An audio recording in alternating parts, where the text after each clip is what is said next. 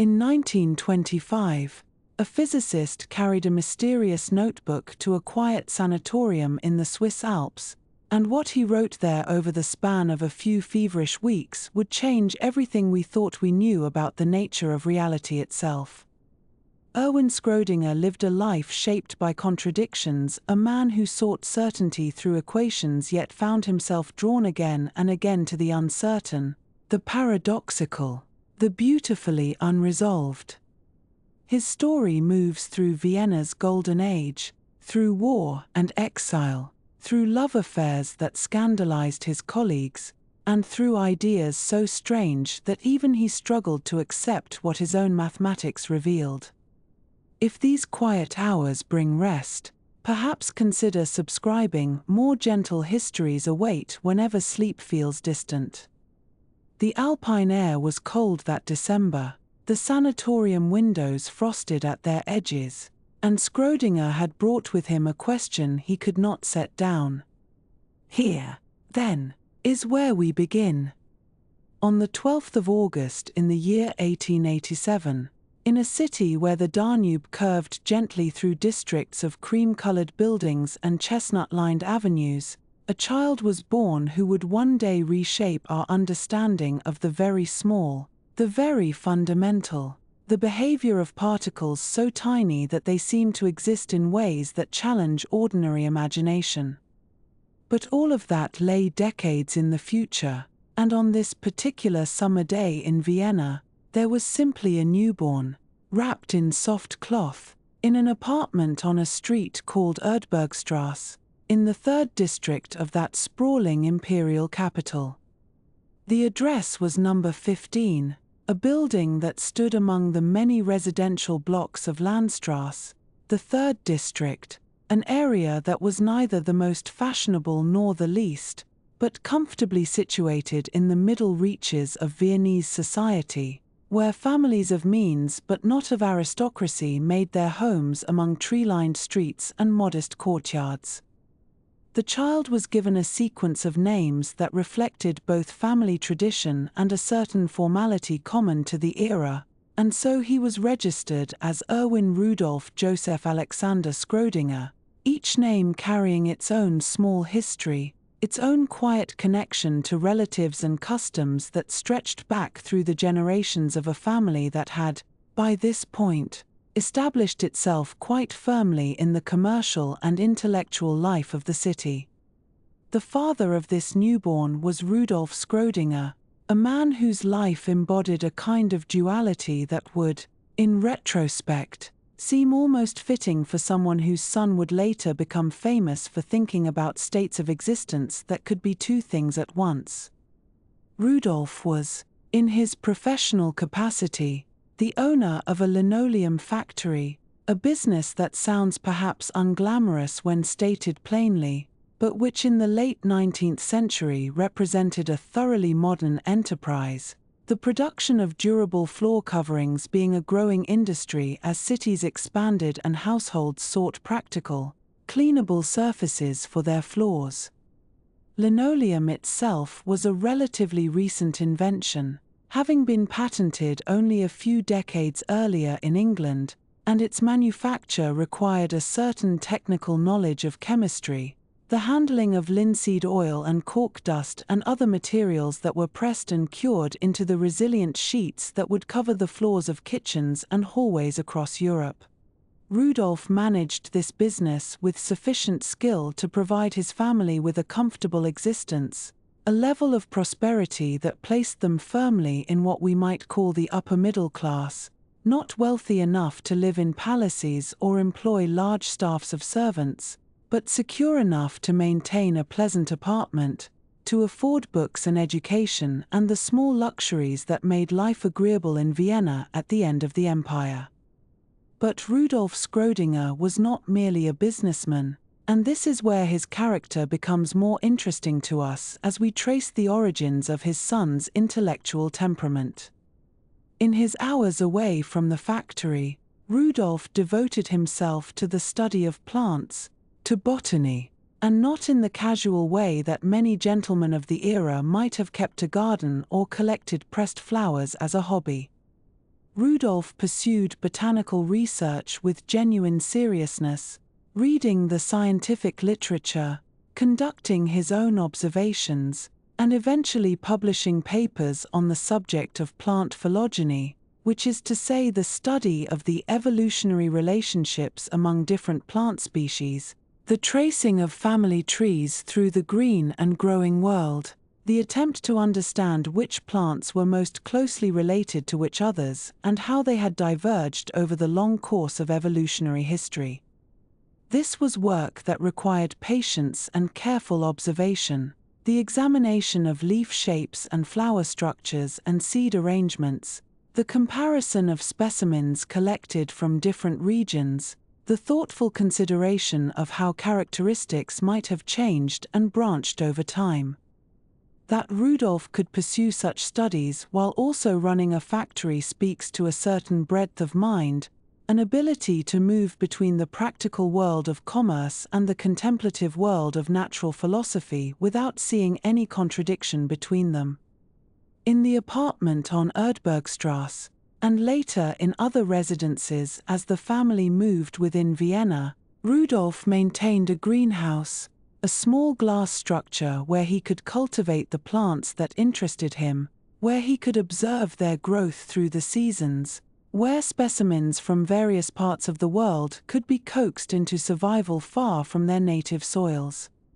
For young Erwin, this greenhouse would become a place of early wonder, a space where his father's patient attention to the living world was made visible in rows of pots and climbing vines and the particular humid warmth that such enclosures maintain even when the Vienna winter laid frost across the city outside. To watch a father examine a leaf with a magnifying glass, to see him take notes in a careful hand, to hear him explain the names and natures of different species, these are the kinds of experiences that can quietly shape a child's sense of what it means to pay attention to the world, to look closely at things, to find genuine interest in understanding how nature works. We should not overstate the case, of course, as many children grow up around scholarly parents without themselves becoming scholars, but the presence of that greenhouse, and the intellectual seriousness with which Rudolf approached his botanical studies, created an environment in which curiosity was not merely tolerated but visibly practiced, made ordinary, shown to be a reasonable and rewarding way to spend one's time. The mother of young Erwin was Georgine Schrödinger, whose maiden name had been Bauer, and whose own family history brought a different set of influences into the household. Georgine's father, which is to say Erwin's maternal grandfather, was Alexander Bauer, and here we encounter another thread of scientific connection woven into the family fabric. Alexander Bauer was a professor of chemistry at the Technische Hochschule in Vienna, an institution that we would now call the Vienna University of Technology, where young men were trained in the practical sciences and engineering disciplines that were building the bridges and railways and factories of the industrial age. Professor Bauer had himself been educated under Robert Bunsen, the great German chemist whose name survives today attached to the Bunsen burner, that simple and elegant device of adjustable flame that sits on laboratory benches around the world. To have studied under Bunsen was to have been trained in the most rigorous German tradition of experimental chemistry, to have learned the careful techniques of analysis and synthesis that were transforming our understanding of matter and its transformations. That this lineage of scientific education flowed through Georgine to her son Erwin represents another strand in the web of influences that surrounded the boy from his earliest days, another indication that the life of the mind, the pursuit of understanding through systematic inquiry, was simply part of what it meant to be a member of this family, as natural and unremarkable as the bread on the table or the curtains in the windows. But Georgine brought something else into the household as well, something that would shape young Erwin in a different way, and that was the English language and the cultural inheritance that came with it.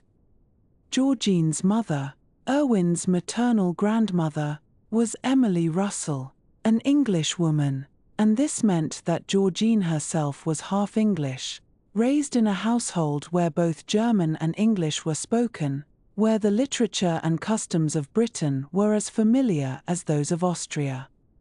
This heritage passed naturally to the next generation, and so the Schrödinger household on Erdbergstrasse, and in the various other apartments the family would occupy over the years, was a bilingual one, where German and English flowed together in daily conversation, where the boy Erwin grew up hearing both languages as simply the ordinary sounds of home. This early and thorough immersion in English would prove valuable in later life, when Schrödinger would live and work in English-speaking countries, when he would write and lecture and correspond with colleagues in a language that he could use with complete fluency and even literary grace. But in these early years it was simply the way things were, the voice of his mother and his grandmother, the sound of family life. The English side of the family was represented most directly in Erwin's childhood by his Aunt Minnie, who was Georgine's sister, and who made a point of speaking only English with the boy. This was not an unusual practice in families of the era who wished their children to grow up truly bilingual, to have the kind of easy command of a second language that comes not from grammar drills and vocabulary lists but from actual use, from conversation about ordinary things, from being asked to pass the salt or describe what one did at school or explain why one is making that particular face at the dinner table. Aunt Minnie's insistence on English meant that Erwin did not merely hear the language but had to produce it, had to find the words and construct the sentences and communicate his thoughts in a tongue that was not the dominant one in the streets and shops of Vienna. This kind of early bilingualism does something to a mind, though it is difficult to say precisely what. Perhaps it creates a certain flexibility, an awareness that there is more than one way to name things and arrange thoughts, a comfort with translation and the movement between different systems of expression. Whether or not it contributed directly to Schrödinger's later abilities in physics and mathematics, it certainly enriched his life and expanded the world that was available to him through books and conversation and eventual travel. The family's apartment was situated within easy reach of the Stadtpark, one of the great public gardens of Vienna, a place of lawns and flower beds and curving paths where nurses pushed prams and gentlemen read newspapers on benches and children ran and played among the carefully tended plantings. This proximity to green space, to a place where nature was arranged for public enjoyment, would have provided young Erwin with regular opportunities to be out of doors, to observe the changing seasons, to see how the city and the natural world interpenetrated in the parks and gardens that were such an important feature of Viennese life. Vienna in the late 19th century was a city that took its parks seriously, that understood the value of open space and growing things in the midst of urban density, and families like the Schrödingers could enjoy these amenities as part of the ordinary rhythm of daily life, a walk in the Stadtpark being as routine as a visit to the bakery or the newsstand. We might imagine the young boy there on a spring afternoon, perhaps accompanied by his mother or his aunt, watching the ducks on the pond or examining the first flowers of the season, storing up impressions that would become the background texture of his earliest memories. One notable feature of Erwin's childhood was that he had no siblings, and this remained the case throughout his life, as he was born an only child and continued as one, without brothers or sisters to share his nursery or compete for his parents' attention. Whether this was by choice or circumstance we do not know, as such matters were not typically discussed in the records that have come down to us, but the effect was that Erwin grew up as the sole focus of his parents' hopes and attentions, the only child in a household of adults who could devote their resources and their time to his upbringing without the need to divide them among multiple offspring. Only children often develop in particular ways, spending more time in the company of adults than children with siblings might, becoming comfortable with adult conversation at an earlier age, perhaps developing a richer interior life through the hours spent in their own company. We should be careful not to make too much of this, as only children grow up into all sorts of people, but it is worth noting as part of the environment in which Schrödinger's mind began to form, the particular configuration of family life that surrounded him in those earliest years.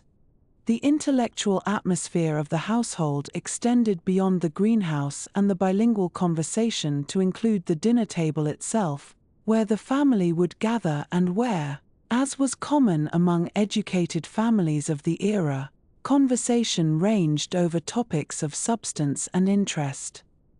In a home where the father published papers on botanical subjects and the grandfather had been a professor of chemistry, where books were valued and learning was respected, the table talk would naturally have included discussions of scientific matters, of current events, of ideas and questions that went beyond the merely practical concerns of daily life. For a child growing up in such an environment, listening to adults debate and explain and wonder aloud about the workings of the world, a certain understanding would develop, perhaps not consciously but through gradual absorption, that the world was a place full of interesting problems, that asking questions and seeking answers was what thoughtful people did, that knowledge was something to be pursued and shared rather than merely accumulated. These dinner conversations, which no one thought to record but which surely occurred in some form on countless evenings throughout Erwin's childhood, were part of the education that happened outside of any formal schooling, the formation of intellectual habits and attitudes that would persist long after the specific topics discussed had been forgotten.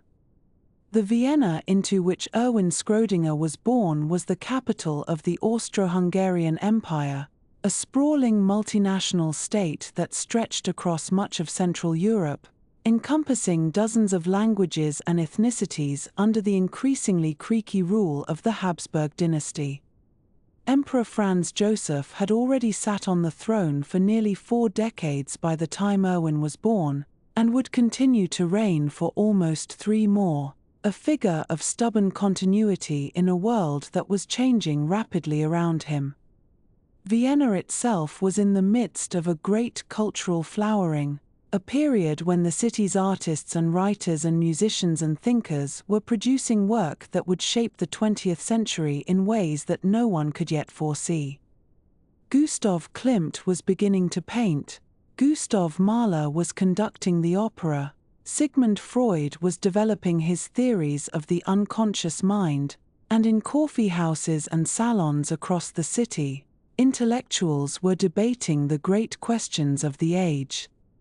The young Schrödinger was far too small to participate in any of this, of course, being merely an infant and then a toddler during these years, but he was growing up in a city that valued intellectual achievement, that took ideas seriously, that provided, for those with the means and inclination, a rich environment of cultural and scientific stimulation. This was the world that would shape him, the Vienna of the late Empire, with all its particular qualities of elegance and anxiety, its blend of old traditions and new ideas, its peculiar position as the center of a political entity that was slowly declining even as its cultural life reached remarkable heights. In these early years, from 1887 through 1892, young Erwin was simply a child, learning to walk and talk, absorbing language in 2 tongues, beginning to form the first faint impressions that would eventually solidify into memory. The greenhouse with its humid air and strange plants, the walks in the Stadtpark with its orderly paths and seasonal flowers, the sound of his aunt's English and his parents' German, the books that lined the shelves and the papers that his father studied, all of these were the raw materials from which a consciousness was being constructed, the early experiences that would form the foundation for everything that came later. There is something peaceful in contemplating these beginnings, these years when nothing remarkable happened in the external sense, when a child simply grew in the ordinary way that children grow, surrounded by people who loved him and provided for him and spoke to him about the world. The great discoveries and the famous equation and the thought experiments about cats in boxes, all of that lay far in the future, hidden beyond the horizon of time. For now there was only a small boy in a comfortable apartment in Vienna's third district, an only child in a bilingual household, the son of a botanist businessman and a half-English mother, the grandson of a professor who had studied under Bunsen, beginning his slow and unremarkable journey toward an understanding of the world that would one day prove quite extraordinary indeed, though in the unhurried way of these things, that day was still many years away, and there was no need to rush toward it, no need at all. In the spring of 1892, in the quiet residential streets of Vienna's Erdberg district, a child was born who would never experience the ordinary rhythms of a schoolhouse childhood, and this small fact, seemingly unremarkable at the time, would shape the contours of one of the 20th century's most unusual scientific minds. The boy was christened Rudolf, after his father, though from his earliest days the family called him by his middle name, Erwin, a gentle distinction that allowed father and son to share a formal name while maintaining their separate identities in the daily commerce of household life. This practice of calling him Erwin became so thoroughly established that throughout his entire existence, across decades of scientific correspondence and personal letters and formal academic appointments, he would be known universally by this softer, more intimate name, the one his mother had whispered over his cradle and his father had used when explaining the curious behaviors of beetles in the garden. The household into which young Erwin arrived was one of comfortable bourgeois prosperity, neither aristocratic nor struggling, situated in that broad middle terrain of Viennese society where education was prized and cultural refinement was considered essential to a well-lived life.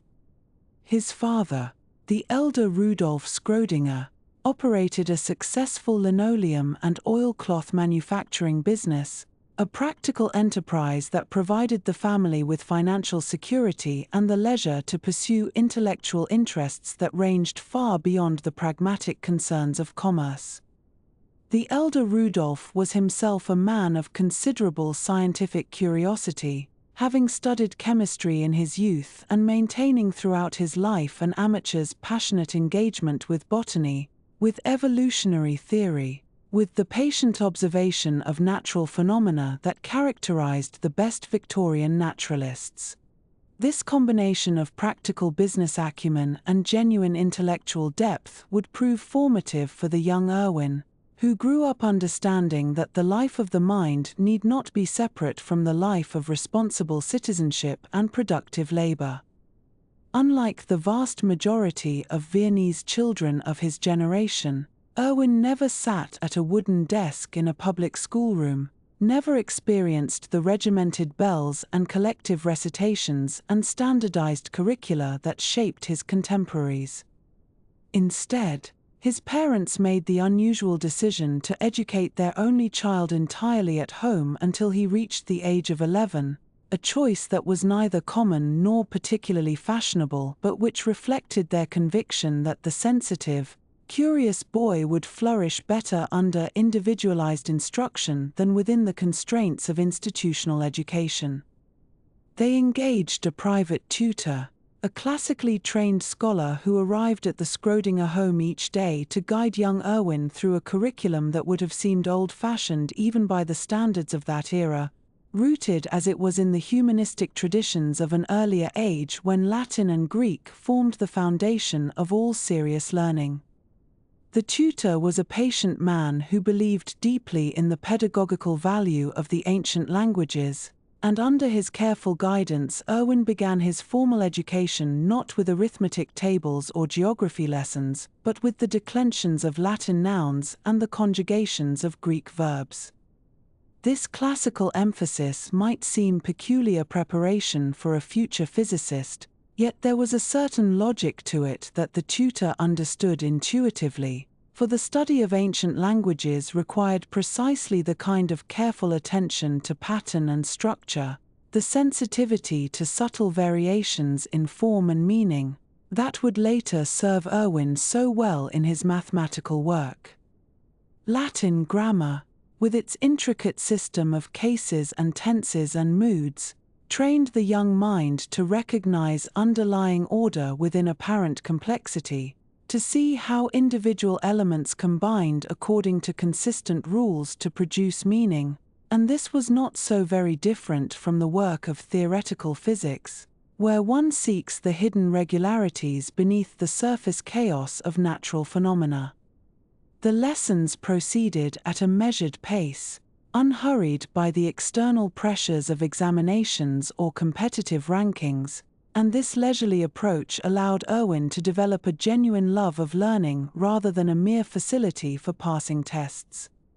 His tutor would read passages from Virgil and Homer, from Cicero and Plato, explaining not only the grammatical structures but also the cultural contexts, the philosophical ideas, the historical circumstances that gave these ancient texts their enduring significance. By the time Erwin reached his 10th year, he could read simple Latin texts with reasonable fluency and had acquired enough Greek to puzzle through passages of Xenophon with the aid of a dictionary, accomplishments that would remain with him throughout his life and that gave him access to a tradition of European thought stretching back more than 2 millennia. But the classical curriculum, rigorous as it was, represented only a portion of young Erwin's education during these sheltered years, for the household itself functioned as an extension of the schoolroom, filled with books and conversation and the kind of intellectual atmosphere that stimulates a curious child without overwhelming him. His father's study contained scientific journals that the elder Rudolf subscribed to and read with genuine engagement, publications that reported on the latest discoveries in biology and chemistry and physics, and young Erwin was permitted to browse these journals freely, even though much of their content lay beyond his immediate comprehension. The simple act of handling these serious publications, of studying their diagrams and illustrations, of asking his father about passages that puzzled him, communicated to the boy that scientific knowledge was not something remote and inaccessible but rather a living enterprise in which intelligent people everywhere were participating. The elder Rudolf possessed a particular enthusiasm for evolutionary theory, having absorbed the revolutionary ideas of Charles Darwin and finding in them a framework that made sense of the bewildering diversity of life he observed in his botanical studies.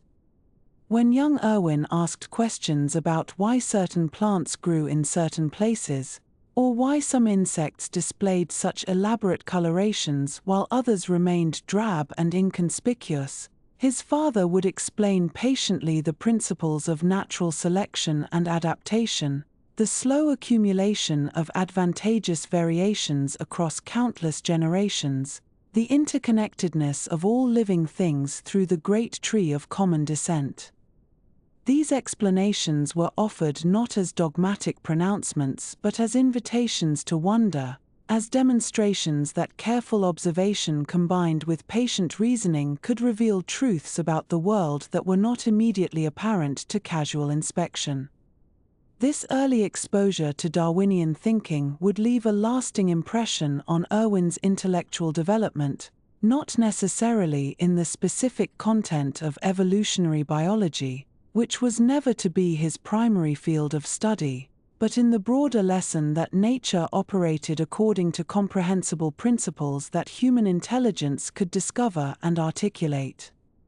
The world, his father's patient explanations suggested, was not arbitrary or capricious but orderly in ways that rewarded systematic inquiry, and this fundamental conviction would underpin all of Erwin's later scientific work, even when that work led him into the strange territories of quantum mechanics where ordinary intuitions seemed to fail and common-sense expectations had to be abandoned.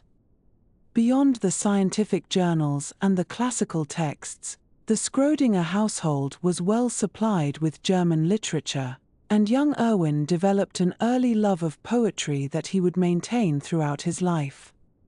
The works of Goethe and Schiller occupied honored places on the family's bookshelves, and Erwin read them with the same intensity he brought to his Latin exercises, though with considerably more emotional engagement.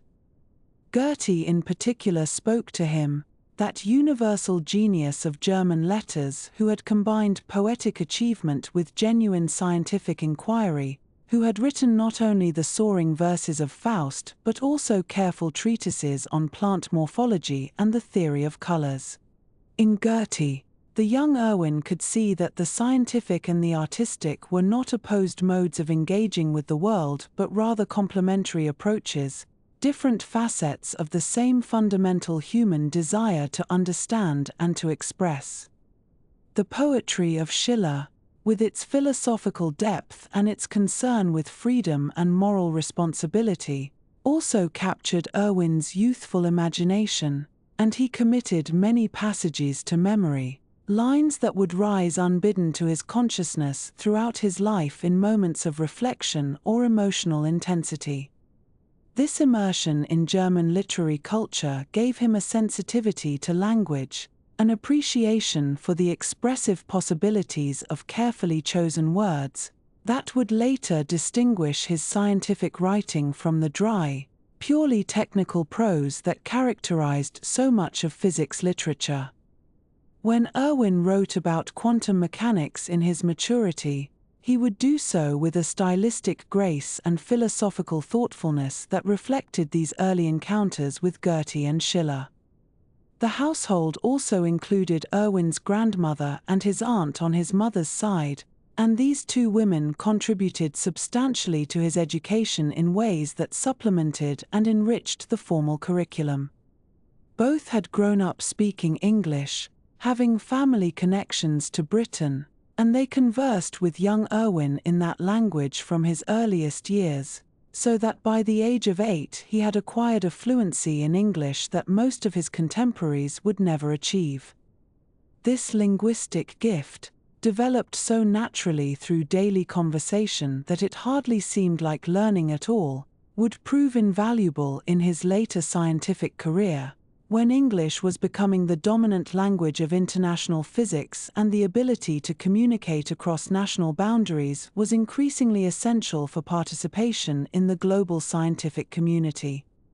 His grandmother, in particular, exercised a gentle influence on his imaginative development through her habit of telling stories, long narrative tales that she spun out over many evenings, sometimes continuing the same story for weeks at a time with elaborations and digressions that kept the young listener in a state of pleasant anticipation.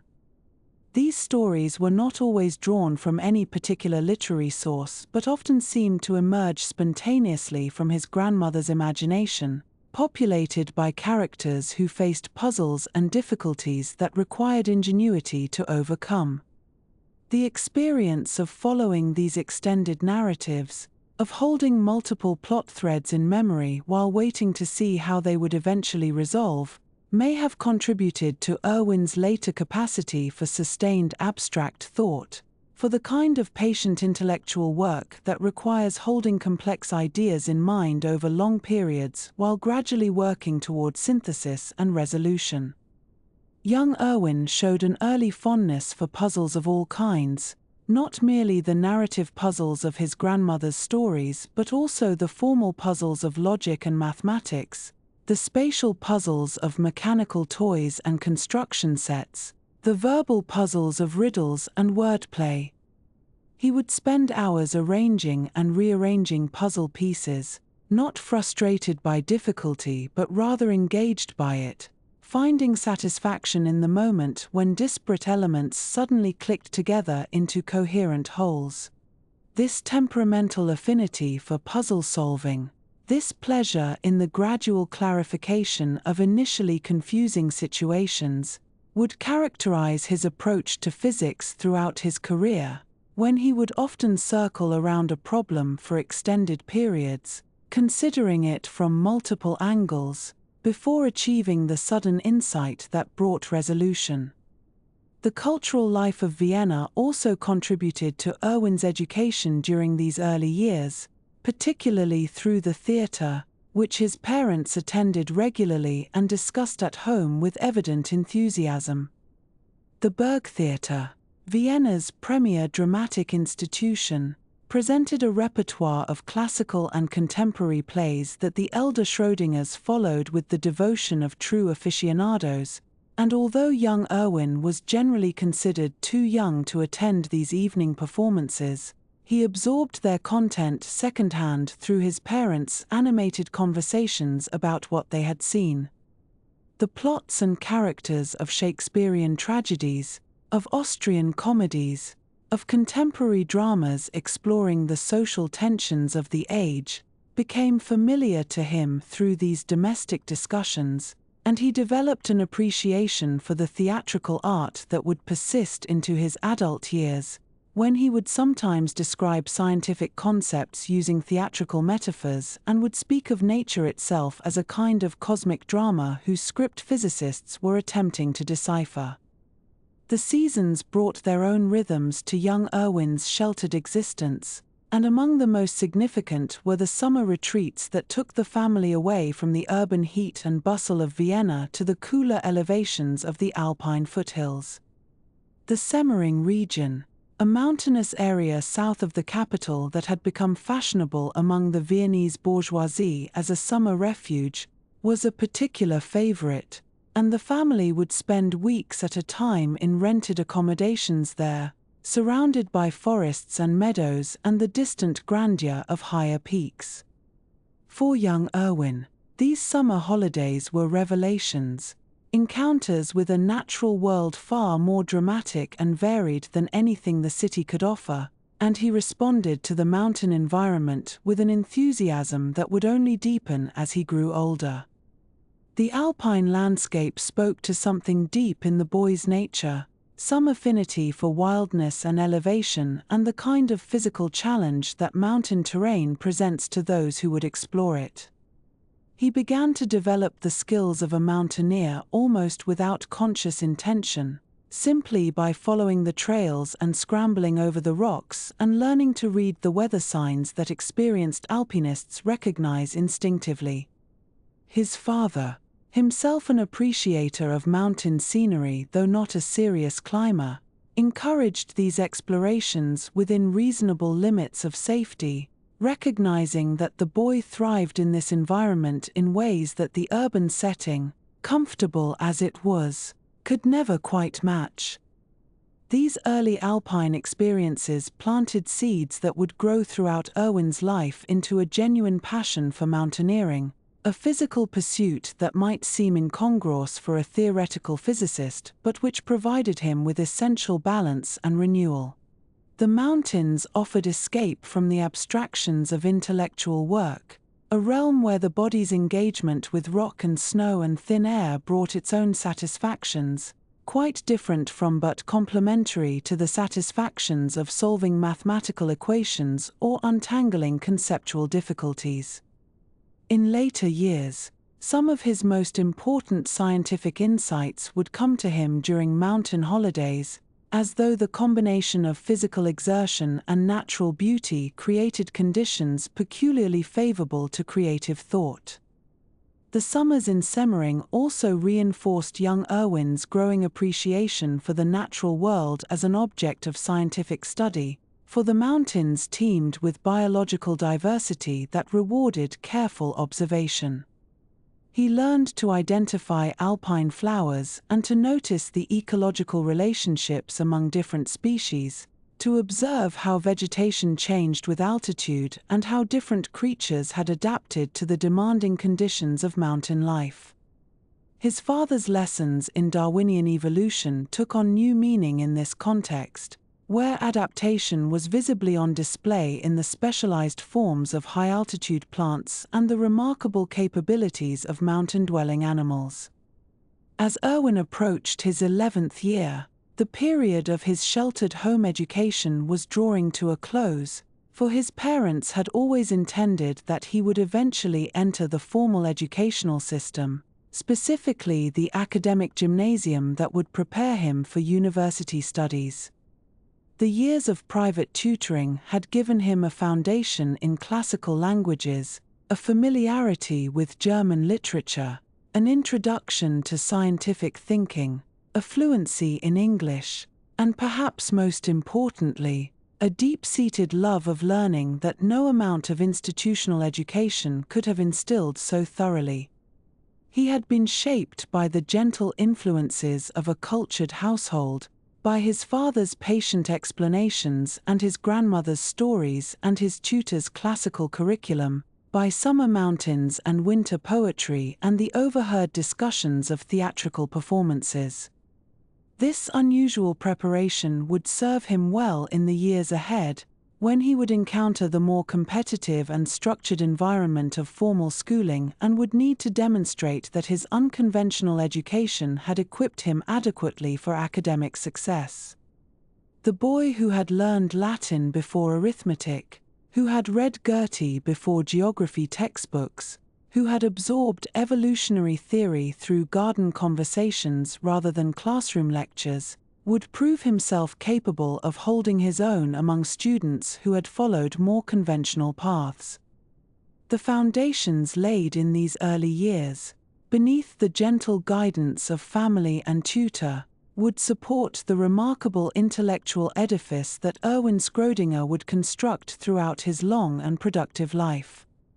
In the autumn of 1898, when the leaves along the Ringstrasse had begun their slow transformation into shades of amber and rust, a small boy of 11 years made his way through the streets of Vienna's first district toward one of the most distinguished educational institutions in the German-speaking world.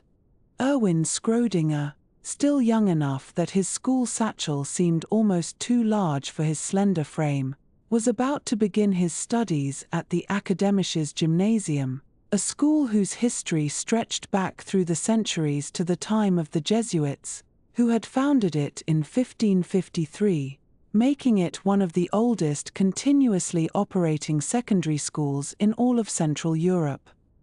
The building itself, situated on Beethovenplatz, carried with it the weight of nearly 3.5 centuries of scholarly tradition, and as the young Erwin passed through its entrance for the first time, he was joining an unbroken line of students who had walked those same corridors, sat in those same classrooms, and grappled with the same ancient texts that would now occupy his days for the next 8 years of his life. The Akademisches Gymnasium, like other gymnasia of the Austrian educational system, followed what was known as the humanistic curriculum, a course of study that placed the languages and literature of classical antiquity at the very center of a young person's intellectual formation. This was not a school that concerned itself primarily with practical skills or vocational preparation, but rather one that sought to cultivate the mind through immersion in the great works of Greek and Roman civilization, on the assumption that such an education would produce citizens capable of clear thought, elegant expression, and moral discernment.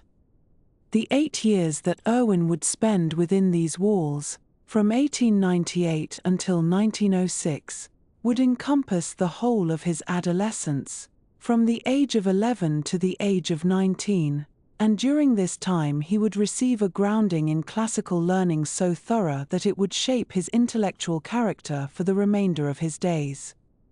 Latin instruction began almost immediately, as it did for all students at the gymnasium, and Erwin found himself introduced to the careful, methodical study of grammar and syntax that would eventually allow him to read the great works of Roman literature in their original language.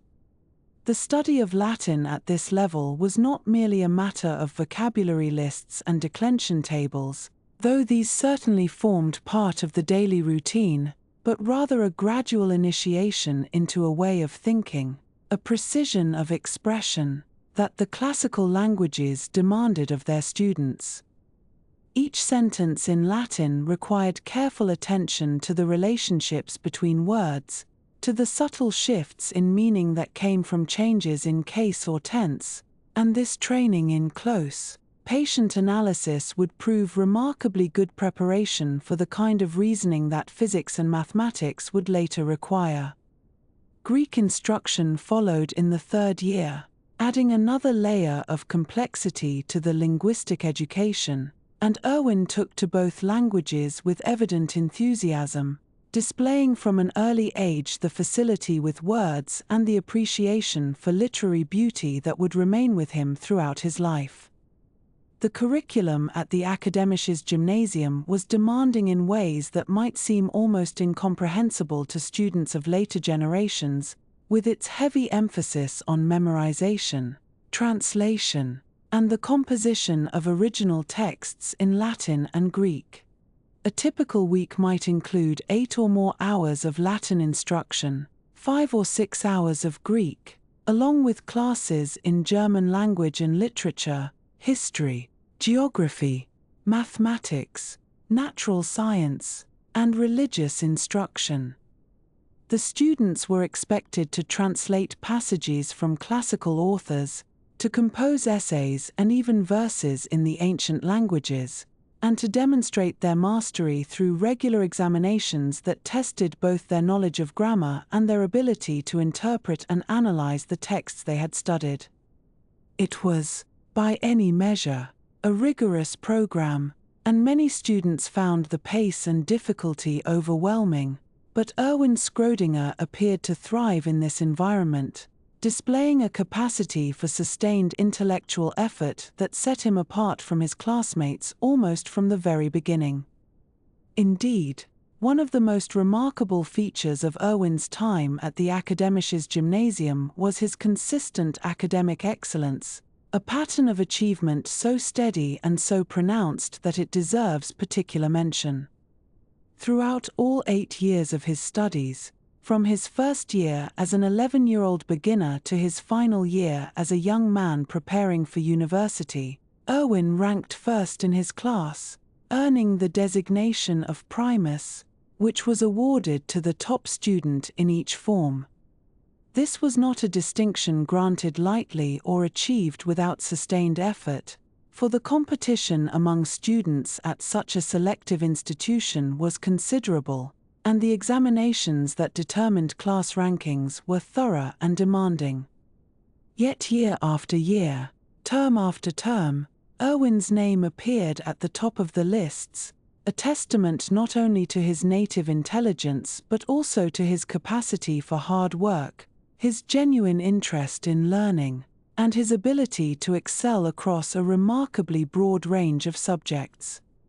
Among the teachers who guided Erwin's education during these years, several made particularly deep impressions on the young scholar, helping to shape the directions that his interests would eventually take.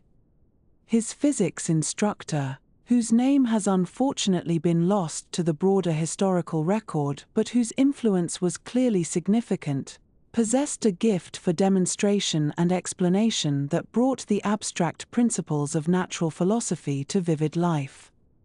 In an era when physics instruction at the secondary level often consisted largely of memorization and recitation, this teacher took a different approach, using carefully designed experiments and physical demonstrations to show his students how the laws of nature actually manifested themselves in the observable world. The way that light bent as it passed through a prism, the manner in which magnetic fields could be made visible through the arrangement of iron filings, the surprising behaviors of electrical charges, all of these phenomena, when demonstrated with skill and enthusiasm, had the power to awaken in a receptive student a sense of wonder about the physical universe, and in Erwin's case, this awakening was profound. Something in those classroom demonstrations, in the elegant way that mathematical relationships could describe and predict the behavior of physical systems, sparked a fascination that would eventually lead Erwin toward a career in theoretical physics. Equally influential was his mathematics professor, who recognized early in Erwin's academic career that here was a student with unusual gifts in this most demanding of subjects. Mathematics at the gymnasium level in Austria during this period followed a carefully structured progression, beginning with arithmetic and basic algebra and advancing through geometry, trigonometry, and the elements of analysis to provide students with a foundation sufficient for university study in the sciences or engineering. For most students, this program represented a significant challenge, requiring careful attention and diligent practice to master, but Erwin moved through the material with an ease that suggested a natural affinity for mathematical thinking. His teacher, noting this facility, provided additional problems and readings that allowed Erwin to explore beyond the standard curriculum, encouraging a depth of engagement that went well beyond what was strictly required for examination success. The relationship between a gifted student and a perceptive teacher who recognizes and nurtures that gift is one of the quiet miracles of education, and Erwin was fortunate to experience this relationship during his formative years. The love of ancient languages that Erwin developed during his time at the gymnasium was no mere academic accomplishment, no simple matter of earning high marks on examinations and moving on, but rather a deep and lasting appreciation for the literature and thought of the classical world. He reached a level of proficiency in Greek that allowed him to read the tragedies of Aeschylus, Sophocles, and Euripides in their original language, encountering these great works not through the filter of translation but directly, in the words that their authors had chosen and arranged with such care so many centuries before.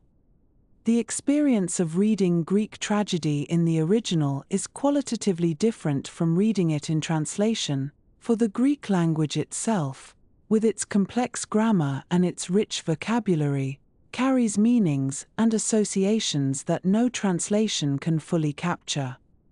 The young Erwin, working his way through the Oedipus Tyrannus or the Agamemnon with his lexicon close at hand, was engaging in a kind of intellectual archaeology, uncovering layer after layer of meaning in texts that had been studied and admired for more than 2,000 years, and this experience left a permanent mark on his sensibility.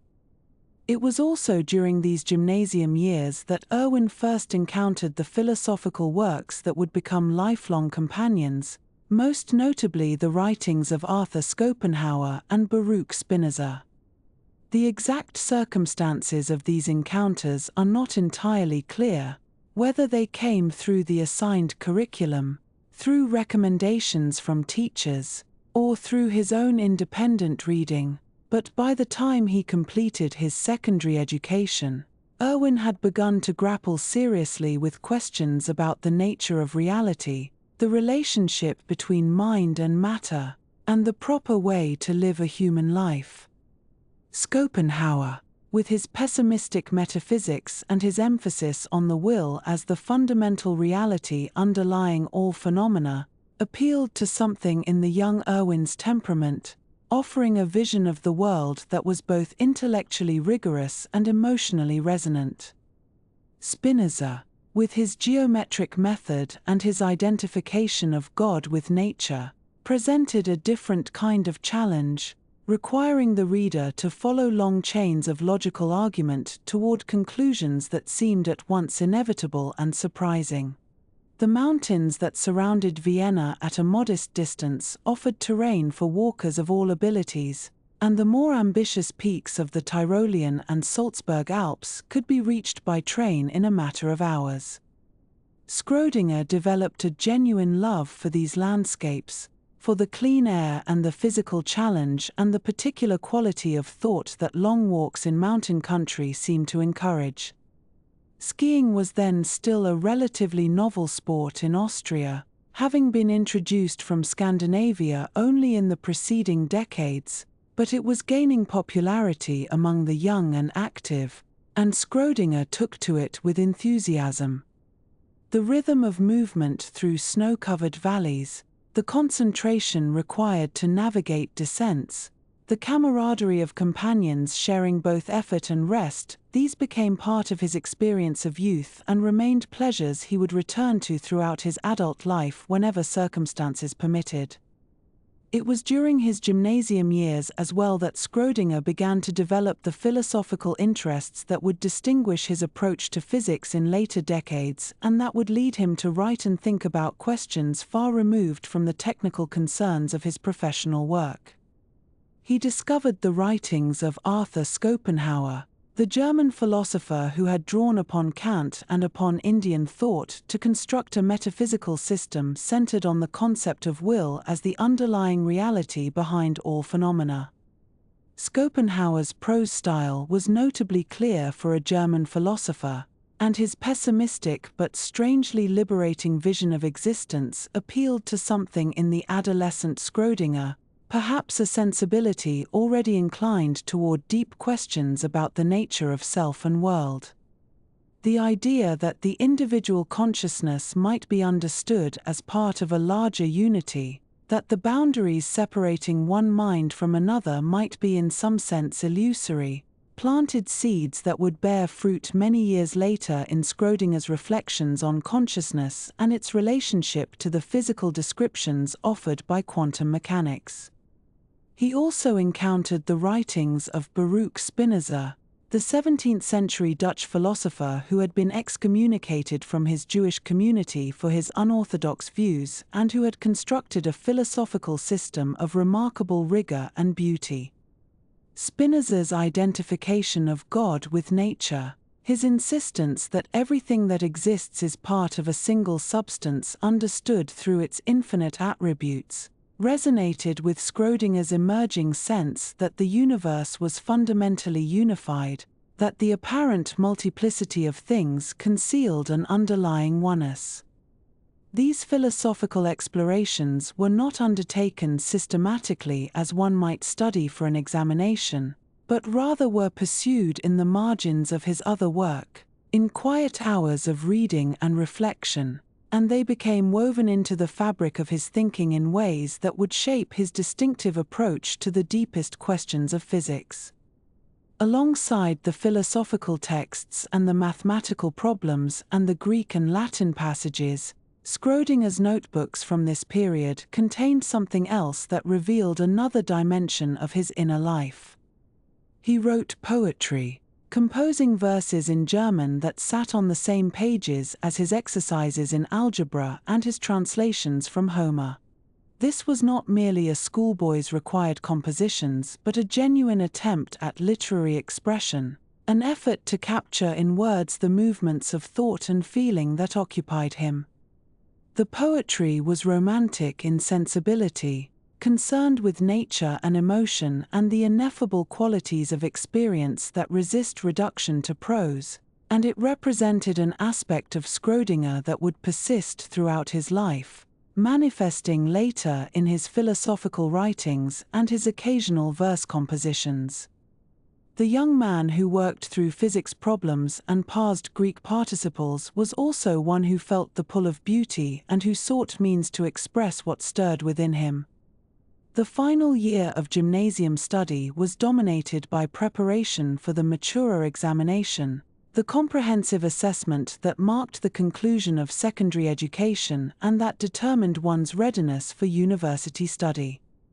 The Matura covered all the major subjects of the curriculum, requiring students to demonstrate their mastery of classical languages through written translations and compositions, their command of mathematics through problem-solving, their knowledge of history and literature and the natural sciences through oral and written examinations.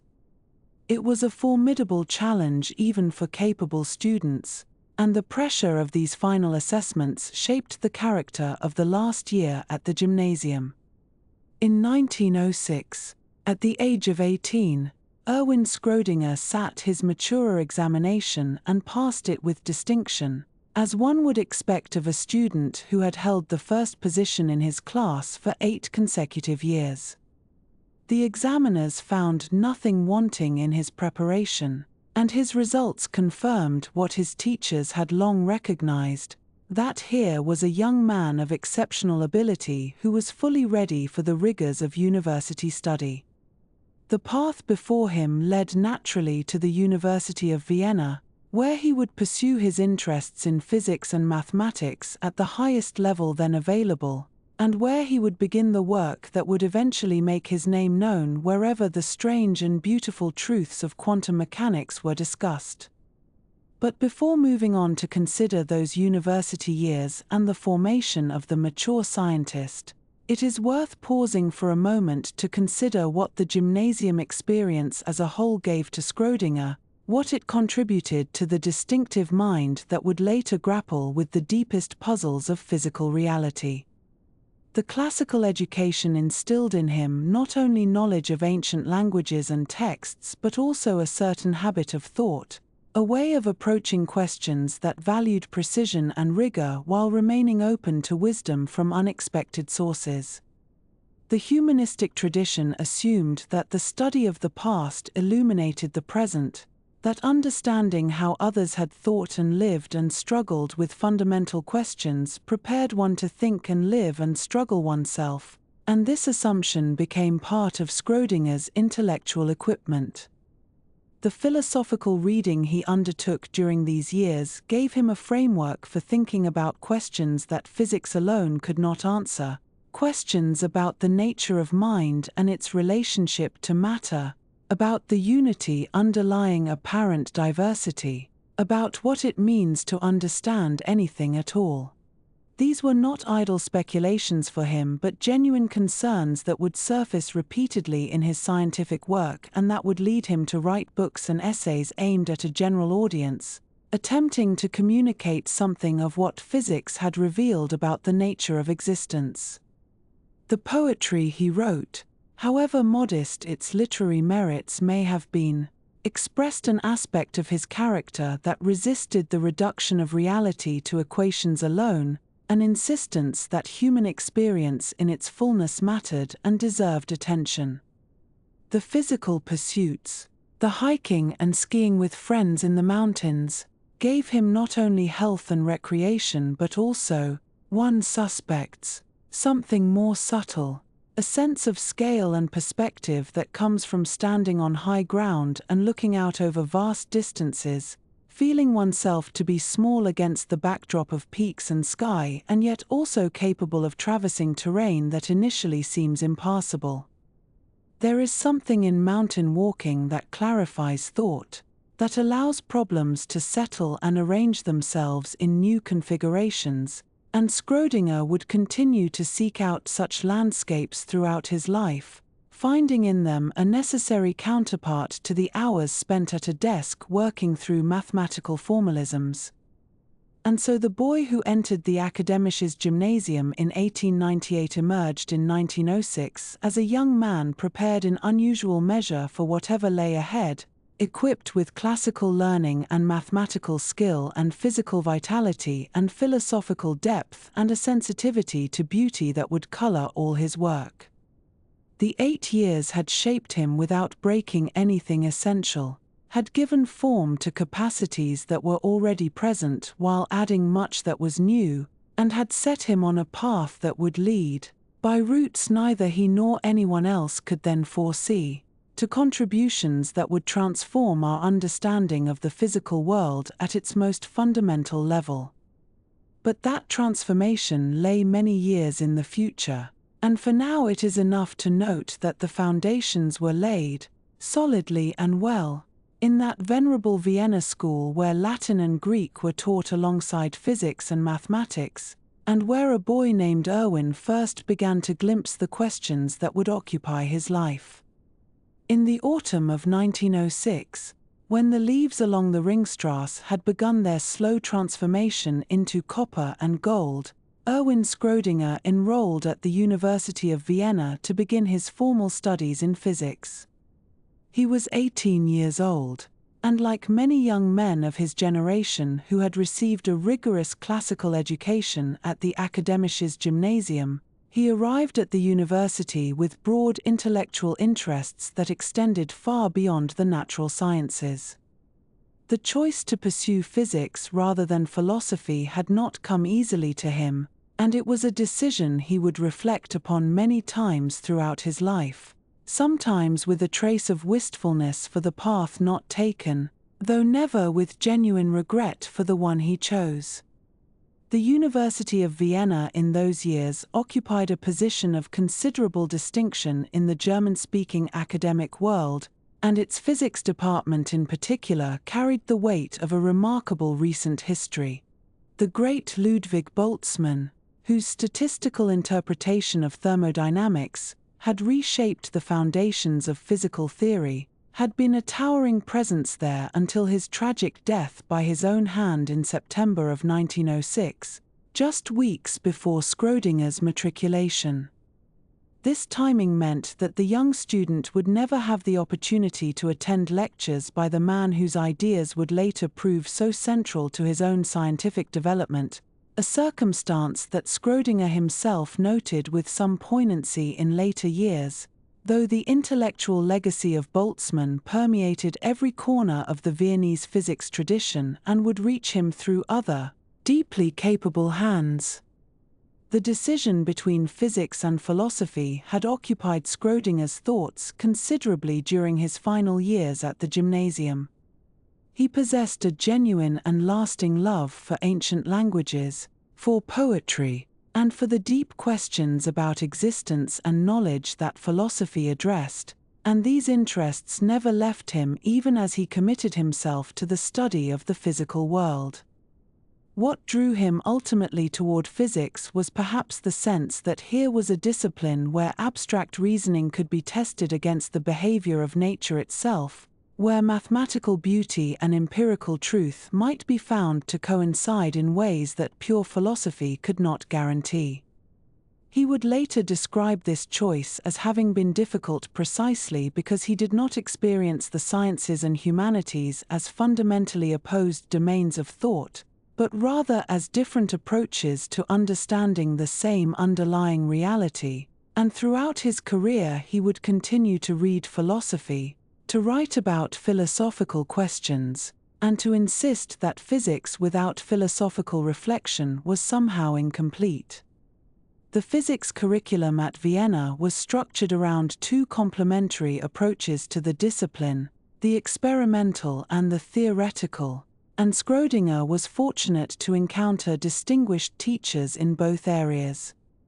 The professor of experimental physics was Franz Serafin Exner, a man of considerable reputation who had built up an active research institute and who maintained broad interests spanning atmospheric electricity, radioactivity, and the statistical foundations of physical law. Exner was himself interested in questions about probability and determinism in nature, having published thoughtful essays on whether the laws of physics might be fundamentally statistical rather than strictly deterministic at the deepest level, ideas that were somewhat heterodox at the time but which would later prove remarkably prescient as quantum mechanics developed. Under Exner's direction, the Physics Institute was a place of genuine research activity, where students were expected not merely to attend lectures and pass examinations but to engage in original laboratory work and to develop practical experimental skills alongside their theoretical training. If Exner introduced Schrödinger to the world of experimental physics and to certain philosophical questions about the nature of physical law, it was Friedrich Hasenauer who became his true intellectual mentor and who shaped most profoundly his development as a theoretical physicist. Hasenauer had been appointed to the chair of theoretical physics following Boltzmann's death, and he took up this position with a deep sense of responsibility to continue and transmit the Boltzmann tradition. He was by all accounts an exceptional teacher, combining mathematical rigor with physical insight in a way that inspired genuine devotion among his students, and Schrödinger came to regard him with an admiration that bordered on reverence. In later years, Schrödinger would speak of Hasenal as the teacher who had influenced him most deeply, the one who had opened his eyes to the power and beauty of theoretical physics as a mode of understanding nature. Hasenal's lectures on theoretical physics covered the major branches of the discipline as it existed in that era, including mechanics, electrodynamics, and thermodynamics, but it was his treatment of statistical mechanics that left the most lasting impression on his students. Statistical mechanics, the theoretical framework that Boltzmann had developed to explain how the macroscopic properties of matter arise from the collective behavior of enormous numbers of atoms and molecules, was still a relatively new and somewhat controversial field in the early 20th century. Some physicists remained skeptical of the atomic hypothesis itself, questioning whether atoms were real physical entities or merely convenient theoretical fictions, and the full implications of Boltzmann's statistical approach were still being worked out and debated. Hasenal presented this material with the authority of one who had known Boltzmann personally and who understood the depth and originality of his achievements, and he conveyed to his students not only the technical content of statistical mechanics but also its conceptual significance for understanding the relationship between microscopic and macroscopic descriptions of physical systems. The influence of Boltzmann's ideas on Schrödinger, mediated through Hasenal's teaching, cannot be overstated. The statistical approach to physics, the idea that fundamental laws might be probabilistic rather than deterministic, the emphasis on the relationship between different levels of description of physical reality, all of these themes that Boltzmann had pioneered would reappear transformed in Schrödinger's later work on quantum mechanics. When Schrödinger developed his wave equation in the 1920s, he was in a sense continuing a line of thought that stretched back through Hasenal to Boltzmann himself, and the Viennese tradition of statistical physics provided essential conceptual resources for his revolutionary contributions. It is one of those quiet continuities in the history of science, where ideas pass from teacher to student across generations, evolving and deepening with each transmission, until they emerge in forms that their originators could scarcely have imagined. Alongside his physics courses, Schrödinger pursued studies in mathematics that would provide essential tools for his later theoretical work. The University of Vienna possessed a strong mathematics faculty, and two professors in particular contributed to Schrödinger's mathematical education. Wilhelm Wirtinger was a distinguished mathematician whose work ranged over function theory, algebraic functions, and other areas of analysis, and his courses introduced Schrödinger to mathematical techniques and modes of reasoning that would prove valuable throughout his career. Gustav von Iskerich, another prominent mathematician on the Vienna faculty, taught courses that similarly broadened and deepened Schrödinger's mathematical foundations.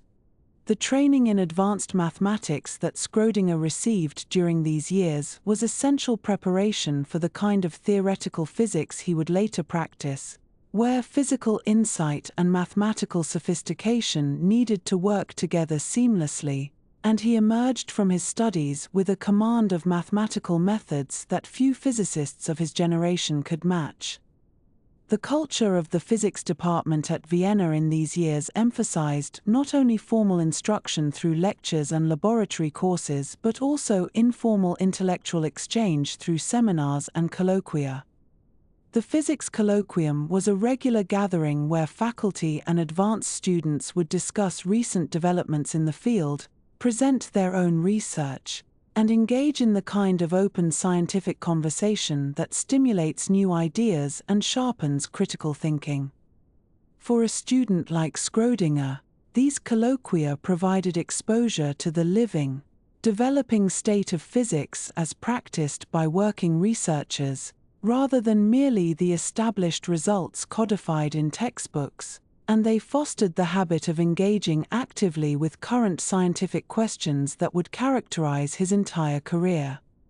The atmosphere was one of serious intellectual engagement combined with a certain Viennese conviviality, and the relationships formed in these settings often developed into lasting professional and personal connections. In addition to his theoretical studies, Schrödinger engaged in experimental research at Exner's Physics Institute, gaining hands-on experience with the methods and challenges of laboratory work. The institute had active research programs in several areas, including atmospheric electricity and radioactivity, both of which were topics of considerable scientific interest in the early 20th century. Atmospheric electricity, the study of electrical phenomena in the Earth's atmosphere, involved questions about the conductivity of air, the sources of atmospheric ionization, and related topics, while radioactivity, discovered only a decade earlier, remained a field where fundamental questions about the nature of matter and energy were still being actively investigated.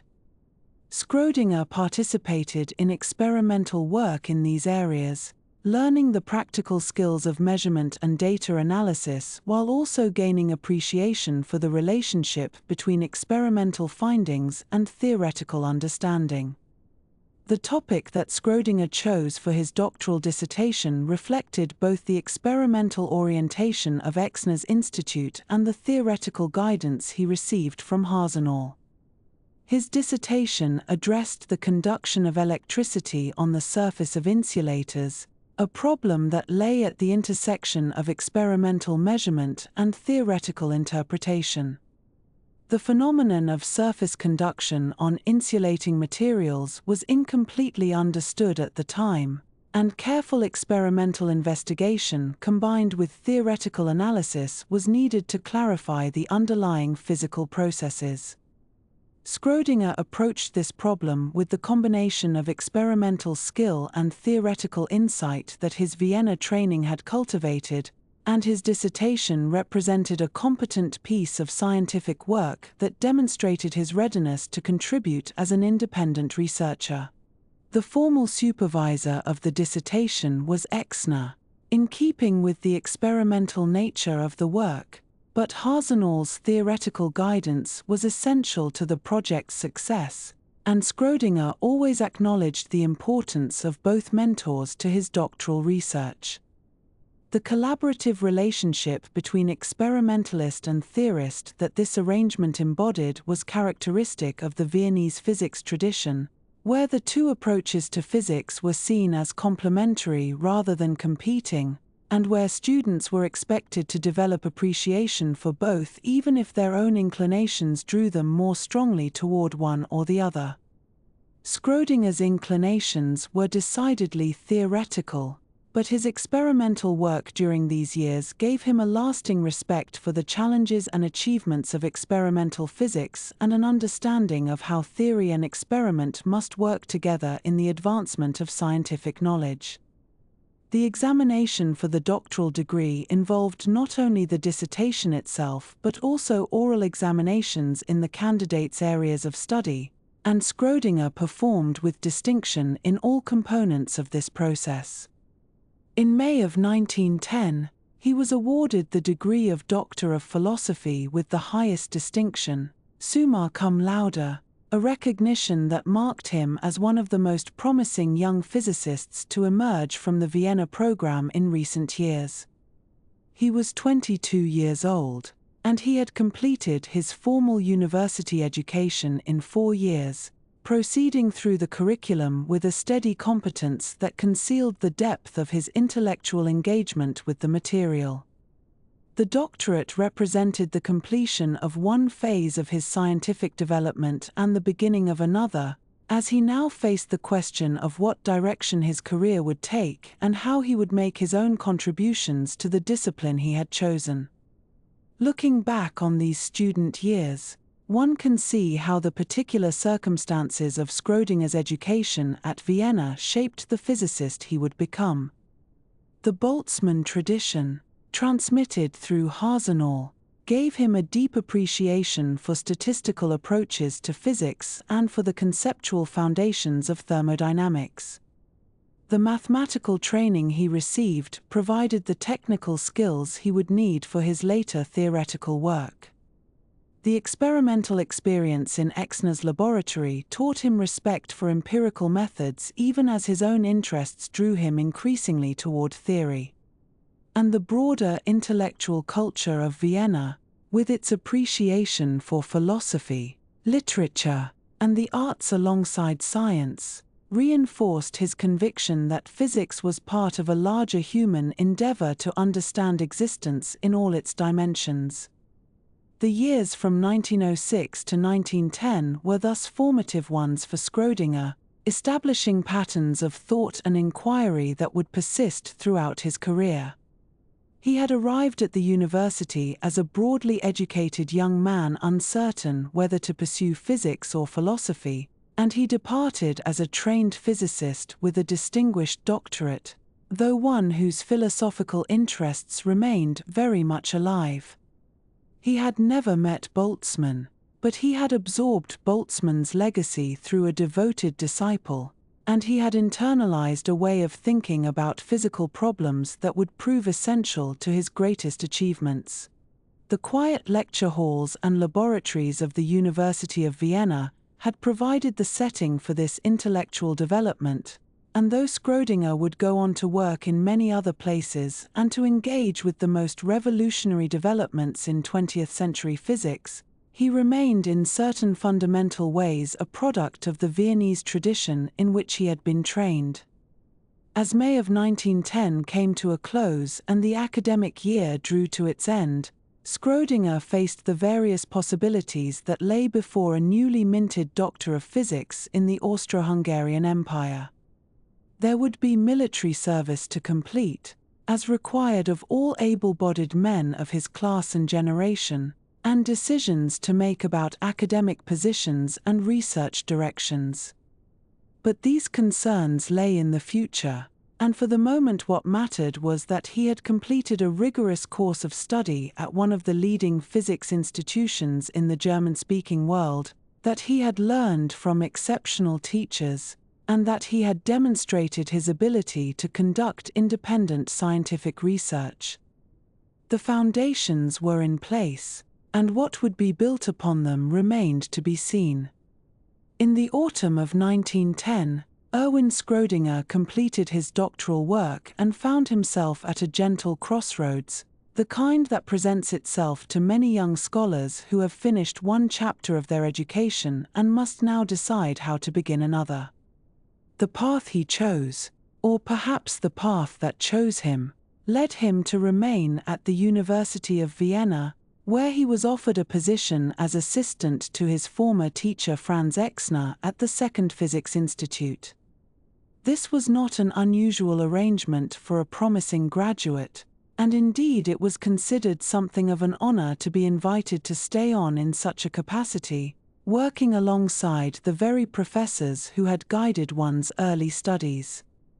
The Second Physics Institute occupied its own particular corner of the university's scientific landscape, distinguished from the First Physics Institute by its emphasis on experimental work rather than theoretical pursuits, and it was here that the young Schrödinger would spend his formative years as a professional physicist, learning the patient rhythms of laboratory work and the careful documentation of natural phenomena. Franz Exner himself was a figure of considerable standing in Austrian physics, a man whose interests ranged widely across the experimental sciences and whose teaching had already shaped a generation of Viennese physicists. Under his guidance, Schrödinger was set to work on problems that were, in their way, quite fundamental to the understanding of physical matter, even if they lacked the dramatic flair that would later attach itself to quantum mechanics and wave equations. The work concerned itself largely with dielectrics, those materials that do not conduct electricity freely but which nonetheless respond to electrical fields in measurable and interesting ways. A dielectric substance, when placed between the plates of a capacitor, affects the capacity of that device to store electrical charge, and the precise measurement of these effects, known as dielectric constants, was a matter of considerable practical and theoretical importance in the early 20th century.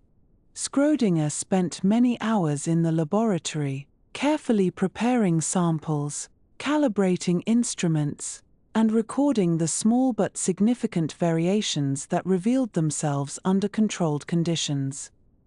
The work was meticulous rather than glamorous, requiring patience and attention to detail rather than brilliant flashes of insight. One measured temperatures and pressures, one accounted for impurities and variations in the materials under study, one repeated experiments to ensure that results were reproducible and not merely artifacts of chance or error. This kind of experimental discipline, while perhaps tedious to describe, forms the bedrock upon which all reliable scientific knowledge is constructed, and the young Schrödinger learned its lessons thoroughly during these years. His early publications from this period reflect this careful experimental approach, with papers appearing on the dielectric properties of various substances, on the behavior of materials under different conditions, and on the methods by which such measurements might be made more accurate and more meaningful. Beyond dielectrics, Schrödinger's work at the Second Physics Institute also touched upon atmospheric electricity, that diffuse and somewhat mysterious phenomenon by which the air itself carries electrical charges and by which potential differences develop between the Earth and the upper atmosphere. This was a subject that had fascinated physicists for some time, connected as it was to questions about lightning, about the ionization of air by various agencies, and about the general electrical economy of our planet. The measurements involved were often delicate, requiring instruments sensitive enough to detect small currents and charges against a background of noise and variation. Schrödinger participated in this work as well, contributing to the slow accumulation of data that would eventually help scientists understand the complex electrical behavior of the atmosphere. Magnetism too fell within the scope of his early experimental investigations, and here again the work was characterized by careful measurement rather than dramatic discovery.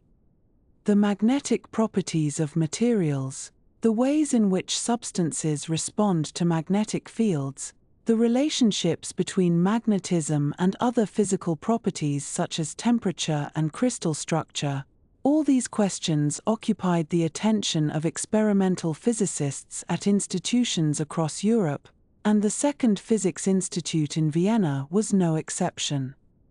Schrödinger learned to work with the apparatus required for such studies, to interpret the results, and to connect his findings with the broader theoretical frameworks that were then available. However, this steady progress in experimental physics was interrupted, as it was for many young men of his generation, by the requirements of military service. The Austro-Hungarian Empire maintained a system of conscription that affected nearly all able-bodied men, though provisions existed for those of education and means to serve in somewhat modified capacities.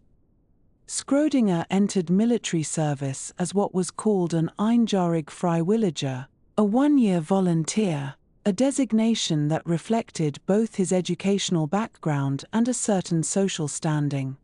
This category of service was available to young men who had completed their secondary education, allowing them to serve for a single year rather than the longer terms required of ordinary conscripts, with the expectation that they would emerge as reserve officers capable of being called upon in times of need. His military service began in 1910 and extended into 1911, and he was assigned to the Fortress Artillery, a branch of the military concerned with the heavy guns that defended fixed positions rather than the mobile field artillery that accompanied armies on campaign. The fortress where he was stationed was located in Krakow, a city that was then part of the Austro-Hungarian Empire, situated in Galicia in what is now southern Poland. Krakow was an ancient city of considerable cultural and historical significance, home to one of Europe's oldest universities and possessed of a rich architectural heritage, but for the young Schrödinger it represented primarily a year away from his scientific work, a year devoted to learning the arts of military life rather than the mysteries of physical nature. The fortress artillery required its officers to understand the mathematics of ballistics, the trajectories of heavy projectiles, the effects of elevation and wind, and the rotation of the earth upon the flight of shells.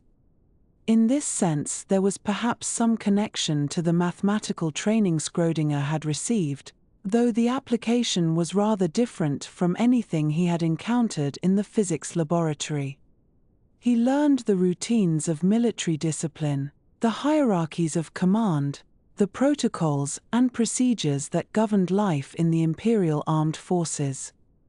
The experience was not one he would have chosen for itself, but it was accepted as a duty, a requirement of citizenship in the empire into which he had been born. By the end of his year of service, Schrödinger had been promoted to the rank of lieutenant in the reserve, meaning that while he was free to return to civilian life and to his scientific pursuits, he remained nominally an officer of the Austro-Hungarian army, subject to recall should circumstances require. This status would become rather more significant than anyone anticipated in the years that followed, but for the moment, in 1911, it simply meant that the young physicist could return to Vienna and resume his work at the Second Physics Institute.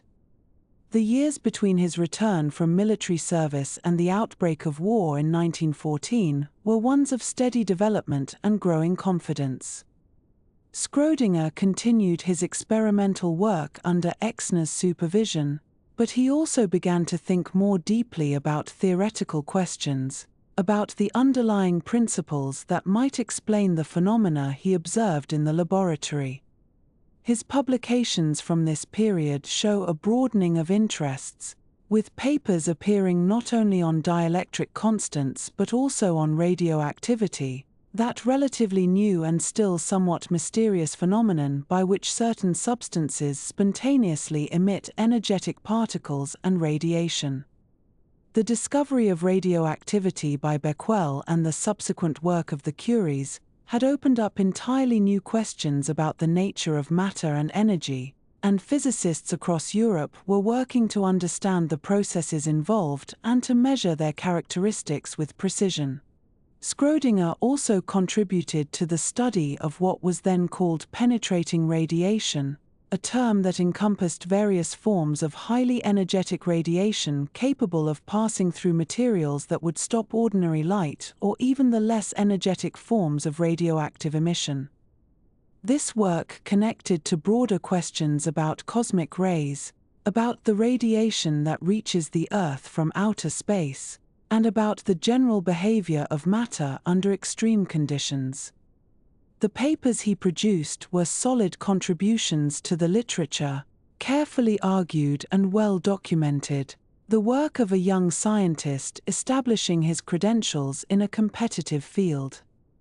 The culmination of this period of development came with his habilitation, a formal qualification required in the German and Austrian academic systems for anyone who wished to teach at the university level. The habilitation involved the preparation of a substantial thesis, more advanced than a doctoral dissertation and demonstrating the candidate's ability to conduct independent research at the highest level.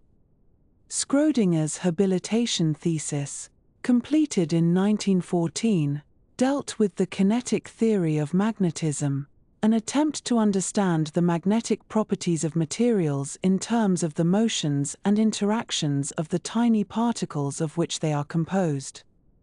This was theoretical work of a more ambitious kind than his earlier experimental studies, requiring mathematical sophistication and physical insight in roughly equal measure.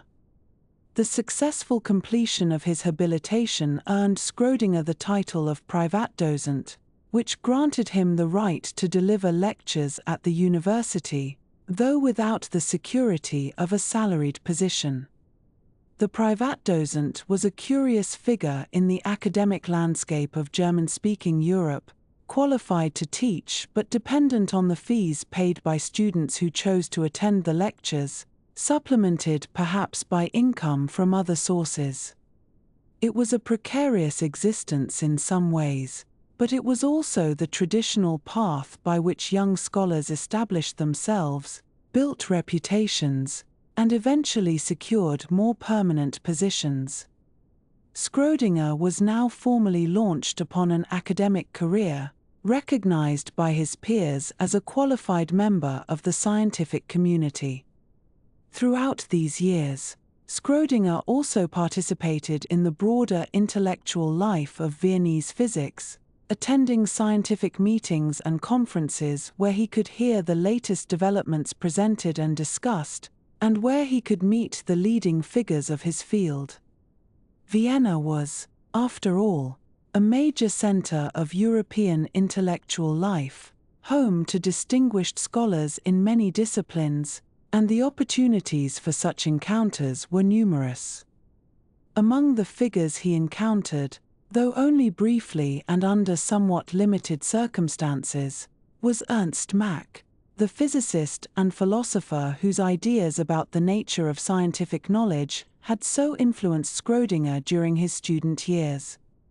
Mach was by this time elderly and in poor health, having suffered a stroke that left him partially paralyzed and largely withdrawn from active scientific life, but his reputation remained immense, and even a brief meeting with such a figure would have been meaningful for a young physicist who had absorbed so much of his philosophical outlook.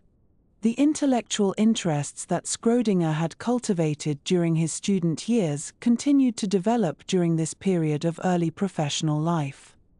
His reading in philosophy extended beyond the works of Mach and the positivists to include Arthur Schopenhauer, the 19th-century German philosopher whose pessimistic and somewhat mystical worldview offered a marked contrast to the empiricism of the Vienna school.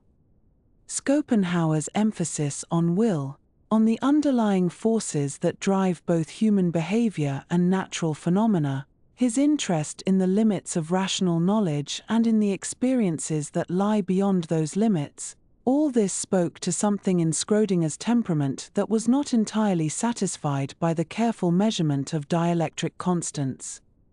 Even more striking was his growing interest in Eastern philosophy, particularly the philosophical traditions of India as they were becoming available to European readers through translations and scholarly studies. The Upanishads, the Vedanta, the various schools of Hindu and Buddhist thought that dealt with questions of consciousness, identity, and the ultimate nature of reality, these works began to capture Schrödinger's attention and would continue to influence his thinking throughout his life. It was an unusual interest for a physicist, and it gave his intellectual life a dimension that many of his colleagues did not share, a willingness to consider questions that lay outside the normal boundaries of scientific inquiry. Alongside these philosophical pursuits, Schrödinger also devoted considerable attention to the study of color theory, the scientific investigation of how we perceive colors, how colors can be measured and described, and how the various colors relate to one another and to the physical properties of light. This was a subject with a long history, going back to Newton and beyond, and it had attracted the attention of scientists, artists, and philosophers alike. The physiology of color vision, the psychology of color perception, the physics of light and its interaction with matter, all these strands came together in the study of color, and Schrödinger found the subject fascinating. His work in this area would eventually produce significant contributions, but even in these early years the intensive study was underway. The Vienna in which Schrödinger lived and worked during these years was a city of remarkable intellectual vitality, a place where artists and scientists, philosophers and musicians, writers and political theorists all mingled in a culture of conversation and debate. The coffeehouses of Vienna were famous throughout Europe as places where ideas were exchanged, where newspapers from across the continent were available, where one could sit for hours over a single cup of coffee and engage in discussion with whoever happened to be present. Schrödinger was very much a part of this world, moving in bohemian circles where the boundaries between disciplines were fluid and where unconventional thinking was valued. His social life during this period was active and not confined to purely intellectual pursuits. He formed romantic relationships, as young men do, and these connections were part of the broader pattern of his life in Vienna, part of the network of friendships and intimacies that sustained him. The details of these early relationships are not always clear from the historical record, but they contributed to his experience of the world, to his understanding of human nature and human connection, in ways that would shape his character for years to come. The world in which Schrödinger was establishing himself as a physicist was, of course, about to change dramatically. The summer of 1914 brought the assassination of Archduke Franz Ferdinand and the rapid descent into war that would engulf Europe and ultimately bring down the very empire in whose service Schrödinger had worn the uniform of a fortress artillery officer. But as he completed his habilitation and took up his new role as Privatdozent, these catastrophes lay still in the future, visible perhaps to no one. For the moment, in the early months of 1914, Schrödinger was simply a young physicist beginning his academic career, working on problems of magnetism and dielectric constants, reading Schopenhauer and the Upanishads, studying the theory of colors, frequenting the coffeehouses of Vienna, and living the life of an intellectual in one of Europe's great cultural capitals. It was a pleasant existence, stimulating and varied, and if it was soon to be disrupted by events beyond anyone's control, that only makes these years seem, in retrospect, all the more precious and all the more poignant. When the summer of 1914 arrived, bringing with it the warmth of July and the promise of long evenings, Erwin Schrödinger was a young man of 26 years, working quietly in Vienna on problems of physics that interested him greatly, living the unhurried life of a junior academic in a city that still believed itself to be the center of a great and enduring empire. He had completed his habilitation the previous year, which meant he could now lecture at the university, and he was beginning to find his way in the world of theoretical physics, reading widely, thinking carefully, and enjoying the company of friends and colleagues who shared his interests in science and philosophy and the arts. The cafes of Vienna were filled with conversation, the theaters were busy, and the parks were green, and though there were rumors of tensions in the Balkans following the assassination of the Archduke Franz Ferdinand in Sarajevo at the end of June, most people assumed that diplomacy would prevail, as it had so many times before, and that the summer would continue in its ordinary way. But of course it did not continue in its ordinary way, and the events that unfolded in the final days of July and the first days of August changed everything, not only for Schrödinger but for millions of others across Europe and beyond. Austria-Hungary declared war on Serbia on the 28th of July, and within a week the system of alliances and mobilizations had drawn in Germany and Russia and France and Britain, and the continent found itself at war in a manner that no one had quite anticipated, despite the years of military planning and the accumulation of armaments that had preceded it. In Vienna, As in Berlin and Paris and London, young men reported to their regiments, and the machinery of war began to turn with a terrible efficiency that would not be halted for more than 4 years. Erwin Schrödinger, like most young men of his age and physical fitness, was called to serve in the armed forces of the Austro-Hungarian Empire, and he reported for duty as an artillery officer, a role for which he had received some training during his earlier period of military service.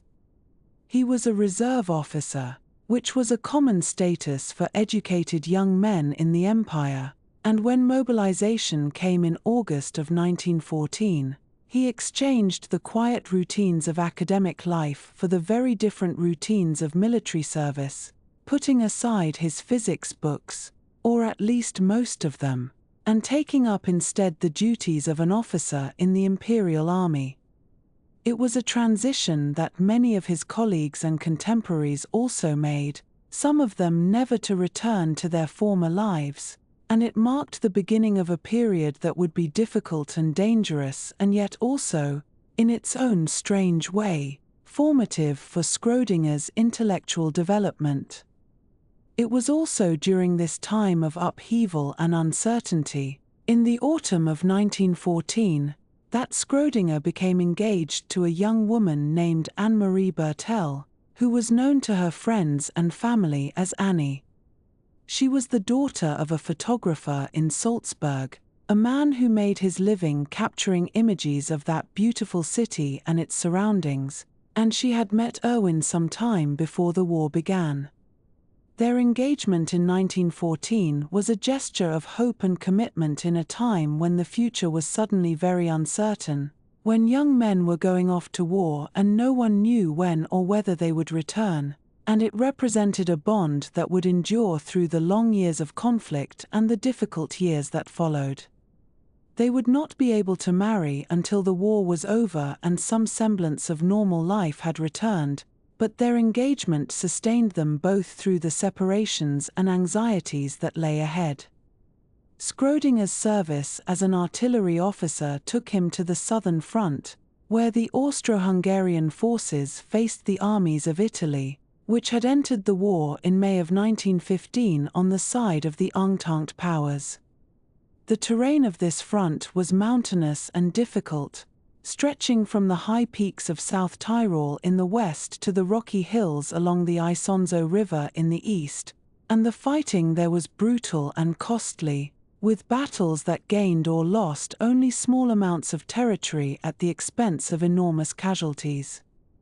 The Isonzo battles, of which there would be 12 in total between 1915 and 1917, became synonymous with the grinding attrition of the war, as Italian forces repeatedly attempted to break through the Austro-Hungarian defenses and the defenders repeatedly held their positions at great cost to both sides. Schrödinger served in this theater of the war, and his postings took him to several locations along the Adriatic coast and in the surrounding hills, including positions at Duino, Prosecco, and Sistiana. These were places of great natural beauty, with views of the sea and the limestone hills of the karst region, but they were also places of danger and hardship, where artillery batteries were positioned to support the defense against Italian attacks and where the sounds of gunfire and explosions were part of the daily experience. Duino was known for its castle, a romantic structure perched on the cliffs above the sea, where the poet Rainer Maria Rilke had stayed before the war and begun his famous elegies, and it is one of the small ironies of history that Schrödinger, who loved poetry and literature, should have found himself serving in a place associated with such artistic significance, though under circumstances that were anything but poetic. As an artillery officer, Schrödinger commanded a battery, which meant that he was responsible for the men and equipment under his charge, for the positioning and firing of the guns, and for the coordination with other units in carrying out their military objectives. It was work that required technical competence and leadership, and the records indicate that he performed his duties well, receiving commendations for his service from his superiors. He was not a career soldier, and he did not romanticize the war or seek glory in combat, but he did what was asked of him with the conscientiousness that characterized his approach to most things in life, and he earned the respect of those who served with him. The commendations he received were acknowledgments of this competence and dedication, though they also represented, in their formal military language, experiences that must have been harrowing and difficult in ways that such documents do not capture. And yet, remarkably, Schrödinger did not abandon his intellectual life entirely during these years of military service. He continued to read and to think about physics, carrying with him into the trenches and the artillery positions books by Ludwig Boltzmann, the great Austrian physicist whose work on statistical mechanics had been so influential in Schrödinger's own early education. Boltzmann had died in 1906, but his ideas lived on in his writings, and Schrödinger found in them a source of intellectual sustenance during the long periods of waiting that punctuated the intense periods of combat. One can imagine him, during quiet moments in a dugout or a shelter behind the lines, reading by candlelight or by the pale light of day that filtered through whatever opening was available, engaging with Boltzmann's dense and demanding arguments about the behavior of gases and the nature of entropy and the statistical foundations of thermodynamics. It was an unusual form of solace, perhaps, but for Schrödinger it was a way of maintaining his connection to the world of ideas that mattered most to him, and it was also, in its own way, a form of preparation for the work he would do after the war. The war brought many losses, both personal and professional, and one of the most profound for Schrödinger was the death of his mentor Friedrich Hasenauer, who was killed in action in 1915. Hasenauer had been Schrödinger's teacher and guide during his years as a student and young researcher in Vienna, and he had played a crucial role in shaping Schrödinger's approach to physics and in encouraging his development as a scientist. He was a man of considerable talent and promise himself, whose work on radiation and thermodynamics had attracted international attention, and his death at the front was a loss not only for Schrödinger but for physics as a whole. Hasenauer was killed during the fighting in the South Tyrol, in the mountains where so many young men lost their lives in battles that are now largely forgotten, and his death left a void in Schrödinger's life that could never quite be filled. It was a reminder, if any were needed, of the terrible cost of the war, and it gave Schrödinger a personal stake in the tragedy that extended beyond his own hardships and dangers. As the war continued, stretching on through 1916 and into 1917, Schrödinger's posting changed, and he was transferred back to Vienna, where he was assigned to teach meteorology to anti-aircraft officers at a military school. This was a very different kind of duty from the combat service he had experienced on the Italian front, and it made use of his scientific training in a way that was perhaps more suited to his talents and temperament. Meteorology was important for anti-aircraft operations because the behavior of shells and the accuracy of fire depended on atmospheric conditions such as wind and temperature and air pressure, and officers needed to understand these factors if they were to be effective in their duties. Schrödinger, with his background in physics and his facility with mathematical analysis, was well qualified to teach these subjects, and his posting to Vienna allowed him to return to the city of his birth and to resume, at least to some extent, the rhythms of urban life, even if the city itself was changed by the war and the privations it brought. Being in Vienna also meant that Schrödinger had access to libraries and to colleagues, and he was able to resume some of his scientific work during this period, even as he fulfilled his teaching duties at the military school. He continued to think about problems that had interested him before the war, and he began work on papers that he would complete and publish in the years that followed. One of the areas that occupied his attention was the theory of color, a subject that might seem surprising for a physicist but that had a long and distinguished history in the field, going back to Newton's work on the spectrum and to the 19th-century investigations of Helmholtz and Maxwell and others. Schrödinger's interest in color was connected to broader questions about perception and measurement and the nature of physical quantities, and he developed mathematical approaches to the subject that were rigorous and original. His paper on color theory would not be published until 1920, after the war was over and he had returned fully to academic life, but the thinking that went into it began during the war years, when he was teaching meteorology and finding whatever time he could for his own research. He also continued to work on problems in statistical physics, building on the foundations that Boltzmann had laid and exploring questions about the behavior of matter at the microscopic level. These were the kinds of problems that would eventually lead him, in the 1920s, to his most famous work on quantum mechanics, though that was still several years in the future. During the war, his work on statistical physics was more modest in scope, but it kept his mind sharp and his engagement with the frontiers of physics alive, and it represented a kind of quiet persistence in the face of circumstances that might have led others to abandon their intellectual pursuits entirely. The papers he wrote during this period were contributions to a larger body of work that was developing across Europe and beyond, as physicists grappled with the strange new phenomena that experiments were revealing and with the theoretical frameworks that might explain them.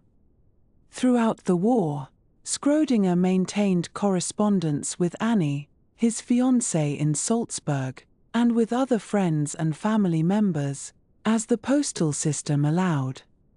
These letters were lifelines for soldiers and their loved ones, providing news and reassurance and maintaining the connections that separation threatened to erode. The content of Schrödinger's wartime letters is not fully known, as not all of them have survived or been published, but it is clear that his engagement to Annie was an important source of stability and hope for him during these difficult years.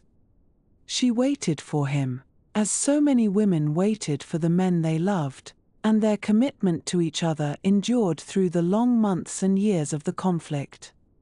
The delay in their wedding, which would not take place until the 6th of April, 1920, was a consequence of the war and its aftermath, but it also meant that when they finally did marry, it was with a full understanding of what they had been through and what it meant to have survived.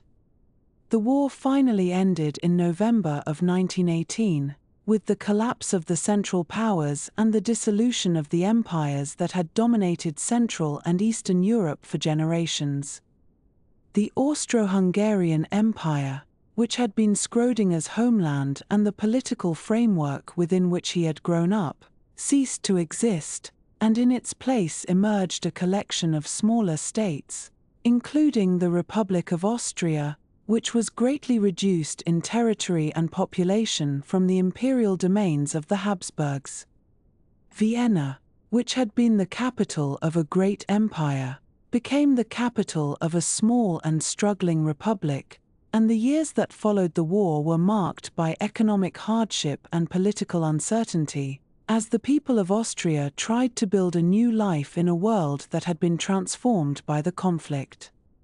For Schrödinger, the end of the war meant a return to academic life, though the circumstances were different from what they had been in 1914. He was older now, and he had experienced things that most people would prefer not to experience, and he had lost his mentor and seen friends and colleagues killed or wounded. But he was also alive, and he had maintained his intellectual interests and his engagement with physics, and he was ready to resume the work that the war had interrupted. The papers he had written during the war would be published in the years that followed, and he would soon take up new positions at universities outside Austria, beginning a period of movement and change that would eventually lead him to Zurich and to the great breakthrough of 1926. But that was still in the future, and in the immediate aftermath of the war, the most pressing task was simply to rebuild, to recover, and to find a way forward in a world that had been profoundly altered.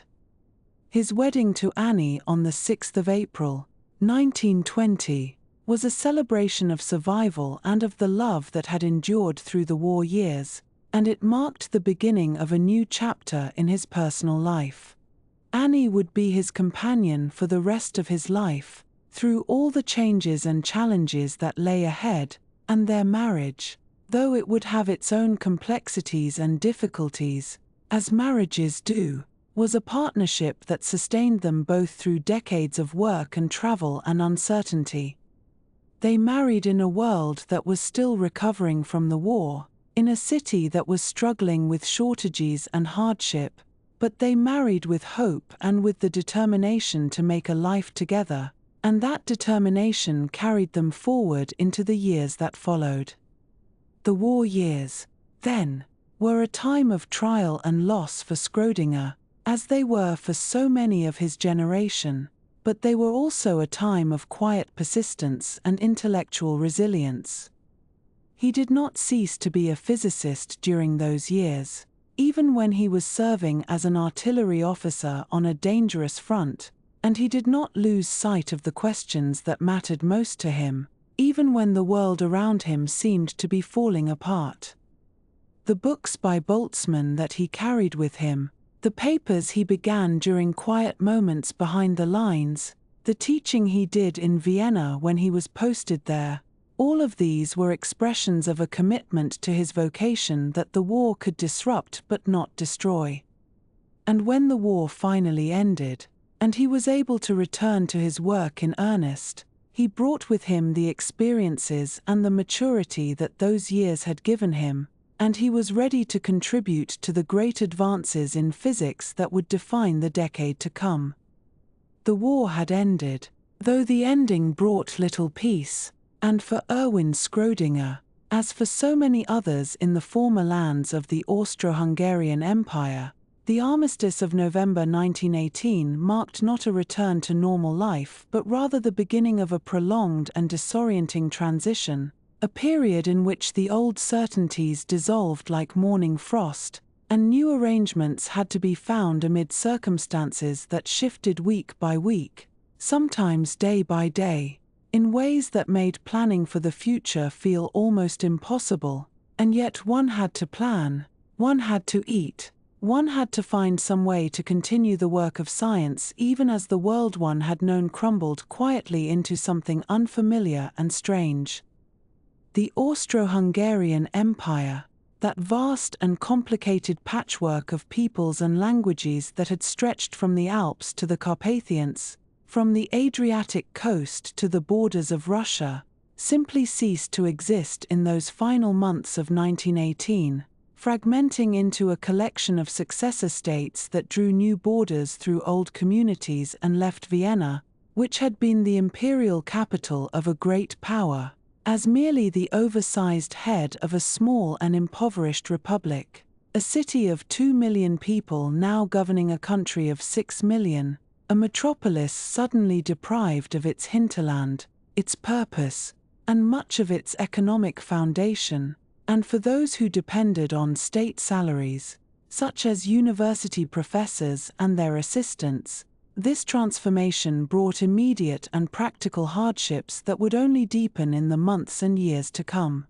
Schrödinger had returned from the war to his position at the University of Vienna, where he continued his work as a Privatdozent, that peculiarly Germanic academic rank that carried prestige but little in the way of reliable income, and as the new Austrian Republic struggled to establish itself, the value of the currency began its long and devastating slide, the krona losing purchasing power month after month, so that a salary that might have seemed adequate in January would buy noticeably less by March and less still by summer, and this process, which would eventually accelerate into the ruinous hyperinflation that afflicted both Austria and Germany in the early 1920s, made it increasingly difficult for a young academic to imagine building a stable life, starting a family, or establishing a household on the uncertain foundation of an Austrian university position.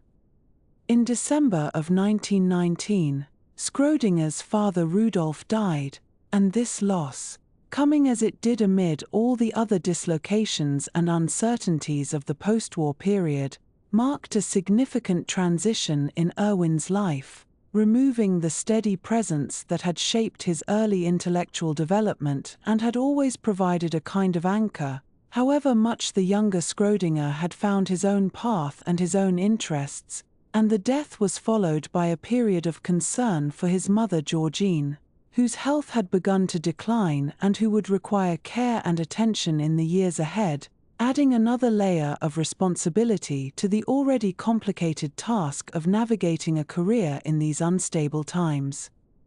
It was during this period of mourning and uncertainty that Schrödinger's thoughts turned more seriously toward marriage, and specifically toward Anne-Marie Bertel, known as Annie, whom he had known since before the war and with whom he had maintained a connection through all the disruptions of the conflict and its aftermath, and on the 6th of April in 1920, in Vienna, they were married, beginning a partnership that would last for the rest of their lives, though it would take a form rather different from conventional expectations, as both partners came to accept, through discussions that must have been both difficult and liberating, an arrangement in which neither would be bound by strict fidelity, an open marriage in the terminology of a later era, though such terminology was not in common use at the time, and this understanding, reached by mutual agreement and maintained through decades of shared life,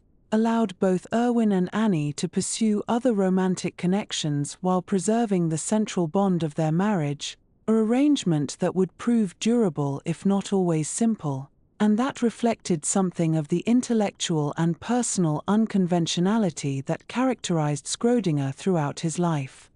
The marriage took place in Vienna, but Vienna could not hold them, not with salaries eroding and positions scarce and the whole Austrian academic system contracting under the pressures of the post-war economy, and so Schrödinger, like many talented young scientists of his generation, began to look toward Germany, where the universities were more numerous and the opportunities somewhat greater, even though Germany too was struggling with its own post-war difficulties, its own political upheavals, its own inflation that would eventually surpass even Austria's, and this looking outward, this willingness to move in search of better circumstances, would define the next several years of his life, years in which he would hold a remarkable succession of positions, moving from city to city with a frequency that seems almost dizzying in retrospect, though each move represented an attempt to find stability in an unstable world.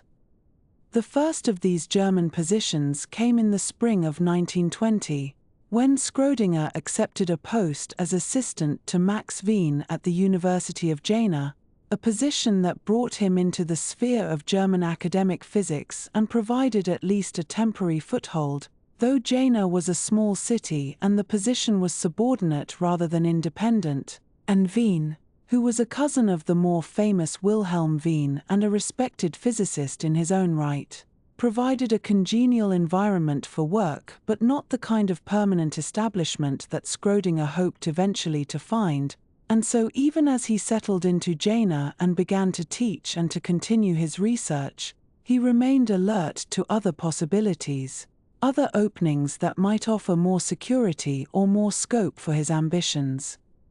Before the Jena position had materialized, Schrödinger had applied for a professorship at the University of Czernowitz, which had been part of the Habsburg lands in the province of Bukovina and which, before the war, would have represented a reasonable if not prestigious appointment within the Austrian academic system, but the post-war settlement had transferred Czernowitz to Romania, and amid all the reorganizations and uncertainties that followed, the position for which Schrödinger had applied was simply eliminated, the whole plan dissolving before it could come to anything, and this failed application, this path not taken, illustrates how contingent academic careers could be in this period, how much depended on circumstances entirely beyond the control of the individual scientist, borders redrawn by distant diplomats, budgets slashed by struggling governments,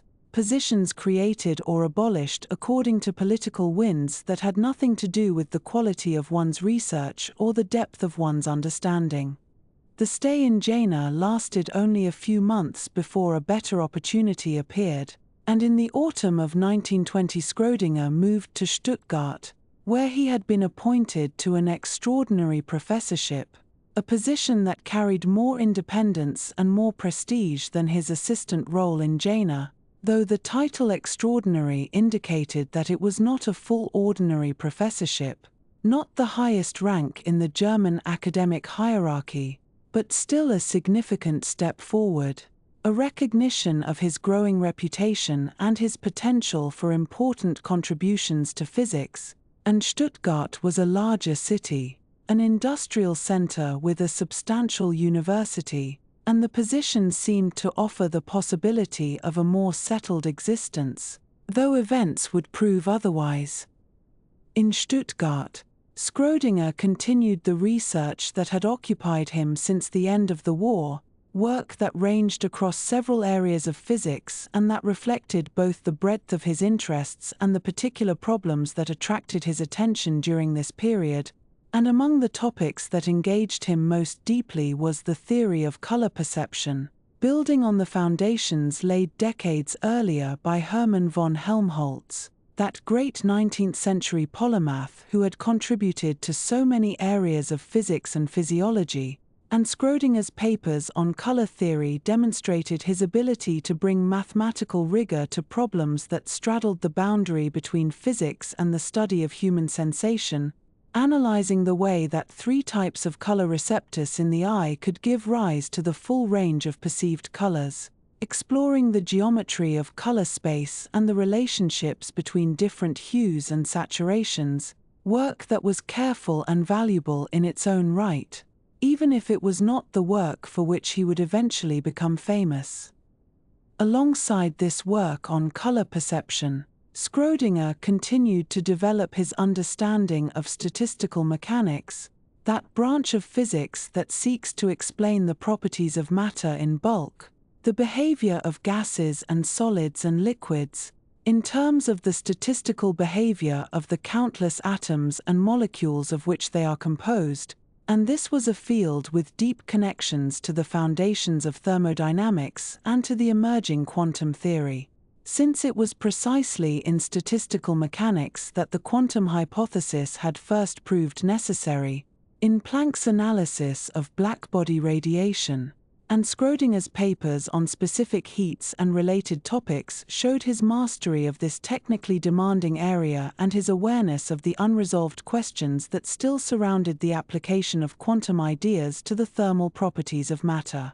The position in Stuttgart, for all its promise, proved to be merely another way station, another temporary stop in the restless journey of these years, for within months yet another opportunity arose, this time at the University of Breslau, in Silesia, and in early 1921 Schrödinger moved again, accepting an appointment that represented another step up the academic ladder, though Breslau too would prove to be only a brief residence, the third position in less than 18 months, a pace of relocation that must have been exhausting for both Erwin and Annie, barely unpacking their belongings in one city before packing them again for the next, though each move brought improvements in salary and status and brought Schrödinger closer to the kind of established position that would allow him to pursue his research without constant uncertainty about the future.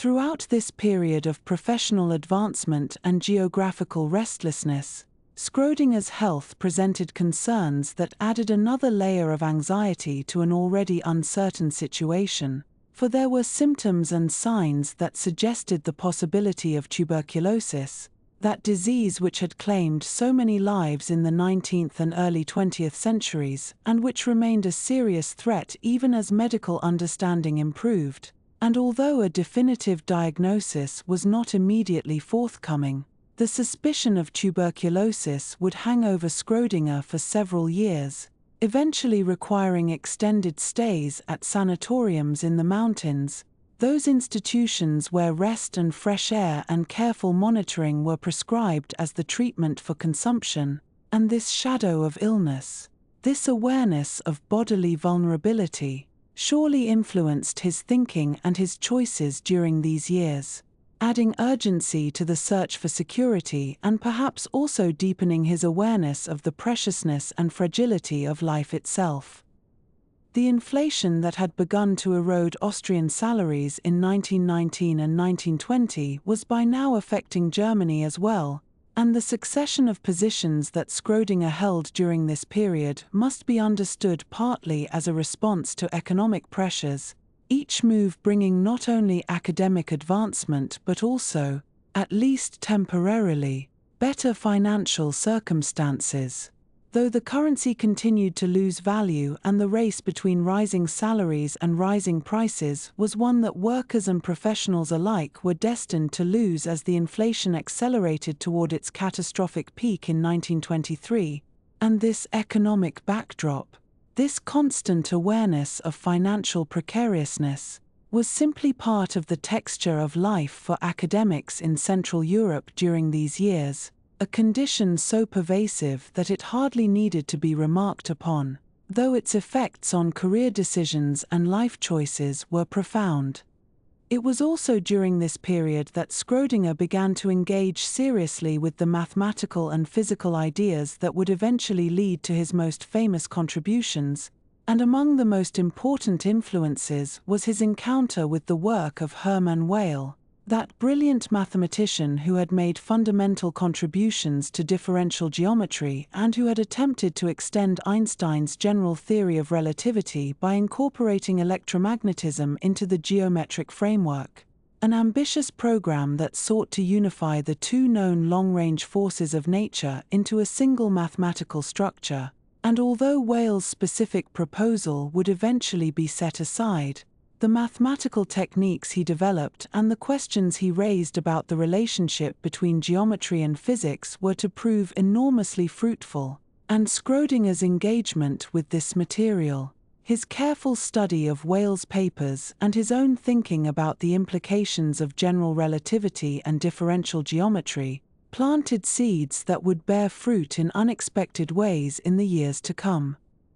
The early papers on general relativity that Schrödinger read and pondered during this period introduced him to a style of physical thinking quite different from the Newtonian mechanics and classical electrodynamics that had formed the basis of his earlier education, a style in which the geometry of space and time itself became a dynamic variable, shaped by the distribution of matter and energy and in turn shaping the motion of particles and the propagation of light. And this geometric way of thinking about physics, this sense that the deep structure of the world might be captured in the language of differential geometry and tensor analysis, was to remain with Schrödinger throughout his career, influencing his later attempts to understand quantum mechanics and even his eventual efforts, in his final decades, to contribute to unified field theory, though those later efforts would prove less successful than his earlier work. The succession of positions from Jena to Stuttgart to Breslau, all within the span of less than 2 years, might suggest a kind of opportunistic careerism, a willingness to jump at any better offer without regard for continuity or commitment, but this would be a misreading of the circumstances. For in the unsettled conditions of post-war Central Europe, such mobility was virtually forced upon ambitious young scientists who wished to establish themselves. and the alternative to accepting a better position when one was offered was to remain in a lesser post while watching one's savings evaporate and one's prospects diminish, and so Schrödinger moved, and moved again, building his reputation through his publications and his teaching, accumulating the credentials and the connections that would eventually lead to more permanent appointments, though he could not have known, as he unpacked his books in yet another unfamiliar study, where this path would ultimately lead or what discoveries lay waiting in his future. The papers he published during these restless years, on color perception and specific heats and statistical mechanics, might seem scattered in their subject matter, lacking the focused intensity that would characterize his later work on wave mechanics, but they demonstrated qualities that would serve him well in the years ahead: a mathematical facility combined with physical intuition, a willingness to engage with foundational questions, and a clarity of exposition that made his ideas accessible to other physicists, and his reputation grew steadily through these publications, marking him as a physicist of considerable promise, someone whose work deserved attention and whose future contributions might prove significant, even if no one could have predicted exactly what form those contributions would take. And so, as 1921 drew toward its close, Schrödinger found himself in Breslau, married now for more than a year, his father dead and his mother requiring care, his health uncertain, his finances precarious, his career advancing through a series of temporary positions in a rapidly changing academic landscape, reading Whale and thinking about geometry, writing about colors and heat capacities and the statistical behavior of matter, and all the while the ideas were forming, the questions were crystallizing, the background knowledge was accumulating that would eventually combine, in ways that even he could not have anticipated, into something new and profound and lasting, though that moment was still several years away, and for now there was only the daily work of physics, the teaching and the writing and the thinking, pursued amid the uncertainties of life in a troubled time, one day following another in the quiet rhythm of academic existence. In the autumn of 1921, at the age of 34, Erwin Schrödinger received the appointment that would mark the true beginning of his professional stability, and with it, a period of intellectual flourishing that would lay the quiet groundwork for everything that followed. He was offered the position of Ordentlicher Professor at the University of Zurich, succeeding the distinguished Max von Laue, who had won the Nobel Prize in 1914 for his discovery of the diffraction of X-rays by crystals and who was now departing for Berlin. This was a full professorship, not an associate or extraordinary position of the kind Schrödinger had held in Stuttgart and Breslau, but rather the highest academic rank available in the German-speaking university system, carrying with it tenure, prestige, and perhaps most importantly for a man who had known considerable financial anxiety throughout his early career, a generous and reliable salary paid in Swiss francs. The economic situation in Germany and Austria during these years was, as you may know, quite precarious, with inflation eroding the value of wages almost as quickly as they could be earned, and the stability of Swiss currency represented something more than mere comfort for the Schrödingers. It represented, for the first time in Erwin's adult life, genuine financial security, the ability to plan ahead without constant worry, to furnish an apartment properly, to travel when desired, to purchase books and maintain the kind of cultivated household that both he and Annie considered essential to a good life. The contrast with the difficulties of his earlier positions, where he had moved from city to city accepting whatever opportunity presented itself, often on temporary contracts with uncertain futures, could not have been more pronounced. In Zurich, he could settle, and settling suited him in ways that perhaps surprised even himself. The Schrödingers took an apartment at Huttenstrasse 9, a pleasant address in a residential area of Zurich that offered, from its windows, views across to the Zürichsee, the long lake that stretches southward from the city toward the Alps. One can imagine the mornings there, the light coming in off the water, the mountains visible on clear days in the distance, the trams passing below on their predictable routes through the orderly Swiss streets. It was a comfortable domestic setting, and though the marriage between Erwin and Annie had already developed certain unconventional characteristics that would become more pronounced in later years, they established themselves here as a respectable academic couple, entertaining colleagues and participating in the social life that was expected of a professor at a major European university. The physics community in Zurich during these years was particularly rich, owing to the presence of not one but two major institutions in close proximity. The University of Zurich, where Schrödinger held his chair, and the Eidgenössische Technische Hochschule, known as the ETH, shared the Ramesstrasse hill overlooking the old town, and their faculties mingled freely, attending each other's colloquia and maintaining the kind of informal intellectual exchange that characterized the best academic environments of the period. At the ETH, the theoretical physicist Peter Debye held a prominent position, and Debye was a figure of considerable importance in the physics of the early 20th century, having made fundamental contributions to the understanding of specific heats in solids, the behavior of polar molecules, and the scattering of X-rays. His presence meant that Schrödinger had, quite literally next door, a colleague of the first rank with whom to discuss the problems that interested them both, and the two men developed a cordial professional relationship during these years. Hermann Weyl was another significant figure in this Zurich constellation, a mathematician of extraordinary depth and breadth whose work ranged across differential geometry, the foundations of mathematics, and the mathematical structures underlying physical theory. Weyl had been instrumental in developing the mathematical framework for general relativity, and his interests in the philosophical foundations of science, particularly questions about space, time, and continuity, resonated with Schrödinger's own philosophical inclinations. The two would later become close friends, and their intellectual companionship, which began during these Zurich years, would prove influential for both men. Paul Scherrer, an experimental physicist also at the ETH who had collaborated with Debye on the powder diffraction method for analyzing crystal structures, rounded out this distinguished local community, providing connections between theoretical speculation and laboratory reality that helped keep discussions grounded in empirical fact. Schrödinger's research during the Zurich years was notably diverse, reflecting both his broad interests and, perhaps, a certain restlessness or searching quality, as though he were casting about through various fields looking for the problem that would truly claim his full powers.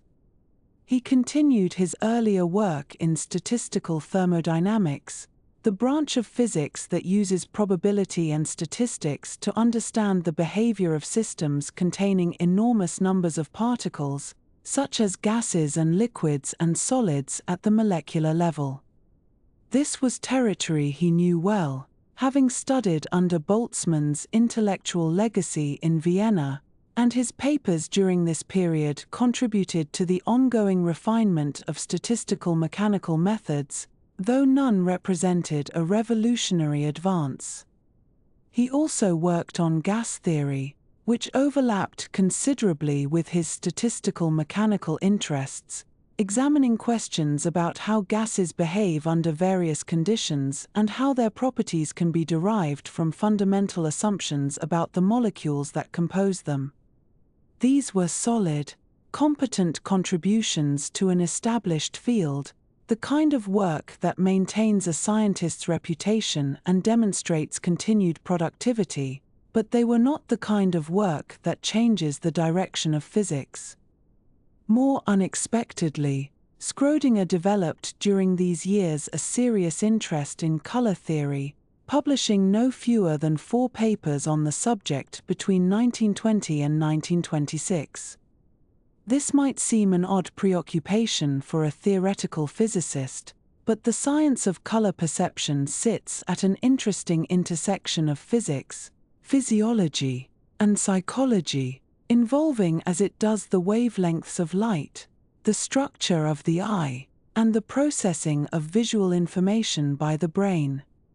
Schrödinger approached the subject with characteristic mathematical rigor, examining the geometry of color space, the relationships between different hues and saturations, and the ways in which human perception maps onto the underlying physical variables.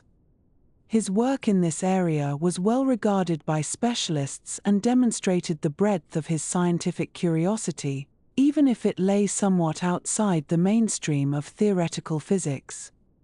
He also engaged with general relativity during this period, reading deeply in Einstein's theory and attempting to understand its mathematical structure and physical implications. It should be noted, however, that Schrödinger made no original contributions to relativity during these years, and indeed, his efforts in this direction seem to have been more educational than creative, more about mastering an important new theory than about extending it. This was not unusual among physicists of the period, many of whom recognized that Einstein's work represented a fundamental shift in the understanding of gravity and spacetime and felt obliged to come to terms with it even if they did not intend to work in the field directly. For Schrödinger, this engagement with relativity would bear fruit only much later, in the 1940s and 50s, when he turned his attention to unified field theories. In the winter of 1922, Schrödinger's work was interrupted by illness, when he was diagnosed with suspected tuberculosis and sent to convalesce at a sanatorium in Arosa, a small resort town high in the Swiss Alps east of Zurich. The mountain air was considered therapeutic for respiratory conditions, and sanatoria in places like Arosa and Davos had become established institutions for the treatment of tuberculosis, attracting patients from across Europe who would spend months or even years at altitude, resting and breathing the clean thin air in hopes of recovery.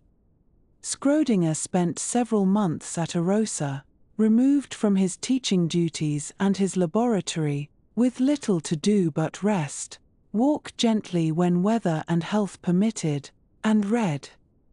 It was during this enforced retreat that Schrödinger's philosophical interests, which had been present since his student days in Vienna, deepened considerably. He had long been familiar with the works of Arthur Schopenhauer, the 19th-century German philosopher whose pessimistic metaphysics and emphasis on the will as the fundamental reality underlying the world of appearances had attracted many readers among scientists and artists. Schopenhauer was unusual among Western philosophers in his engagement with Indian thought, having read the Upanishads in Latin translation and incorporated Hindu and Buddhist concepts into his own philosophical system. It was through Schopenhauer, primarily, that Schrödinger came to Vedanta philosophy, the school of Hindu thought that emphasizes the ultimate identity of the individual self, or Atman, with the universal consciousness or ground of being, known as Brahman. The Vedantic teaching that the apparent multiplicity of individual selves is ultimately illusory, that consciousness is fundamentally one and undivided, made a profound impression on Schrödinger and would influence his thinking for the rest of his life.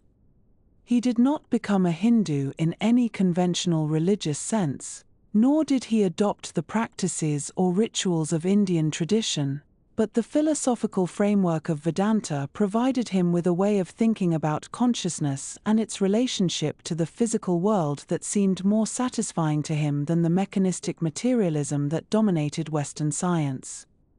In later writings, particularly in his book What is Life and in various philosophical essays, Schrödinger would return again and again to Vedantic themes, arguing that consciousness is singular and universal, that the apparent separation between minds is a kind of illusion or construction, and that the deep problems of physics and biology cannot be solved without taking seriously the question of how mind relates to matter.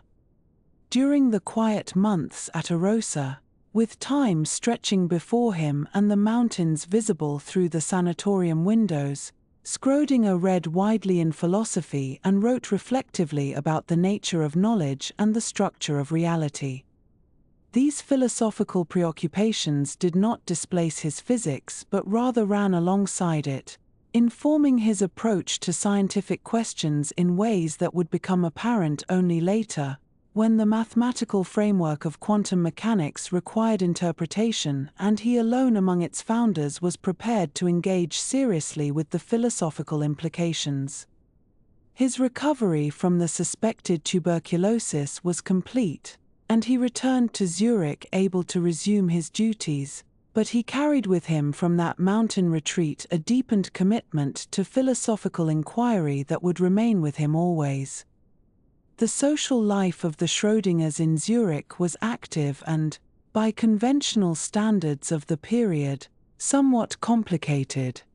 Erwin had always been drawn to the company of women, and his romantic inclinations were not confined to his wife, a situation that Annie seems to have accepted, whether out of genuine tolerance, resignation, or her own unconventional views about marriage. The precise details of Schrödinger's various relationships during the Zurich years are not always clear from the historical record, but it is known that he became close to the Junger family during this period, and that his attentions to at least one member of this family went beyond ordinary friendship. This pattern of extramarital involvement would continue throughout Schrödinger's life and would eventually cause considerable scandal and professional difficulty, but during the Zurich years it seems to have been managed with sufficient discretion that it did not interfere with his academic standing.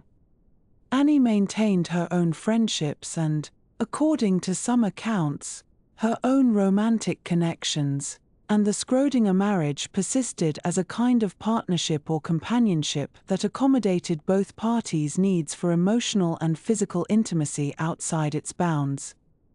This was not entirely unusual among the European intellectual classes of the period, when traditional moral strictures were being questioned and new models of personal relationships were being explored, but it was certainly not conventional, and the Schrödinger's arrangement required a degree of mutual understanding and tolerance that not all couples could have sustained.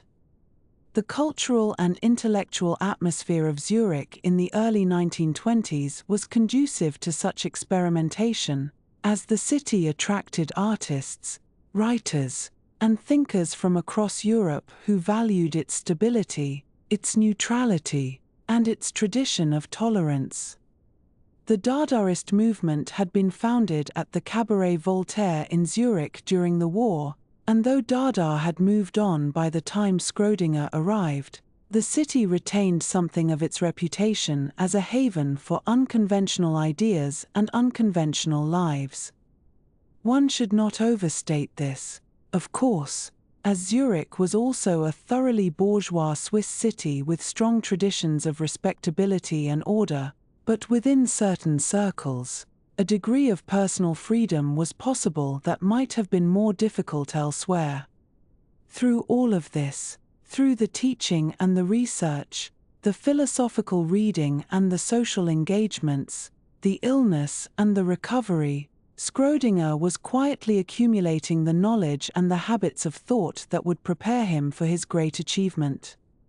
He was mastering the technical apparatus of theoretical physics, particularly in the areas of statistical mechanics and wave phenomena. He was thinking deeply about the nature of scientific knowledge and the relationship between mathematical description and physical reality. He was engaging with the emerging quantum theory, reading the papers of Bohr and Sommerfeld and others who were struggling to understand the strange behavior of atoms and light. And he was developing, through his philosophical studies, a sensitivity to questions about observation and measurement, about the role of the observer in physical theory, That would prove crucial when the time came to interpret the new quantum mechanics. The Zurich years were not, in themselves, years of great scientific breakthrough for Schrödinger. He published competent work, he built his reputation as a solid and versatile physicist, he participated in the intellectual life of his community and performed his professorial duties with apparent satisfaction. But beneath the surface of this respectable productivity, something was gathering.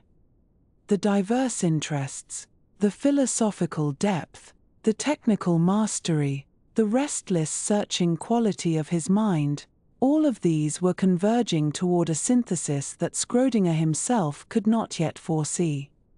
In 1925, he would leave Zurich to accept a professorship in Berlin, and it would be there, in the following year, that he would produce the work that secured his place in the history of science.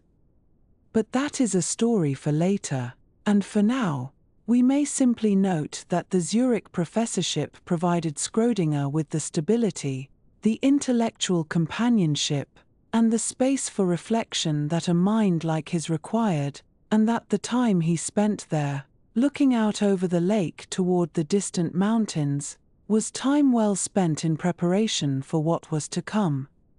The years passed gently in Zurich, as years do when one is settled and productive, when the routines of academic life provide structure and the company of able colleagues provides stimulation. The lectures were given, the papers were written, the colloquia were attended, the dinners were hosted, and through it all, Schrödinger continued to grow as a physicist and as a thinker, absorbing influences and developing perspectives that would shape his later work in ways he could not have anticipated. It was a good time, a stable time, a time of preparation, and when he left Zurich in 1925, he left as a more complete scientist and a more complete person than he had been when he arrived 4 years earlier, ready, though he did not know it, for the great creative effort that lay just ahead. In the autumn of 1925, the physics community found itself in a curious state of transition, as though standing at the threshold of a doorway whose shape was only beginning to come into focus. Werner Heisenberg had published his matrix mechanics earlier that year, a theory that worked remarkably well but demanded calculations with infinite arrays of numbers that many physicists found bewildering and counterintuitive. The mathematical machinery was powerful, certainly, but it offered little in the way of a picture one could hold in the mind, no reassuring image of what electrons were actually doing inside atoms. Into this moment of uncertainty, a seemingly routine colloquium at the ETH in Zurich would plant the seed for an entirely different approach to the quantum world, one that would emerge from the mind of a 48-year-old Austrian physicist who had spent the previous years contributing steadily but without particular fanfare to statistical mechanics and color theory. The colloquium took place in November of 1925, a gathering of the kind that occurred regularly at universities throughout Europe, where colleagues would meet to discuss recent developments in their fields. On this particular occasion, the topic of discussion was a doctoral thesis that had been submitted 2 years earlier in Paris by a French aristocrat named Louis de Broglie. The thesis proposed something rather extraordinary, suggesting that just as light could behave as both wave and particle, so too might matter itself possess a wave-like nature. De Broglie had calculated that particles like electrons should have an associated wavelength, inversely proportional to their momentum, and this idea had attracted some attention, particularly from Einstein, who had called it a first feeble ray of light on one of the worst of our physics enigmas. But the thesis remained somewhat obscure, its implications not yet fully explored, and so someone at the ETH thought it worthwhile to present its main ideas to the assembled faculty. The details of who first raised the topic at that Zurich gathering are somewhat hazy in the historical record, but what matters is what happened next. Peter Debye, who was a professor at the ETH and possessed a sharp and practical mind, listened to the discussion of de Broglie's matter waves and found himself unsatisfied. If particles were to behave as waves, Debye apparently remarked, then there ought to be a proper wave equation governing their behavior, something analogous to the equations that described light waves or sound waves or the vibrations of a drumhead. This was a reasonable enough observation, the sort of thing a mathematical physicist might naturally think to ask, and it hung in the air of that seminar room as a kind of implicit challenge. Erwin Schrödinger, who was present at the colloquium and had been following the discussion with interest, took this challenge upon himself. He would find the wave equation that governed de Broglie's matter waves, or at least he would try. What followed over the next few weeks was a period of intensive reading and thinking, as Schrödinger immersed himself in de Broglie's work and began searching for the mathematical framework that might accommodate it. He was particularly drawn to the connections that de Broglie had sketched between wave phenomena and the older mechanics of Hamilton and Jacobi, a branch of classical physics that had always possessed a somewhat abstract and optical character. William Rowan Hamilton had developed his approach to mechanics in the 1830s partly by analogy with the behavior of light rays, and there was a deep mathematical correspondence between the paths traced by particles in classical mechanics and the rays traced by waves in geometrical optics. De Broglie had sensed that this correspondence might be more than mere analogy, that it might point to something fundamental about the wave-like nature of matter, and Schrödinger now set about trying to make this intuition precise. As the winter holiday approached, Schrödinger made arrangements to spend Christmas away from Zurich, retreating to the alpine resort town of Arosa in the Swiss mountains. He had visited Arosa before, during an earlier period of illness, and he knew its quiet hotels and clear mountain air. The place he stayed was the Villa Herwig, a comfortable establishment where he could work undisturbed while the snow accumulated on the slopes outside.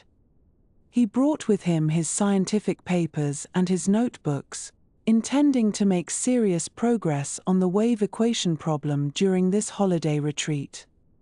He also brought with him a woman who was not his wife Annie, a companion whose identity has never been conclusively established and whose name Schrödinger never recorded in any document that has survived.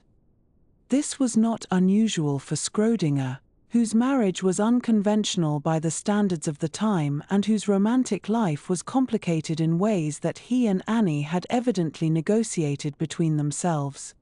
What matters for the history of physics is that during those weeks in Arosa, in the company of this unknown woman and surrounded by the quiet of the mountains, Schrödinger experienced one of the most concentrated bursts of creative insight that physics has ever witnessed.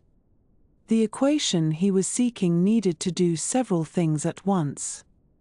It had to reduce to the familiar classical mechanics in the appropriate limit, just as geometrical optics emerges from wave optics when wavelengths become very small.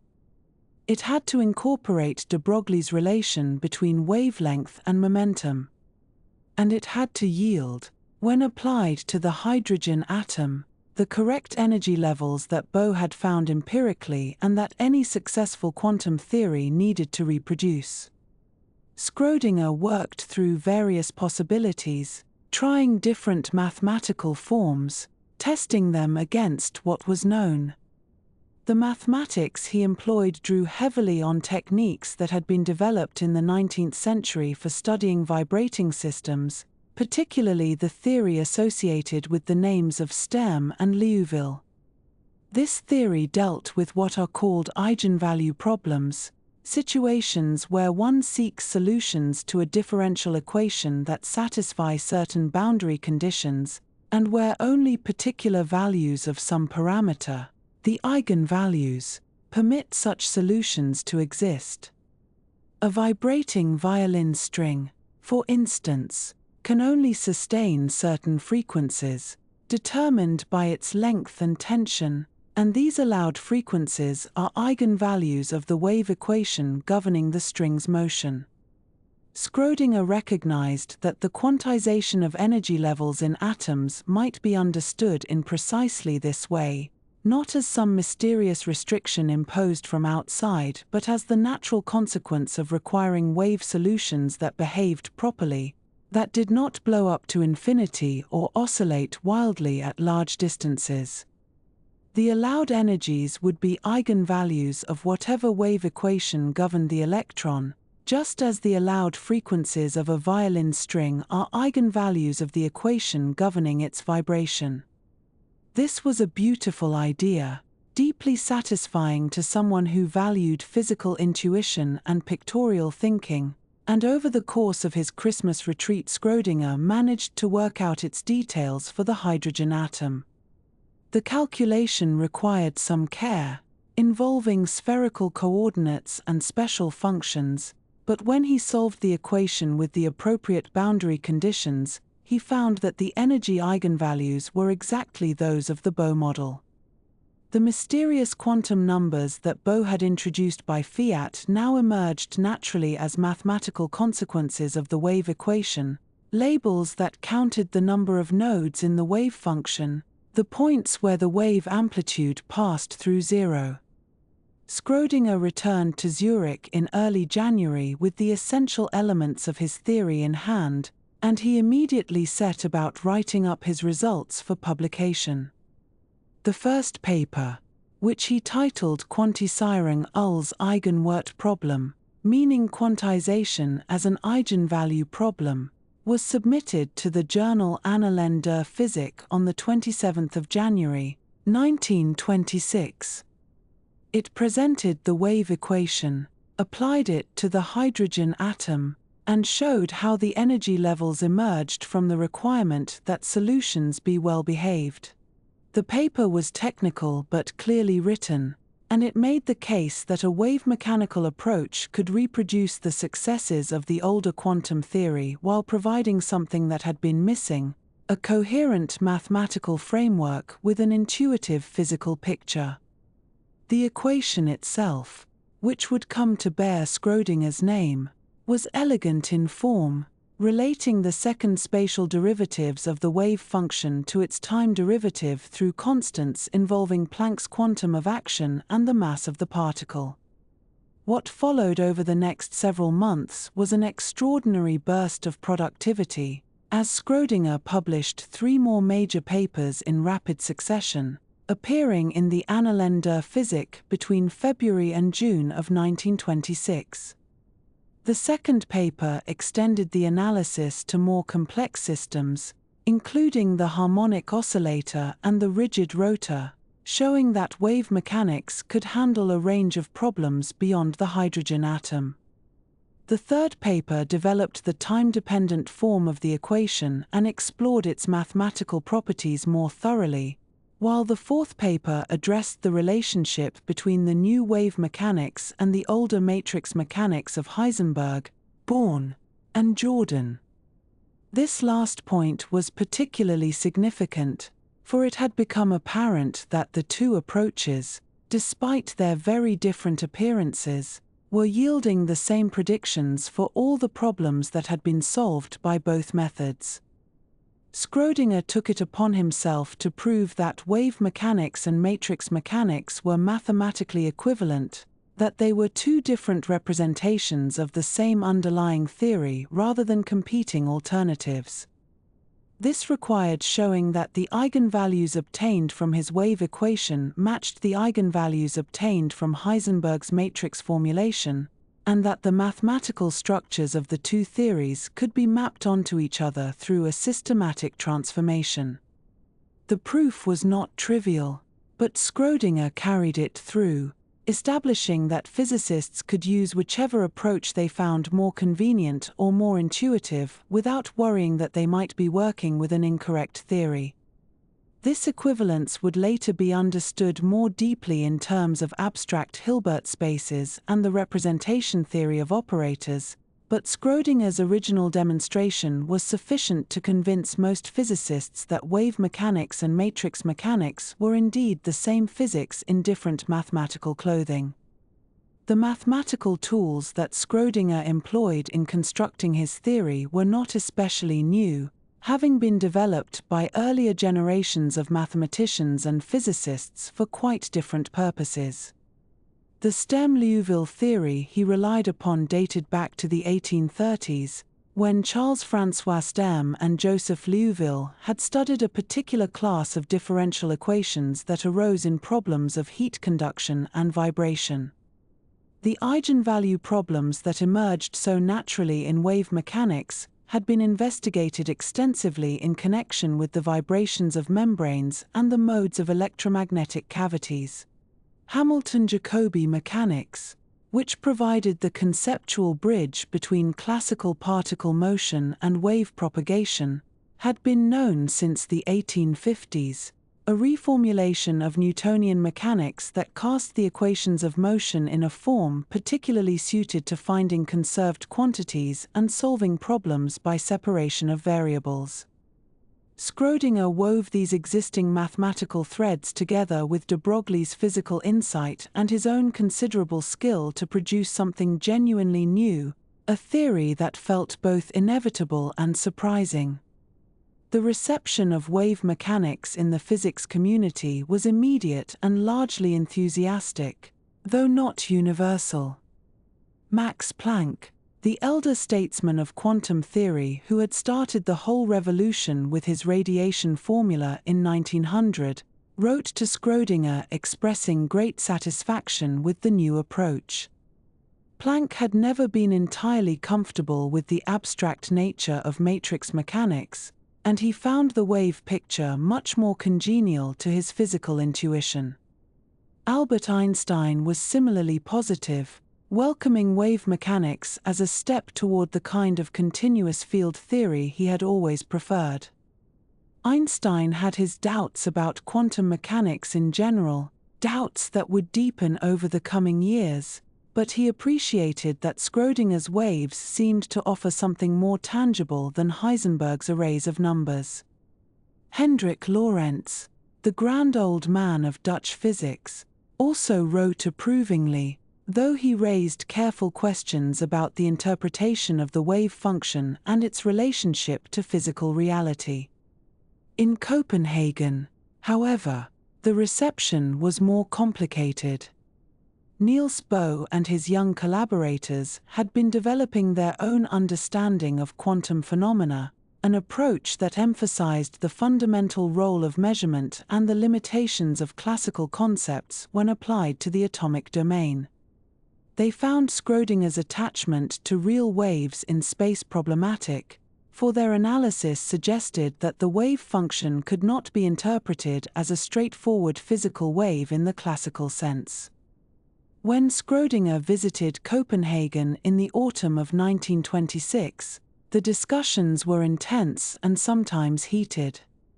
Bohr pressed him on the meaning of the wave function, pointing out difficulties with interpreting it as a real physical field, while Schrödinger resisted the abstract and probabilistic direction that the Copenhagen group was taking. At one point during his visit, Schrödinger fell ill and had to rest in Bohr's home, where Bohr reportedly continued the argument at his bedside, so committed was he to converting his guest to the Copenhagen viewpoint. The interpretation that Schrödinger disliked most intensely was the one proposed by Max Born in the summer of 1926, just a few months after wave mechanics had been published. Born suggested that the wave function should not be understood as a real physical wave but rather as a mathematical tool for calculating probabilities. The square of the wave function's amplitude at any point in space, Born proposed, gave the probability of finding the particle at that location if a measurement were made. This statistical interpretation stripped the wave function of the physical reality that Schrödinger had cherished, reducing it to a mere bookkeeping device for tracking our ignorance about the particle's true position. Schrödinger was deeply unhappy with this reading of his equation, and he continued to resist it for the rest of his life, seeking alternative interpretations that would preserve some sense of continuous physical reality. The picture Schrödinger cherished was one of real waves propagating through space, their undulations corresponding to something genuinely present in nature rather than merely to our knowledge or lack thereof. He imagined the electron in an atom not as a tiny localized particle orbiting the nucleus but as a cloud of vibration, a standing wave pattern that filled the region around the nucleus much as sound waves fill the body of a guitar when a note is played. This image was beautiful and intuitive, and it made sense of the quantization of energy levels in a satisfying way, the allowed states corresponding to harmonious vibration patterns that fit neatly into the available space. But there were difficulties with taking this picture too literally, difficulties that Schrödinger himself was aware of even as he hoped they might eventually be resolved. One problem was that for systems involving more than one particle, the wave function did not live in ordinary three-dimensional space at all, but rather in an abstract configuration space with 3 dimensions for each particle. A helium atom, with 2 electrons, would require a wave function in 6 dimensions. A uranium atom with 92 electrons would require one in 276 dimensions, and so forth. It was hard to see how such a high-dimensional wave could be interpreted as something physically real in the space we inhabit. Another difficulty arose from the phenomenon that would later be called wave function collapse, the apparent sudden change in the wave function upon measurement from a spread-out form to one localized at the position where the particle was found. If the wave function were a real physical thing, what mechanism could cause such an instantaneous change, and would it not violate the principles of relativity by occurring faster than light could travel? Despite these difficulties, Schrödinger's wave mechanics was immediately recognized as a major advance, and its practical utility was enormous regardless of how the wave function was ultimately interpreted.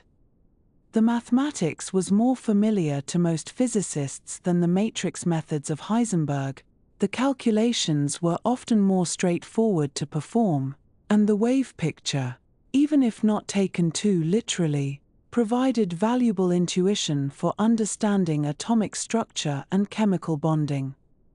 Within months of its publication, wave mechanics was being applied to problems throughout atomic physics and beyond, its techniques becoming standard tools in the physicist's repertoire. The year from the autumn of 1925 through the summer of 1926 marked Schrödinger's miracle year, analogous in some ways to the annus mirabilis of Einstein 2 decades earlier. He had entered the period as a respected but not particularly famous physicist in his late 30s, known for solid work in several areas but without a major discovery to his name. He emerged from it as one of the architects of quantum mechanics, his equation destined to be written on blackboards and solved in examination papers for as long as physics is taught. The work had come late in his career by the standards of theoretical physics, where major contributions are often made by those in their 20s, and there has been some speculation about why his creativity flowered so suddenly at this particular moment. Some have pointed to the stimulating environment at the ETH and the specific challenge posed by Debbie, others to the emotional intensity of his personal life during that Christmas retreat in Arosa. Whatever the combination of circumstances, the result was a theory of lasting importance, a framework that continues to be used every day by physicists and chemists around the world, its elegant mathematics and intuitive wave picture enduring even as debates about interpretation continue. In the summer of 1926, Erwin Schrödinger found himself invited to Munich by the distinguished Arnold Sommerfeld, who had been following the development of wave mechanics with considerable interest and wished to hear its creator explain the theory in person. Sommerfeld's institute was one of the most important centers of theoretical physics in all of Germany, a place where young researchers gathered to learn the latest methods and where new ideas were subjected to careful examination by minds both rigorous and imaginative. The invitation represented a significant recognition of what Schrödinger had achieved in Zurich, and he accepted it gladly, preparing a series of lectures that would walk his audience through the mathematical foundations and physical reasoning behind the wave equation that now bore his name. He arrived in Munich during those long July days when the Bavarian summer settles warmly over the city, and he found an audience eager to understand this new approach to atomic physics that seemed to offer something different from the matrix mechanics that had emerged from Göttingen the year before. The lectures were well received, with Sommerfeld expressing genuine appreciation for the clarity of Schrödinger's presentation and the elegance of his mathematical methods. But it was during this visit that Schrödinger first encountered a young man named Werner Heisenberg, who had been one of the architects of the competing matrix mechanics and who held rather strong views about the proper interpretation of quantum phenomena. Heisenberg was only 24 years old at the time, more than a decade younger than Schrödinger, but he possessed a formidable intellect and a certain confidence in his own theoretical vision that belied his youth. The meeting between these two men was cordial on the surface, as such meetings between colleagues generally are, but beneath the pleasantries there existed a real tension about what quantum mechanics actually meant and what sort of picture of reality it was offering to physics. Schrödinger had developed his wave mechanics with a particular interpretation in mind, one that he found philosophically satisfying and scientifically sensible. He believed that the wave function described something real and continuous, a genuine physical wave that propagated through space and whose behavior determined the properties of matter at the atomic scale. In his view, the electron was not a particle jumping mysteriously between orbits, but rather a wave phenomenon that could be understood using the familiar tools of classical wave theory, suitably modified for the quantum domain. This interpretation appealed to Schrödinger's aesthetic sensibilities and to his conviction that nature, at its deepest level, should be comprehensible in terms of continuous processes rather than discontinuous jumps. He had little patience for the idea that physics should abandon visualizability and content itself with abstract mathematical relationships that made no claim about the underlying reality. Heisenberg, for his part, had constructed matrix mechanics precisely by setting aside questions of visualizability and focusing instead on the observable quantities that experiments could actually measure. He was suspicious of Schrödinger's wave picture, sensing that it might lead physicists astray by suggesting a classical intuition that did not truly apply in the quantum realm. The two men discussed these matters during the Munich visit, each defending his preferred approach, and while neither convinced the other, they both came away with a clearer sense of the interpretational divide that was opening up in quantum physics. This divide would only deepen in the months and years to come, shaping debates that continue to echo through theoretical physics to the present day. Following his Munich lectures, Schrödinger returned to Zurich and continued developing applications of his wave mechanics, demonstrating its power to solve problems that had resisted earlier approaches. He published papers extending the formalism to various physical situations, showing how the wave equation could be applied to systems beyond the hydrogen atom that had served as his original proving ground. The response from the physics community was largely enthusiastic, with many researchers finding Schrödinger's methods more intuitive and accessible than the abstract matrix algebra of the Göttingen school. The wave equation seemed to offer a way of thinking about quantum phenomena that connected more naturally to the classical physics that most physicists had trained in, and this familiarity was a significant practical advantage even for those who remained agnostic about deeper questions of interpretation. But there was a complication that emerged that summer, one that would prove deeply troubling to Schrödinger even as it resolved a mathematical puzzle. Max Born, working in Göttingen, proposed an interpretation of the wave function that departed radically from Schrödinger's own understanding. Born suggested that the wave function should not be understood as describing a real physical wave at all, but rather as providing information about probabilities. Specifically, he argued that the square of the wave function's amplitude at any point gives the probability of finding the particle at that location if one were to make a measurement. In this interpretation, the wave function does not tell you where the electron is, but only where it is likely to be found, and this probabilistic character is fundamental rather than reflecting mere ignorance of underlying details. Schrödinger found this interpretation deeply unsatisfying, even disturbing.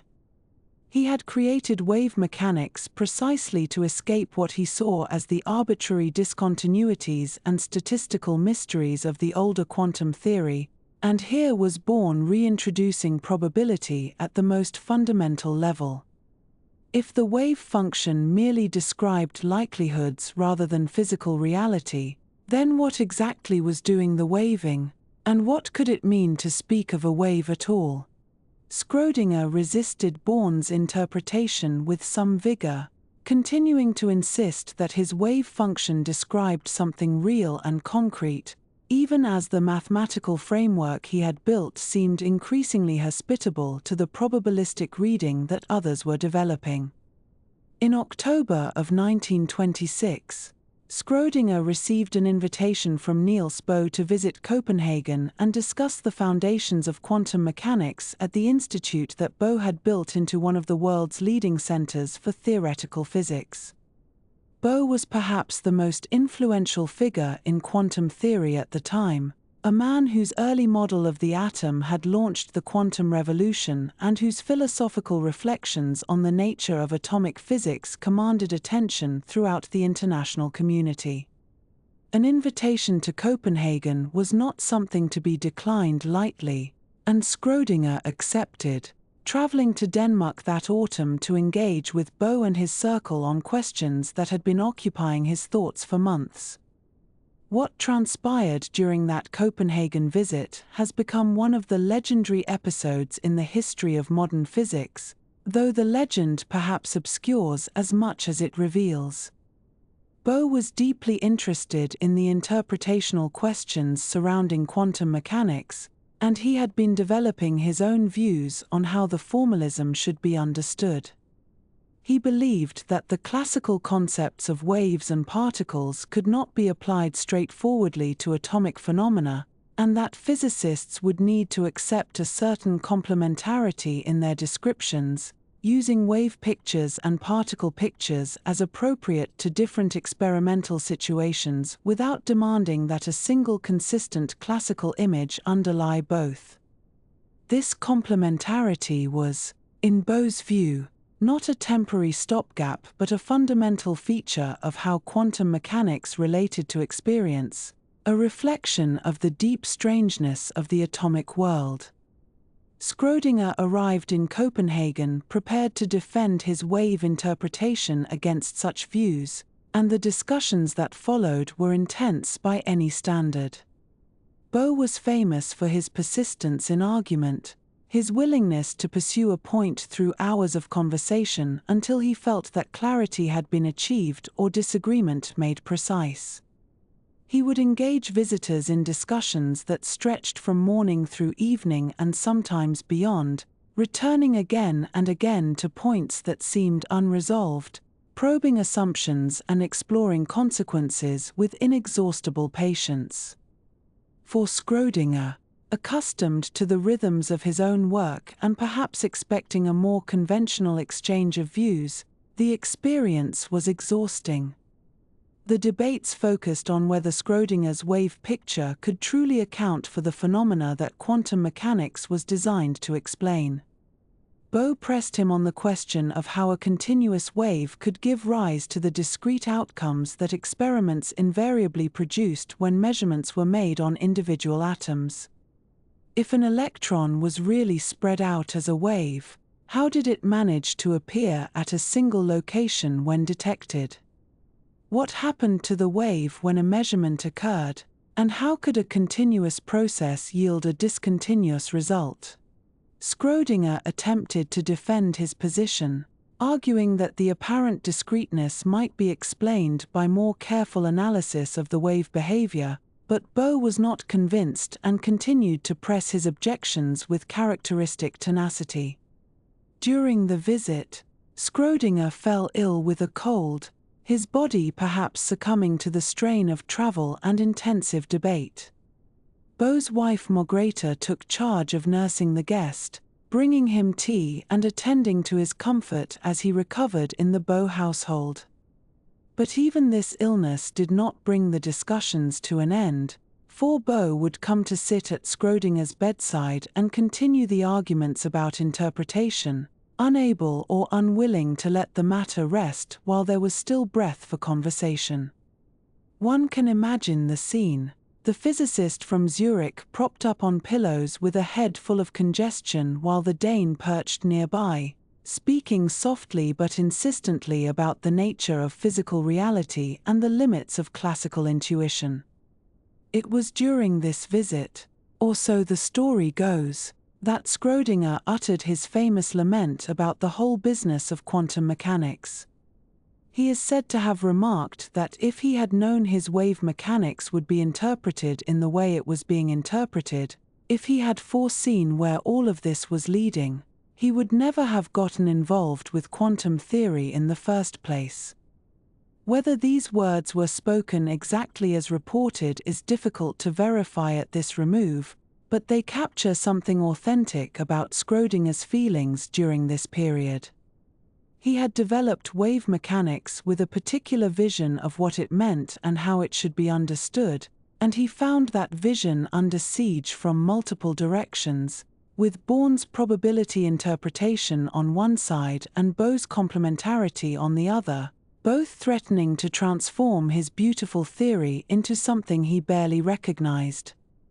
Schrödinger returned to Zurich from Copenhagen without having been converted to Bohr's point of view, and the interpretational divide that their discussions had illuminated would persist throughout the subsequent development of quantum mechanics. In the years that followed, what came to be called the Copenhagen interpretation, associated with Bohr, Heisenberg, and their circle, would achieve something like official status among many physicists, becoming the standard way of presenting quantum mechanics in textbooks and courses. But Schrödinger never made peace with this interpretation, continuing to voice his objections and to seek alternative ways of understanding the formalism he had helped to create. The year 1927 brought further honors and opportunities for Schrödinger, confirming his place among the leading physicists of his generation. Most significantly, he received an invitation to take up the chair of theoretical physics at the University of Berlin, succeeding Max Planck himself in what was widely regarded as the most prestigious physics position in all of Germany. Planck had occupied this chair for decades, presiding over the development of quantum theory from its earliest origins, and to be chosen as his successor was a recognition of the highest order. Schrödinger accepted the invitation and began preparing to move from Zurich to Berlin, a transition that would place him at the heart of the German physics establishment during a period of remarkable productivity and creativity. The Berlin position brought membership in the Prussian Academy of Sciences, one of the oldest and most distinguished scientific societies in Europe. Election to the Academy was a mark of esteem reserved for researchers who had made contributions of lasting importance to their fields, and Schrödinger joined a roster of members that included some of the greatest names in the history of science. He was now a colleague of Einstein, who had held a position in Berlin since before the war and who shared many of Schrödinger's reservations about the emerging Copenhagen consensus on quantum interpretation. The two men would develop a warm relationship in the years to come, united in part by their common skepticism toward the probabilistic and complementary readings of quantum mechanics that were gaining acceptance elsewhere. Also in 1927, the Fifth Solvay Conference convened in Brussels, bringing together the leading figures of quantum physics for discussions that would prove historically significant. The Solvay conferences were invitation-only gatherings sponsored by the Belgian industrialist Ernest Solvay, providing a forum for the most distinguished physicists to debate fundamental questions in an intimate and intensive setting. The 1927 conference focused on quantum mechanics, and its list of participants read like a directory of the field's founders and developers, including Bohr, Heisenberg, Born, Pauli, Dirac, de Broglie, and Einstein, along with elder statesmen like Planck and Lorentz. Schrödinger attended the conference and participated in discussions that revealed how deep the interpretational divisions had become. The debates between Einstein and Bohr drew particular attention, with Einstein raising objections to the Copenhagen interpretation that Bohr sought to answer in extended conversations that continued outside the formal sessions. Schrödinger found himself largely in sympathy with Einstein's concerns, sharing the conviction that quantum mechanics as interpreted by Bohr and his followers was somehow incomplete or philosophically unsatisfying. But the conference also made clear that the Copenhagen view had achieved considerable support among the younger generation of physicists, who found it a workable and productive framework for doing calculations and making predictions, whatever its philosophical limitations might be. Throughout this period, Schrödinger continued to publish papers extending and applying wave mechanics to various physical problems, demonstrating the fertility of the approach he had introduced. He worked on perturbation methods for handling systems that could not be solved exactly, developing techniques that would become standard tools in quantum calculations. He explored the relationship between his wave mechanics and the matrix mechanics of Heisenberg and Born, contributing to the understanding of how these seemingly different approaches were in fact mathematically equivalent, different languages for expressing the same underlying theory. This equivalence had been demonstrated by others as well, but Schrödinger's investigations helped to clarify the relationship and to show how problems formulated in one language could be translated into the other. His discomfort with Born's probability interpretation remained strong throughout this period and indeed throughout his life. Schrödinger believed that physics should aim to describe an objective reality existing independently of observation, and he found the Copenhagen emphasis on measurement and observation deeply problematic. If the wave function only acquired definite meaning through the act of measurement, if the formalism made essential reference to observers and their interventions, then something had gone wrong with the program of physics as Schrödinger understood it. He would later express these concerns more systematically, most famously through the thought experiment involving a cat that bears his name, but the roots of his objections lay in these early years when the interpretation of quantum mechanics was still being fought over and when alternative understandings still seemed viable. As 1927 drew to a close and Schrödinger prepared for his move to Berlin, he could look back on a period of extraordinary achievement and recognition. In less than 2 years he had transformed himself from a respected but not exceptional physicist into one of the most celebrated figures in his field, the author of an equation that would bear his name forever and that would serve as the foundation for countless applications in physics and chemistry. He had been welcomed into the most distinguished circles of German science and honored with positions and memberships that testified to the importance of his work.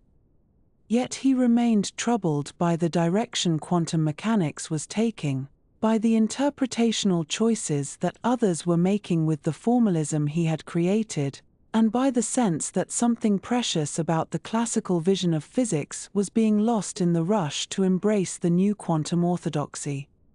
These tensions would accompany him into the Berlin years and beyond, shaping his relationship with the physics community and inspiring some of his most memorable contributions to the long debate about what quantum mechanics truly means. In the autumn of 1927, Erwin Schrödinger arrived in Berlin to take up what was almost certainly the most prestigious position in theoretical physics anywhere in the world, the chair that had belonged to Max Planck himself at the Friedrich Wilhelms Universität, which we know today as the Humboldt University of Berlin.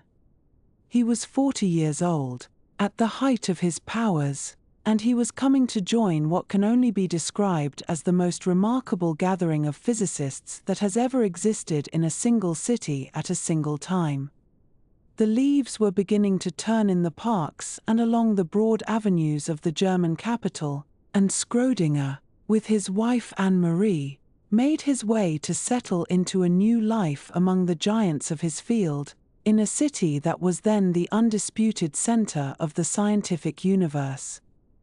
The position had become available because Planck, who had held the chair for decades and who had first introduced the quantum hypothesis back in 1900, had reached the age of retirement, though he remained active and present in the university and in the scientific life of the city.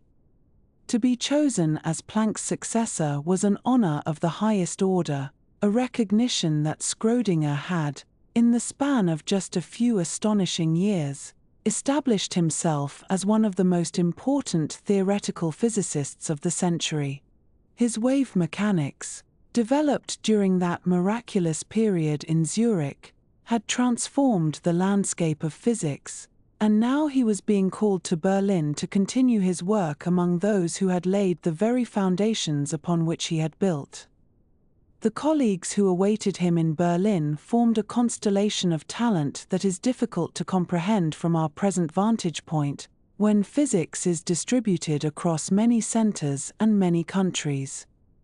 Max Planck, though retired from the chair, remained a towering presence, the grand old man of quantum theory, whose conservative and methodical temperament had not prevented him from launching the revolution that others would carry forward in directions he sometimes found uncomfortable. Albert Einstein had been in Berlin since 1914, holding a special research position at the Prussian Academy of Sciences that freed him from teaching duties and allowed him to pursue his work on general relativity and, in these later years, his increasingly solitary quest for a unified field theory. Max von Laue, who had discovered the diffraction of X-rays by crystals and who possessed one of the clearest minds and most upright characters in German science, was there as well, serving as a professor and a deputy director at the Kaiser Wilhelm Institute for Physics.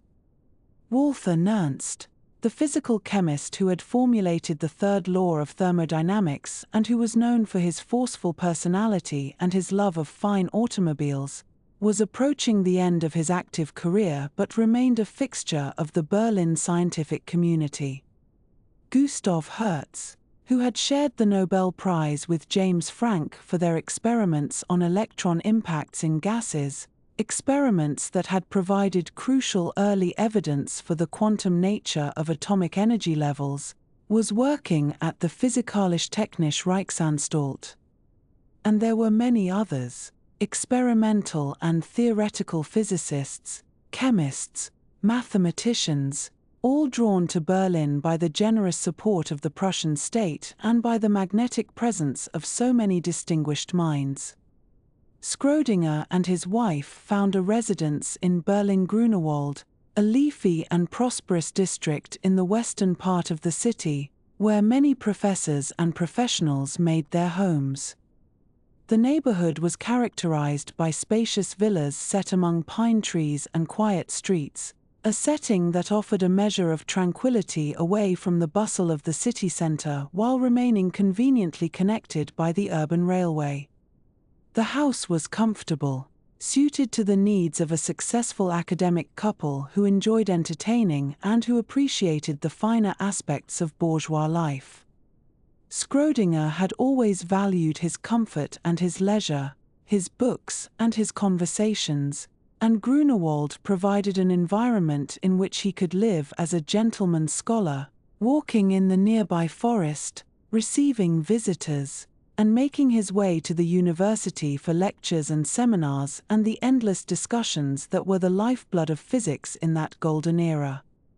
The academic life in Berlin was structured but not onerous, at least not for someone of Schrödinger's standing.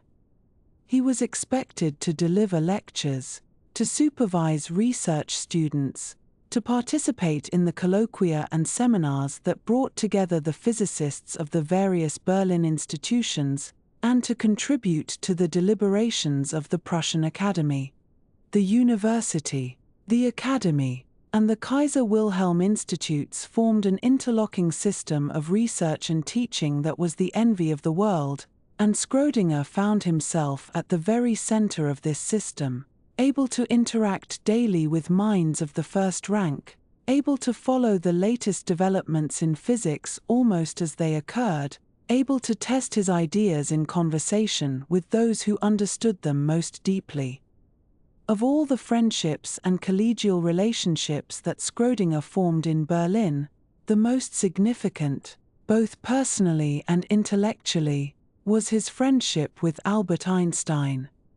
The two men had met before, of course, and Einstein had been among the first to recognize the importance of wave mechanics, writing to Schrödinger with enthusiasm when the first papers appeared, expressing his delight that someone had found an approach to quantum theory that was grounded in the continuous mathematical structures that Einstein himself found most congenial. Now, with Schrödinger in Berlin, the two men were able to see each other frequently, to walk together through the parks and forests of the western districts, to sit together in each other's homes, and to discuss at length the deep questions of physical theory that preoccupied them both.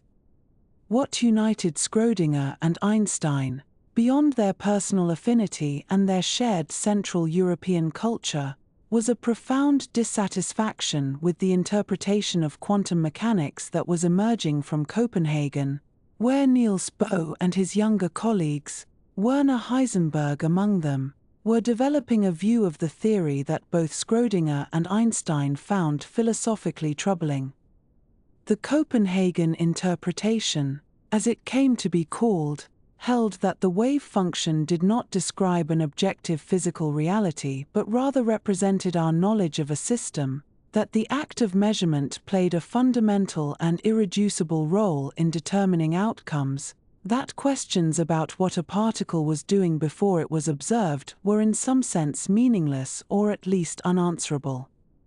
Heisenberg's uncertainty principle, formulated in 1927, seemed to place fundamental limits on what could be known about a system, and Bohr's principle of complementarity suggested that wave and particle descriptions were both necessary but mutually exclusive, applicable in different experimental contexts but never simultaneously.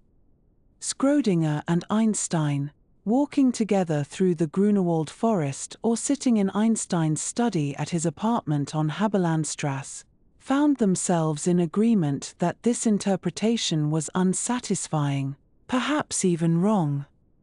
They did not doubt the mathematical formalism, which made predictions that were confirmed by experiment after experiment. But they could not accept that the formalism was the final word, that nature at its deepest level was irreducibly probabilistic, that the observer played a constitutive role in bringing about physical outcomes. Einstein's famous remark, that God does not play dice, captured one aspect of their discomfort, the rejection of fundamental chance. But there were other aspects as well, concerning the completeness of the quantum description, the nature of physical reality, the proper relationship between theory and the world it describes. These were questions that would occupy both men for the rest of their lives, questions that remain unresolved even today, and their Berlin walks were among the earliest sustained explorations of these deep interpretational problems by two of the finest minds ever to address them. Soon after his arrival in Berlin, Schrödinger was elected to membership in the Prussian Academy of Sciences, which had been founded in 1700 by Leibniz and which numbered among its past members many of the greatest scientists and scholars in history. Election to the Academy was a mark of the highest distinction, a recognition that one had made contributions of permanent value to human knowledge. Schrödinger delivered his inaugural address to the Academy, speaking on the topic of his wave mechanics and its implications for our understanding of the physical world, setting out his views in careful and measured language for an audience that included Planck and Einstein and the other luminaries of Berlin science. The address was a formal occasion, conducted according to traditions that reached back centuries, and Schrödinger acquitted himself well, demonstrating not only his scientific mastery but also his ability to communicate clearly and his sense of the historical and philosophical dimensions of his work. During his Berlin years, Schrödinger continued to work productively, though the miraculous burst of creativity that had produced wave mechanics in 1926 was not repeated. Such periods of intense discovery are rare in any scientist's life, and Schrödinger was now in a more settled phase, consolidating his achievements, exploring their implications, and contributing to the ongoing development of quantum theory and related fields. He worked on the relativistic generalization of his wave equation, seeking a version that would be consistent with Einstein's special theory of relativity, as the original Schrödinger equation was not. This problem turned out to be surprisingly subtle, and the equation that results, now known as the Klein-Gordon equation, was actually discovered independently by several people, including Oskar Klein and Walter Gordon, around the same time that Schrödinger was working on it. The Klein-Gordon equation correctly incorporates relativistic effects for particles without spin, though it was later understood that electrons, which do have spin, require a different treatment, the one that Paul Dirac would provide with his famous equation of 1928. Schrödinger's work in this area contributed to the understanding of relativistic quantum mechanics, even if the final formulation came from other hands. Schrödinger also continued to work on statistical mechanics, the field in which he had first made his reputation, applying his deep understanding of thermodynamics and probability theory to various physical systems. He was a master of this subject, with an intuition for the behavior of large ensembles of particles that complemented his work on the wave mechanics of individual atoms and molecules. And he continued to write and think about the interpretation of quantum mechanics, producing papers that challenged the Copenhagen viewpoint and that sought to articulate a more realistic understanding of the wave function and its relationship to the physical world. These interpretational papers were not always well received by the physics community, many of whom were content to use the formalism without worrying too much about what it meant, but they established Schrödinger, along with Einstein, as one of the leading critics of the prevailing orthodoxy, a role he would continue to play for the rest of his life. The year 1933 brought both triumph and darkness. In November of that year, it was announced that Schrödinger had been awarded the Nobel Prize in Physics, sharing the honor with Paul Dirac, the brilliant and taciturn English theorist who had developed his own formulation of quantum mechanics and who had discovered the relativistic wave equation for the electron. The prize was awarded, in the formal language of the Nobel Committee, for the discovery of new productive forms of atomic theory, a recognition that wave mechanics and Dirac's contributions had transformed our understanding of the atomic world. The news was received with joy by Schrödinger's colleagues in Berlin and around the world, though for Schrödinger himself it came at a time when joy was difficult to sustain. In December of 1933, Schrödinger and Dirac traveled to Stockholm for the Nobel ceremonies, which were held as always in the presence of the Swedish royal family and the assembled dignitaries of the Swedish Academy. Schrödinger delivered his Nobel lecture, speaking about wave mechanics and its significance, setting out for the distinguished audience the ideas that had earned him the prize. The ceremonies were formal and splendid, the banquet was elegant, and the two laureates were honored as befitted their achievements. But the world from which Schrödinger had come, the Berlin of Planck and Einstein and the great concentration of talent, was already being destroyed, and Schrödinger knew it. Adolf Hitler had been appointed Chancellor of Germany in January of 1933, and in the months that followed, the Nazi regime had begun its systematic assault on the institutions of German life, including the universities and the scientific establishment. The law for the restoration of the professional civil service, enacted in April, required the dismissal of Jewish professors and civil servants, along with those deemed politically unreliable. Across Germany, distinguished scholars were being driven from their positions, their life's work disrupted, their futures suddenly uncertain or worse. In Berlin, the effects were devastating. Einstein, who was Jewish and who had been a target of nationalist hatred for years, had been out of the country when Hitler came to power, and he never returned, settling eventually at the Institute for Advanced Study in Princeton. Gustav Hertz, whose father was Jewish, was forced from his position. Max von Laue, who was not Jewish but who made no secret of his opposition to the regime, found himself increasingly isolated and embattled. The great community of physics that had made Berlin the center of the scientific world was being broken apart, scattered to the four winds by ideology and persecution. Schrödinger was not Jewish, and he was not personally targeted by the racial laws. He was an Austrian citizen, which gave him some protection, and he had no history of political activity that would mark him as an enemy of the regime. But he was deeply uncomfortable with what was happening around him, morally revolted by the treatment of his colleagues, and temperamentally unsuited to the kind of conformity and compromise that survival in Nazi Germany would require. He did not like to make scenes or to take public stands, he valued his privacy and his quiet life, but neither could he bring himself to pretend that all was well or to collaborate with a system he found abhorrent. The atmosphere in the university grew oppressive, with Nazi students and party members asserting their presence, with the traditional freedoms of academic life curtailed, with fear and suspicion poisoning the collegial relationships that had been the glory of Berlin science.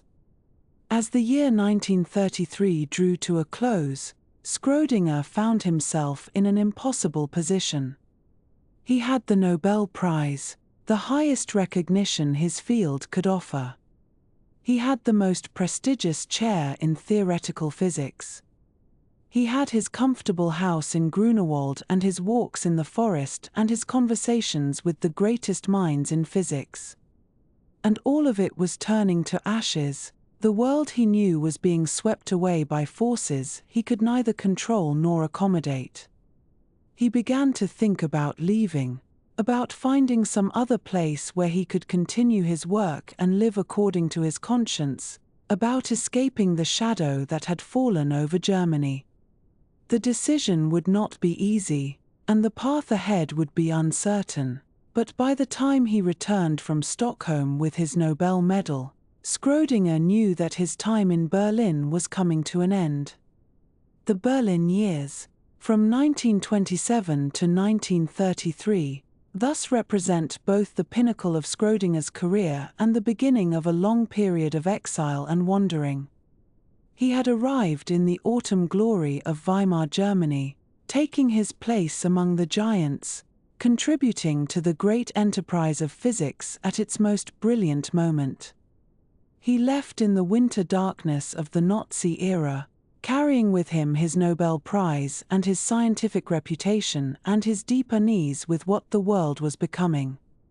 The community he had joined was destroyed, its members scattered or silenced, its achievements appropriated and distorted by a regime that cared nothing for truth or for the humane values that science at its best embodies.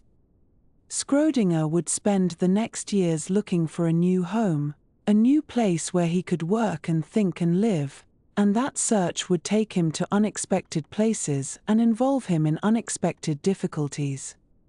But all of that lay ahead, in the uncertain future, as the year 1933 came to its troubled end and Erwin Schrödinger contemplated, perhaps during one last walk through the Grunewald forest, what he had gained and what he had lost and what he must do next.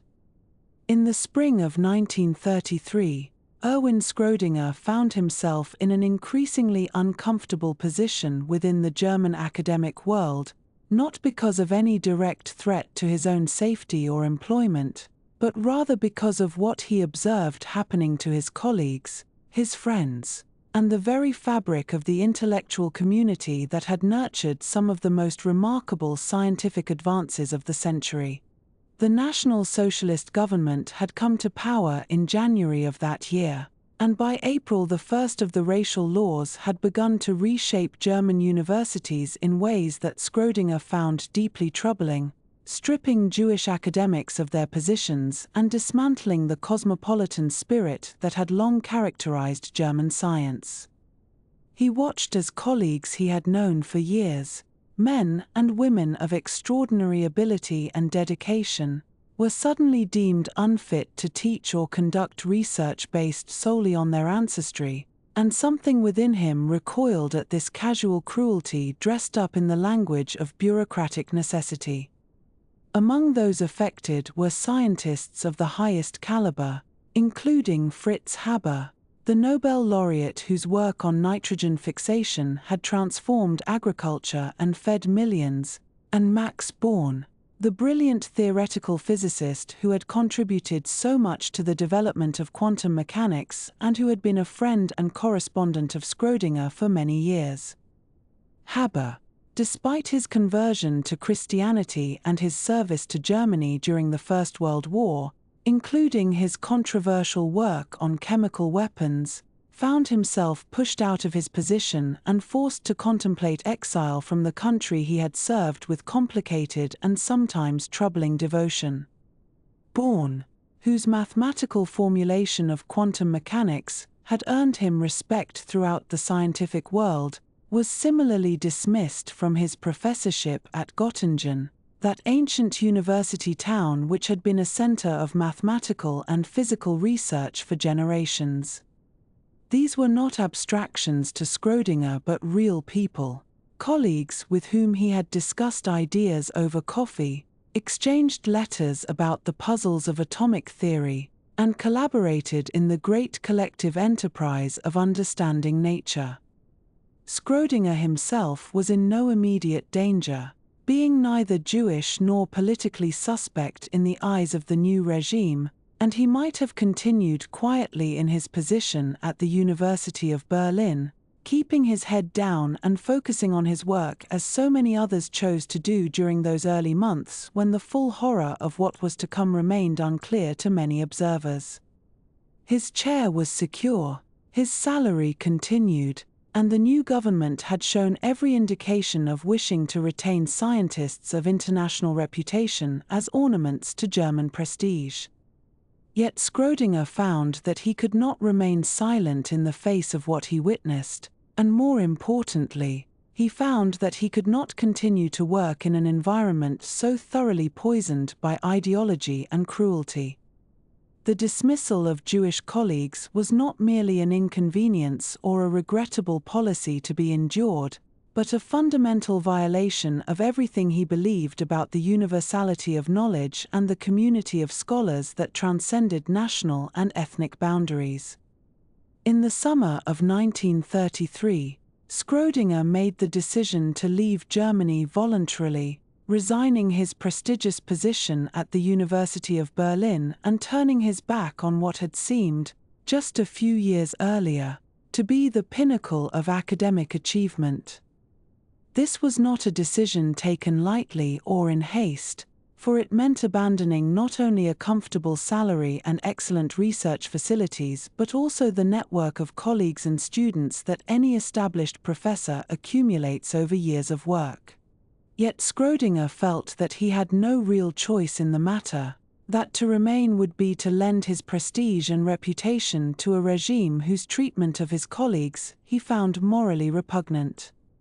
He was not a particularly political man in the conventional sense, preferring the contemplation of wave equations to the rough and tumble of partisan debate, but this was not a matter of politics as he understood it, rather a matter of basic human decency and the integrity of the scientific enterprise itself. His departure from Germany brought him, somewhat unexpectedly, to the ancient university city of Oxford, where he had been offered a fellowship at Magdalen College through the intervention of Frederick Lindemann, the influential physicist who would later become Winston Churchill's scientific advisor during the Second World War.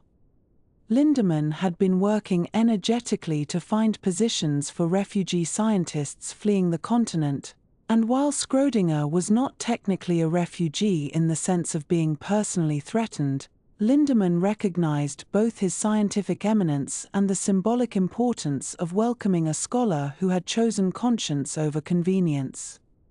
The fellowship at Magdalen was not a permanent position but rather a temporary arrangement, a place of refuge while more lasting solutions might be found, and Schrödinger accepted it with gratitude tinged perhaps with uncertainty about what the future might hold. Oxford in the 1930s was a place of ancient traditions and carefully maintained social customs, a world of college dinners and common rooms, of academic gowns and formal procedures that might have seemed quaint or even medieval to a continental European accustomed to different patterns of university life. The colleges operated with a degree of autonomy that would have been unfamiliar to someone trained in the German system, and the social expectations surrounding academic life extended well beyond the lecture hall and laboratory into matters of dress, comportment, and domestic arrangement. Schrödinger found much to admire in Oxford, including the beauty of the medieval architecture, the depth of the library collections, and the genuine hospitality extended to him by many of his new colleagues, yet he also found himself navigating social waters that proved rather more treacherous than he might have anticipated. The source of this social difficulty was not professional but personal, and it reflected the unconventional domestic arrangements that Schrödinger had maintained for some years and which he saw no reason to abandon simply because he had relocated to a new country. He arrived in Oxford accompanied not only by his wife Annie, to whom he had been married since 1920, but also by Hilda March, the wife of his Austrian colleague Arthur March, with whom Schrödinger had been conducting a romantic relationship for several years. This arrangement, while perhaps not entirely unheard of in certain continental circles, was decidedly unusual by the standards of 1930s Oxford, and it became rather more conspicuous when it emerged that Hilda was pregnant with Schrödinger's child. The three adults apparently lived in relatively close proximity, maintaining a domestic situation that defied easy categorization and that caused considerable discomfort among the more conventional members of the Oxford academic community. The child, a daughter named Ruth, was born in 1934, and while the precise arrangements surrounding her upbringing were complex and evolved over time, her existence was a matter of some awkwardness in the social context of Oxford. The colleges and their associated communities placed considerable weight on respectability and proper form, and whatever private arrangements academics might maintain, there was an expectation that public appearances would conform to conventional standards. Schrödinger seems to have been either unwilling or unable to modify his domestic situation to accommodate these expectations, perhaps because he genuinely saw nothing wrong with the way he had organized his personal life, or perhaps because he felt that matters of the heart should not be subject to the approval of college authorities. Whatever his reasoning, the situation created a persistent undercurrent of social discomfort that affected his relationships with colleagues and his prospects for permanent employment. It was during this somewhat awkward sojourn at Oxford that Schrödinger received news that might have seemed almost incongruously triumphant given the circumstances of his recent departure from Germany. In November of 1933, it was announced that he had been awarded the Nobel Prize in Physics, sharing the honor with Paul Dirac of Cambridge, for the discovery of new productive forms of atomic theory.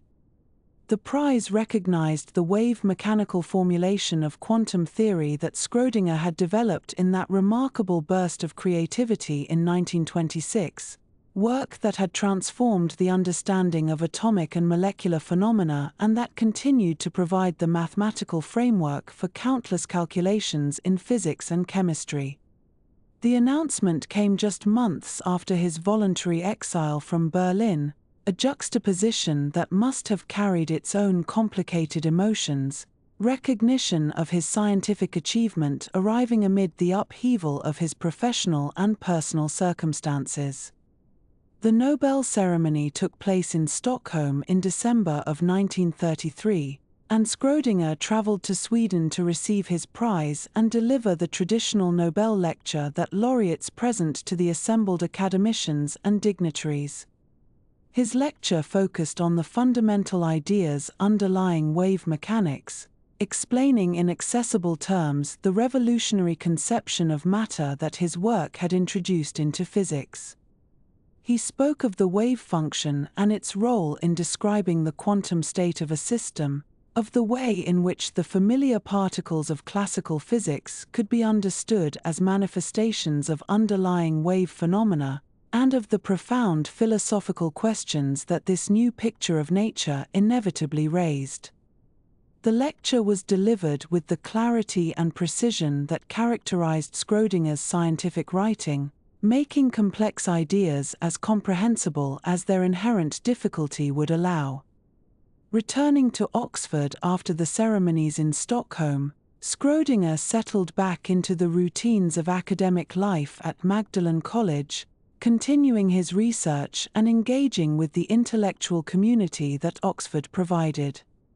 He gave lectures and seminars, discussing the latest developments in quantum theory and exploring the philosophical implications of the new physics with anyone who cared to listen. Yet despite these activities and despite the prestige that the Nobel Prize conferred, his position at Oxford remained precarious and temporary, a fellowship rather than a permanent appointment, and the question of his long-term future remained unresolved. The social difficulties surrounding his domestic arrangements did not help matters, creating obstacles to the kind of permanent integration into Oxford life that might have led to a more secure position. There were negotiations during this period aimed at finding a way for Schrödinger to remain at Oxford on a more permanent basis, discussions involving college officials and university administrators about the possibility of creating or filling a position that would suit his eminence and his needs. These negotiations, however, ultimately came to nothing, collapsing for reasons that probably included a combination of financial constraints, institutional politics, and the lingering discomfort over his unconventional living arrangements.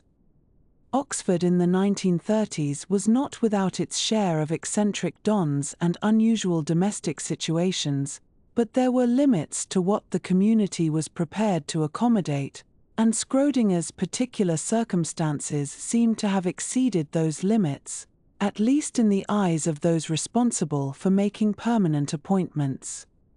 As the prospect of remaining at Oxford faded, Schrödinger began to consider other possibilities for his future, other institutions that might offer a more secure and welcoming home for his work.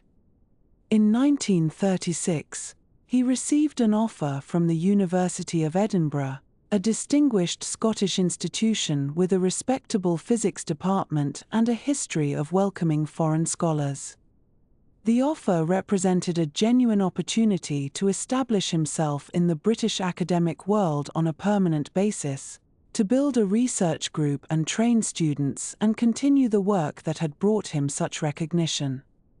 Edinburgh was not Oxford, certainly, lacking perhaps some of the ancient prestige and accumulated tradition, but it was a serious university with serious resources, and the position on offer was a real one rather than a temporary fellowship dependent on the continued goodwill of college authorities. Yet Schrödinger, for reasons that have never been entirely clear and that may have reflected a combination of homesickness, misjudgment, and simple wishful thinking, declined the Edinburgh offer and made instead a decision that would prove remarkably unwise given the political circumstances of the time. He chose to return to Austria, accepting a position at the University of Graz, apparently believing that his homeland might offer a safe haven from the turmoil that had driven him from Germany 3 years earlier. Austria in 1936 was not yet part of the German Reich, maintaining a precarious independence under an authoritarian but not yet Nazi government, and perhaps Schrödinger allowed himself to believe that this independence would persist, that Austria would remain a place where he could work in peace without the moral compromises that life in Germany would have required. This decision to return to Austria reflected a miscalculation that many observers of European politics in the mid-1930s shared, an underestimation of the expansionist ambitions of the Nazi regime and an overestimation of Austria's ability to maintain its sovereignty in the face of German pressure. The signs of what was to come were visible to those who chose to see them, but many people, including many highly intelligent people, found reasons to believe that the situation would somehow stabilize, that the worst would not in fact come to pass. Schrödinger was not alone in this misjudgment, though he would soon have reason to regret it, and his acceptance of the position at Graz marked the beginning of a new chapter in his wanderings, one that would eventually see him flee once again, this time under considerably more urgent circumstances.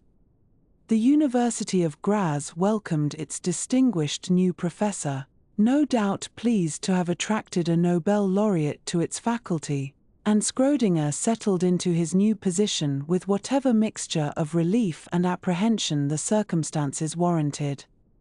He was back in a German-speaking environment, surrounded by the familiar culture and landscapes of his youth, and perhaps this homecoming brought some measure of comfort after the years of displacement and uncertainty.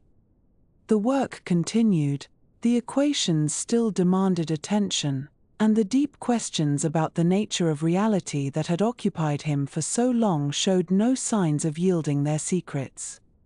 For a time, the arrangement at Graz must have seemed workable, a reasonable solution to the problem of finding a stable home for a wandering physicist whose personal life and political conscience had complicated his career in ways he might never have anticipated. Yet even as Schrödinger established himself in Graz, the forces that would soon upend his life once again were gathering strength just across the border in Germany, and the relative tranquility of Austrian independence was living on borrowed time. The Nazi regime had not abandoned its designs on Austria, and the pressure for unification, or Anschluss as it was called, continued to build throughout the late 1930s. Schrödinger could not have known precisely what was coming or how quickly events would unfold, but the decision to return to a country so precariously positioned between independence and absorption into the Reich was, with the benefit of hindsight, a choice that would soon require him to make another hurried departure, another flight from circumstances that had become untenable. But that chapter of his story lay still in the future, and for now, in 1936, he was a professor at Graz, a Nobel laureate returned to his homeland, working on his equations and hoping, perhaps, that the storm clouds gathering over Europe might somehow pass without breaking. In the year 1936, Erwin Schrödinger made a decision that would seem, in retrospect, to have been touched by a certain poignant optimism, or perhaps by a deep and abiding homesickness that overrode his better judgment. He accepted a professorship at the University of Graz, in southeastern Austria, returning to the country of his birth after several years of voluntary exile. This was the same country he had left in 1933, when he had departed from Berlin in quiet protest against the dismissal of Jewish colleagues and the gathering darkness of National Socialist policies. Now, 3 years later, he convinced himself, or allowed himself to be convinced, that Austria might remain a safe harbor, that the political situation might stabilize, that a man could simply go home again and take up the threads of an ordinary academic life. Friends and colleagues warned him that this was not wise. They pointed to the obvious signs of instability, to the pressure that Germany was placing on Austrian independence, to the uncertain future that lay ahead for anyone who had publicly disagreed with the Nazi regime. But Schrödinger was tired of wandering, tired of the provisional nature of his existence in Oxford, where he had never quite felt settled, and perhaps tired too of the complicated personal arrangements that had made his social position there somewhat awkward. Austria called to him with the voice of familiar landscapes, familiar language, and the promise of a permanent position where he might work in peace. Graz welcomed him warmly enough at first. The university was pleased to have a Nobel laureate on its faculty, and Schrödinger was pleased to be back among the rolling hills and the particular quality of light that he remembered from his youth. He took up his lectures, he continued his research, and he allowed himself to believe that perhaps everything would be all right after all. His wife Annie was with him, as she had been throughout all his travels, and they established themselves in the city with something approaching contentment. For a brief period, it must have seemed as though the gamble had paid off, as though the pessimists had been wrong, as though Austria would indeed chart its own course independent of its larger and more aggressive neighbor. But history, as we know, does not always accommodate such hopes. The pressure from Nazi Germany continued to mount, and the Austrian government found itself increasingly unable to resist. Chancellor Kurt Schuschnigg attempted various maneuvers to preserve Austrian independence, including a proposed plebiscite that would have allowed the Austrian people to vote on whether they wished to remain a separate nation. This was precisely the kind of democratic expression that Adolf Hitler could not permit, for there was no guarantee that the result would favor annexation, and a negative vote would have been a serious embarrassment to German expansionist ambitions. In early March of 1938, Hitler demanded Schuschnigg's resignation and the cancellation of the plebiscite. Schuschnigg complied, recognizing that he had no military means to resist, and on the 12th of March, German troops crossed the border into Austria. This was the Anschluss, the joining together, the annexation that united Austria with Nazi Germany and erased Austrian independence from the map of Europe. The German forces met no resistance. Indeed, they were greeted by cheering crowds in many places, by people waving flags with swastikas, by an outpouring of enthusiasm that revealed just how deeply National Socialist ideology had taken root in certain segments of Austrian society. Within days, Austria ceased to exist as an independent nation and became instead a province of the Greater German Reich. The Austrian government was dissolved, Austrian laws were replaced by German laws, and the full apparatus of the Nazi state began to extend its reach into every corner of Austrian life. Jews were immediately targeted for persecution, political opponents were arrested, and anyone who had ever expressed reservations about National Socialism found themselves in a suddenly dangerous position. Schrödinger's position was precarious in the extreme. He had left Germany in 1933 under circumstances that marked him clearly as someone unsympathetic to the regime. He had not joined the Nazi Party, he had made no secret of his distaste for their racial policies, and his departure from Berlin had been a quiet but unmistakable statement of disapproval. Now the regime he had fled had followed him home, and he found himself trapped in a country that was no longer the Austria he had known but was instead an extension of the very system he had tried to escape. The Gestapo began compiling lists of unreliable individuals, and a Nobel Prize winner who had walked away from a prestigious position in Berlin was certain to attract their attention. What followed was one of the most painful episodes in Schrödinger's life, an episode that would cause him shame and regret for years afterward. Under pressure that we can only imagine, facing consequences that were made terrifyingly clear to him, Schrödinger agreed to sign a public statement expressing his loyalty to the new regime. This statement was published in a Graz newspaper in March of 1938, and its language was that of a man bending to forces beyond his control. In the statement, he expressed his support for the Anschluss and for the new order in Austria, using phrases that aligned him with a regime he found morally repugnant. He spoke of his previous opposition as a mistake, as a failure to understand what National Socialism truly represented, and he pledged his support going forward. The words were his, in the sense that he signed his name to them, but they were not his in any deeper sense. They were the words of a man who believed, perhaps correctly, that his life or his freedom depended on saying what was demanded of him. The publication of this statement brought him no lasting safety, only a temporary reprieve and a permanent stain on his conscience.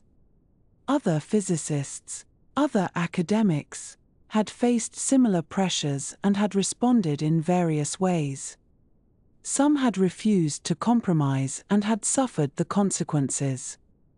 Others had made accommodations of one kind or another, each according to their own circumstances and their own assessment of what was possible. Schrödinger's statement was more public and more explicit than most, and it would follow him for the rest of his life. He later repudiated it completely, expressing deep regret and explaining the duress under which it had been written. Those who knew him understood that the words did not represent his true convictions, that he had never been a sympathizer with National Socialism, that the statement was an act of desperate self-preservation rather than a genuine change of heart. But the episode remained a source of profound personal anguish, a reminder of how easily principles could be compromised when survival was at stake, and a lesson in the terrible choices that authoritarian regimes force upon ordinary individuals. Even the humiliating confession did not ultimately protect him. The Nazi authorities continued to view him with suspicion, and perhaps the very fact that he had needed to make such a statement marked him as someone whose loyalty could never be fully trusted. In August of 1938, just 5 months after the Anschluss, Schrödinger was dismissed from his position at the University of Graz. The official reason given was that he was politically unreliable, a designation that could cover a multitude of sins in the eyes of the regime. His previous departure from Berlin had not been forgotten. His associations with Jewish colleagues had been noted. His lack of enthusiasm for party activities had been observed. The confession he had signed was apparently insufficient to outweigh these marks against him, and he found himself without a position, without income, and in a country where being designated as politically unreliable could be the prelude to far worse consequences. The situation was now truly dangerous. Schrödinger and Annie needed to leave Austria, but leaving was not a simple matter. The borders were controlled, travel documents were required, and the authorities might at any moment decide to prevent their departure or to take more direct action against them. Schrödinger had his German passport, the document that had been issued to him as a citizen of the German Reich, but this very passport could be confiscated if the authorities chose to do so, leaving him stranded and vulnerable. He reached out to his network of colleagues and friends, the community of physicists who had worked together across national boundaries in the years before politics had made such collaboration so difficult. These connections would prove essential in the weeks ahead. The escape from Austria came in September of 1938, and it was accomplished with the help of careful planning and considerable luck. Schrödinger and Annie packed what they could carry, leaving behind their home and most of their possessions, and boarded a train heading south toward Italy. They were accompanied by Arthur March and his wife Hilda, the couple with whom the Schrödingers had maintained their unconventional domestic arrangement for years. The four of them traveled together, hoping that their departure would attract no special notice, that they would be seen as ordinary travelers rather than as fugitives from a regime that had declared Schrödinger unreliable. At the border, there was always the possibility that their documents would be examined too closely, that questions would be asked for which they had no satisfactory answers, that the German passport in Schrödinger's pocket would be taken from him and their journey brought to an end. But the crossing went smoothly enough, and they entered Italy with a sense of relief that must have been tempered by uncertainty about what would come next. Rome was their first destination, a brief stopping point where they could gather themselves and make contact with those who might help them find a more permanent refuge. From Rome, they traveled northward to Oxford, returning to the city where Schrödinger had spent the years immediately following his departure from Berlin. Oxford offered temporary shelter and the company of colleagues who were sympathetic to his situation, but it was not clear that he could make a permanent home there. The position he had held before was no longer available, and the uncertain circumstances of his departure from Austria made his status complicated. He was now effectively stateless, a citizen of a country that had ceased to exist, holding a passport issued by a government that had declared him unreliable and might at any moment demand its return. From Oxford, the journey continued to Belgium, where the University of Ghent offered him a visiting position. This was another temporary arrangement, another stopping point on a journey that had no clear destination. Ghent was pleasant enough, a medieval city with a distinguished university, but it was also perilously close to Germany, and the political situation in Europe was growing more ominous by the day. The Munich Agreement had just been signed, giving Hitler the Sudetenland and demonstrating that the Western powers were willing to make significant concessions to avoid conflict. For a man fleeing the Nazi regime, Being in Belgium felt rather like sheltering in a house with a very thin wall between oneself and a dangerous neighbor. It was at this point that a remarkable intervention changed the course of Schrödinger's life. Eamon de Valera, the Taoiseach of Ireland, took a personal interest in bringing Schrödinger to Dublin.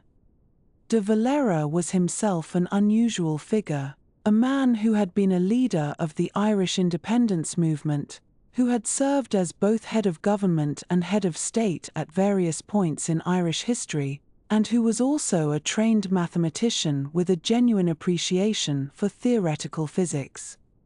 He had conceived the idea of establishing a new institute for advanced studies in Dublin, an institution modeled partly on the famous Institute for Advanced Study in Princeton, where Einstein had found refuge.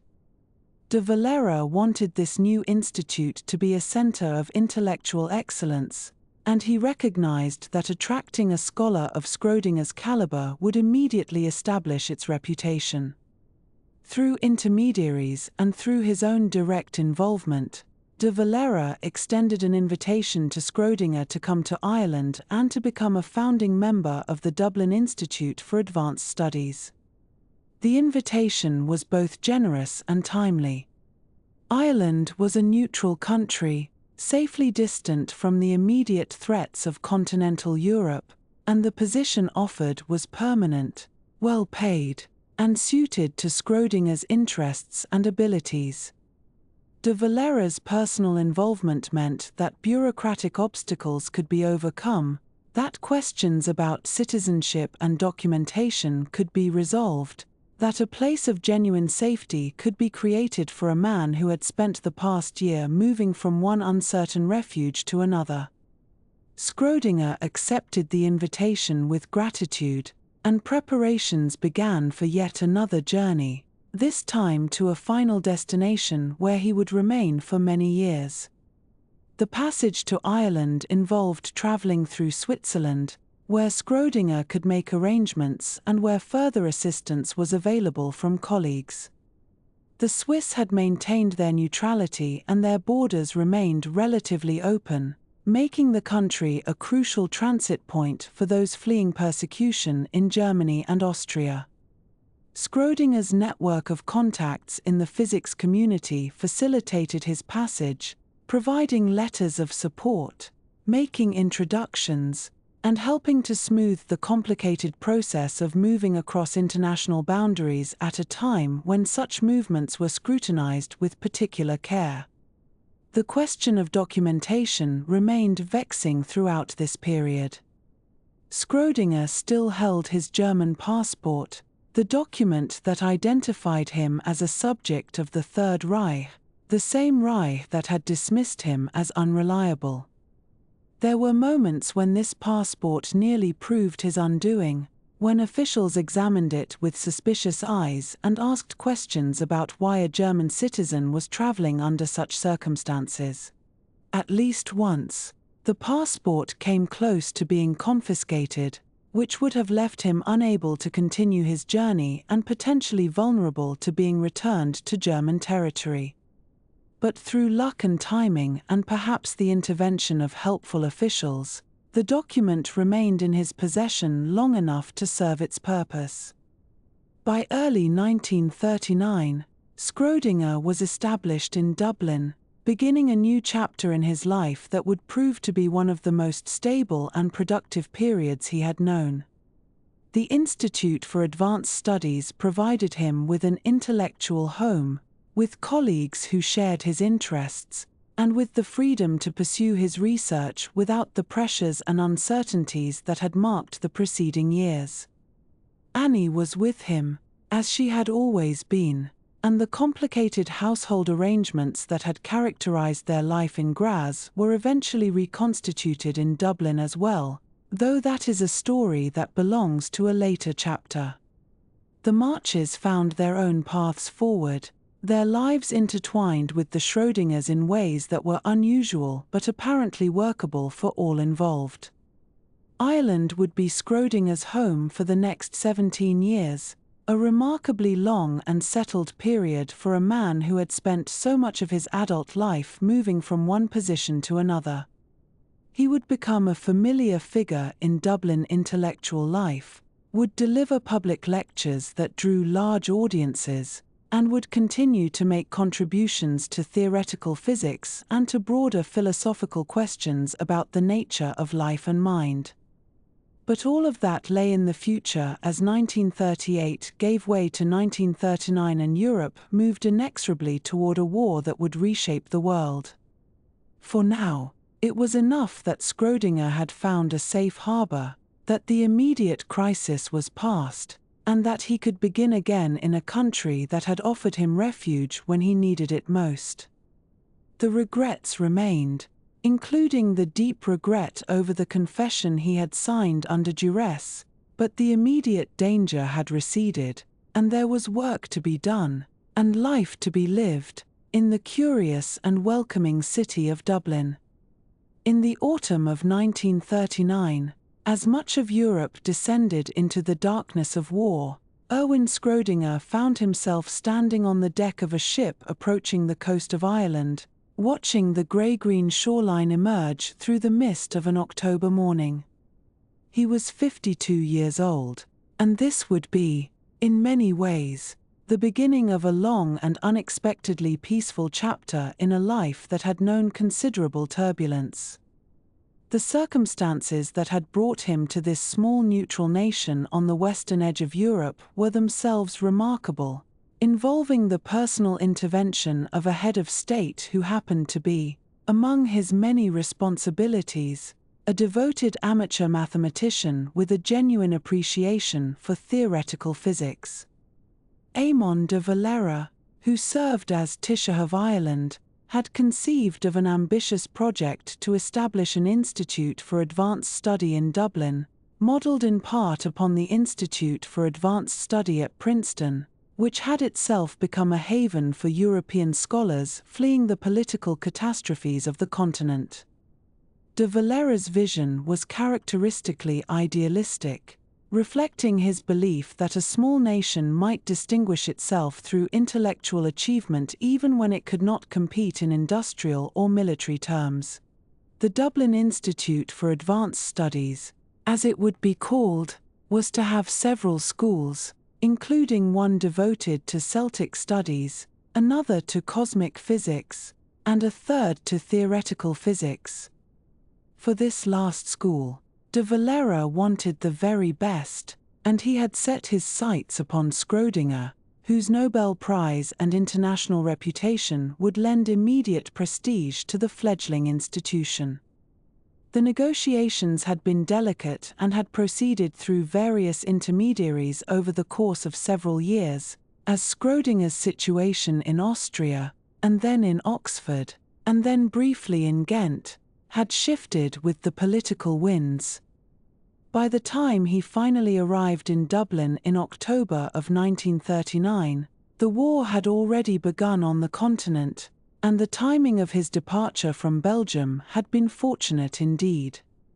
He came to Ireland not as a refugee in the desperate sense that many of his colleagues had experienced, but rather as an honored guest, recruited with considerable effort and expense by a government that genuinely valued what he might contribute to Irish intellectual life.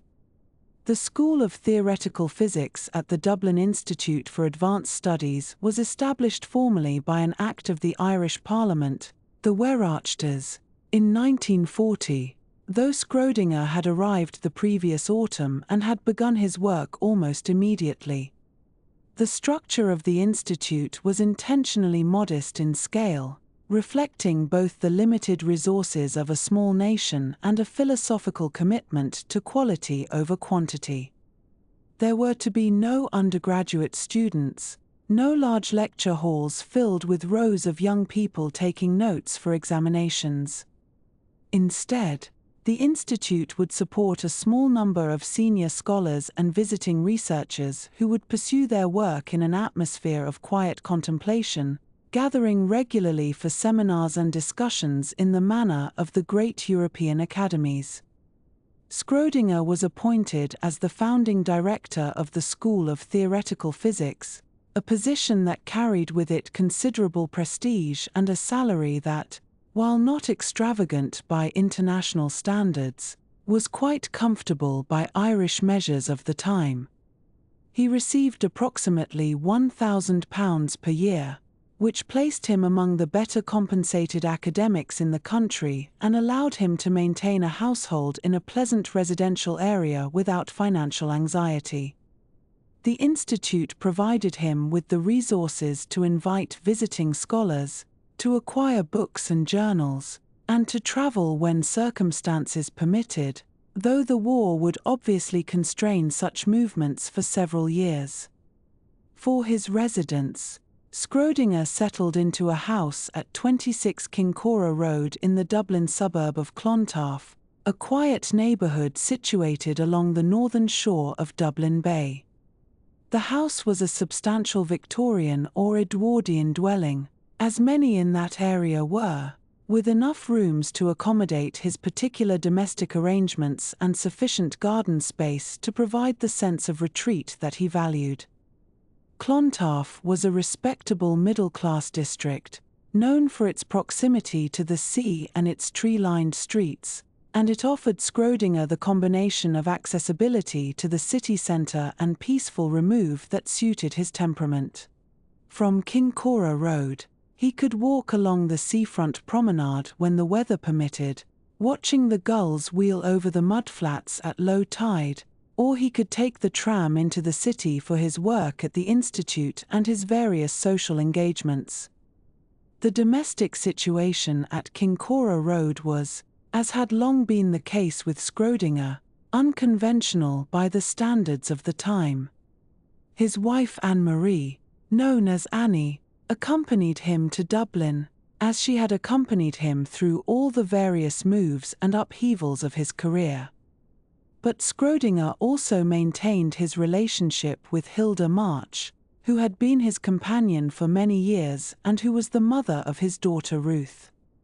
The precise living arrangements shifted over the course of his Dublin years, and at various times the household included configurations that would have raised eyebrows in the conservative Catholic society of mid-century Ireland, though the Irish, perhaps out of politeness or perhaps out of a certain worldly tolerance that coexisted with their official morality, generally chose not to inquire too closely into the private affairs of the distinguished foreign professor.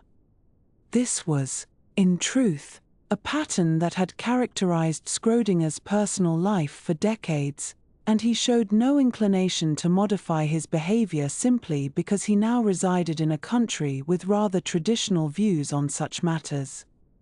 Annie had long since accommodated herself to her husband's romantic involvements, and the various women in his life seemed to have reached their own understandings with one another. The situation was undoubtedly complicated and must have involved considerable emotional negotiation, but Schrödinger himself appeared to regard it as simply the way he lived, neither defending it publicly nor concealing it with any great effort. The war years in Dublin were, for Schrödinger, a period of remarkable tranquility amid the general catastrophe that was engulfing so much of the world. Ireland maintained its policy of neutrality throughout the conflict, a stance that was controversial in some quarters but that resulted in the country being spared the bombing raids, the rationing, and the direct military involvement that affected nearly all of its neighbours. Dublin continued to function more or less normally, its shops open, its trams running, its cultural life proceeding with only moderate disruption. For a scholar who wished simply to think and to write and to discuss ideas with colleagues, it was an almost ideal situation, a pocket of calm in a world that had gone quite mad. At the Institute, Schrödinger gathered around him a small but distinguished group of colleagues and collaborators. Among the most significant of these was Walter Hitler, a German physicist who had fled the Nazi regime and who had made important contributions to quantum chemistry and to the theory of radiation. Hitler had been one of the pioneers in applying quantum mechanics to the chemical bond, work that had helped to establish the field that would come to be known as quantum chemistry, and his presence at the Dublin Institute added considerably to its intellectual weight. He and Schrödinger worked well together, sharing a common background in the German-speaking scientific world and a common commitment to the deep conceptual questions that underlay modern physics. Another important colleague was Cornelius Lanczos, a Hungarian-born mathematician and physicist who had worked with Einstein in Berlin and who brought to Dublin a formidable expertise in mathematical physics and numerical analysis. Lanczos was a gentle and scholarly man whose contributions to the mathematical foundations of physics were substantial, and his collaboration with Schrödinger on various technical problems enriched the work of both men. The seminars at the Institute, which typically involved only a handful of participants seated around a table in conversation rather than a lecturer addressing rows of students, allowed for the kind of detailed and unhurried discussion that Schrödinger found most congenial to serious thought. The research that occupied Schrödinger during his Dublin years was varied, but a significant portion of his effort went into attempts to construct a unified field theory, following in the footsteps of Einstein, who had devoted much of his later career to this same quest. The goal of such a theory was to combine gravity, as described by general relativity, with electromagnetism, and perhaps eventually with the quantum phenomena that governed the atomic world, into a single comprehensive mathematical framework. Einstein had been working on this problem for years, and Schrödinger corresponded with him about various approaches, sometimes finding himself in agreement and sometimes pursuing independent lines of investigation. This work on unified field theory was, in retrospect, something of a detour from the mainstream of physics, which during these years was moving in rather different directions.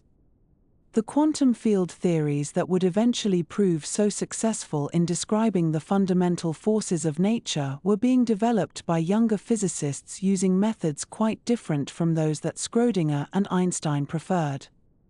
The two elder statesmen of physics shared a certain skepticism about the probabilistic interpretation of quantum mechanics and a certain hope that a deeper, more deterministic theory might eventually emerge. But this hope would not be fulfilled in their lifetimes, and the unified field theories they constructed did not survive critical scrutiny. Nonetheless, the work was serious and thoughtful, and Schrödinger published numerous papers on general relativity and related topics during his Dublin years. He explored various mathematical structures that might serve as the foundation for a unified theory, experimented with different ways of generalizing Einstein's equations, and engaged in extensive correspondence with physicists around the world about these problems. If the work did not ultimately prove fruitful, it was not for lack of effort or intelligence, but rather because the problems themselves were more difficult than anyone had imagined and because the correct approach, when it eventually emerged, would come from quite unexpected directions. But it was not his work on unified field theory that would prove to be Schrödinger's most influential contribution during his Dublin years. In February of 1943, he delivered a series of public lectures at Trinity College Dublin under the general title of What is Life? These lectures, which drew large and enthusiastic audiences, represented Schrödinger's attempt to bring the perspective of a theoretical physicist to bear upon the fundamental questions of biology, particularly the question of how living organisms manage to maintain their complex organization and to transmit hereditary information from one generation to the next. The lectures were delivered over 3 consecutive Fridays, and the audience included not only scientists and academics but also members of the general public, government officials, and even the Taoiseach himself, Eamon de Valera, who attended in person and sat in the front row. Trinity College Dublin, with its graceful Georgian architecture and its long tradition of learning, provided an appropriately distinguished setting for what would prove to be a landmark event in the history of ideas. Schrödinger spoke without notes, in his careful and precise English, guiding his listeners through a territory that lay at the intersection of physics, chemistry, and biology. The central argument of the lectures, which were published the following year in 1944 as a slim book also titled What is Life, concerned the physical basis of heredity. Schrödinger proposed that the hereditary material, whatever it might prove to be, must function as what he called an aperiodic crystal, a structure that combined the stability of a crystal with the information-carrying capacity of something more complex and variable.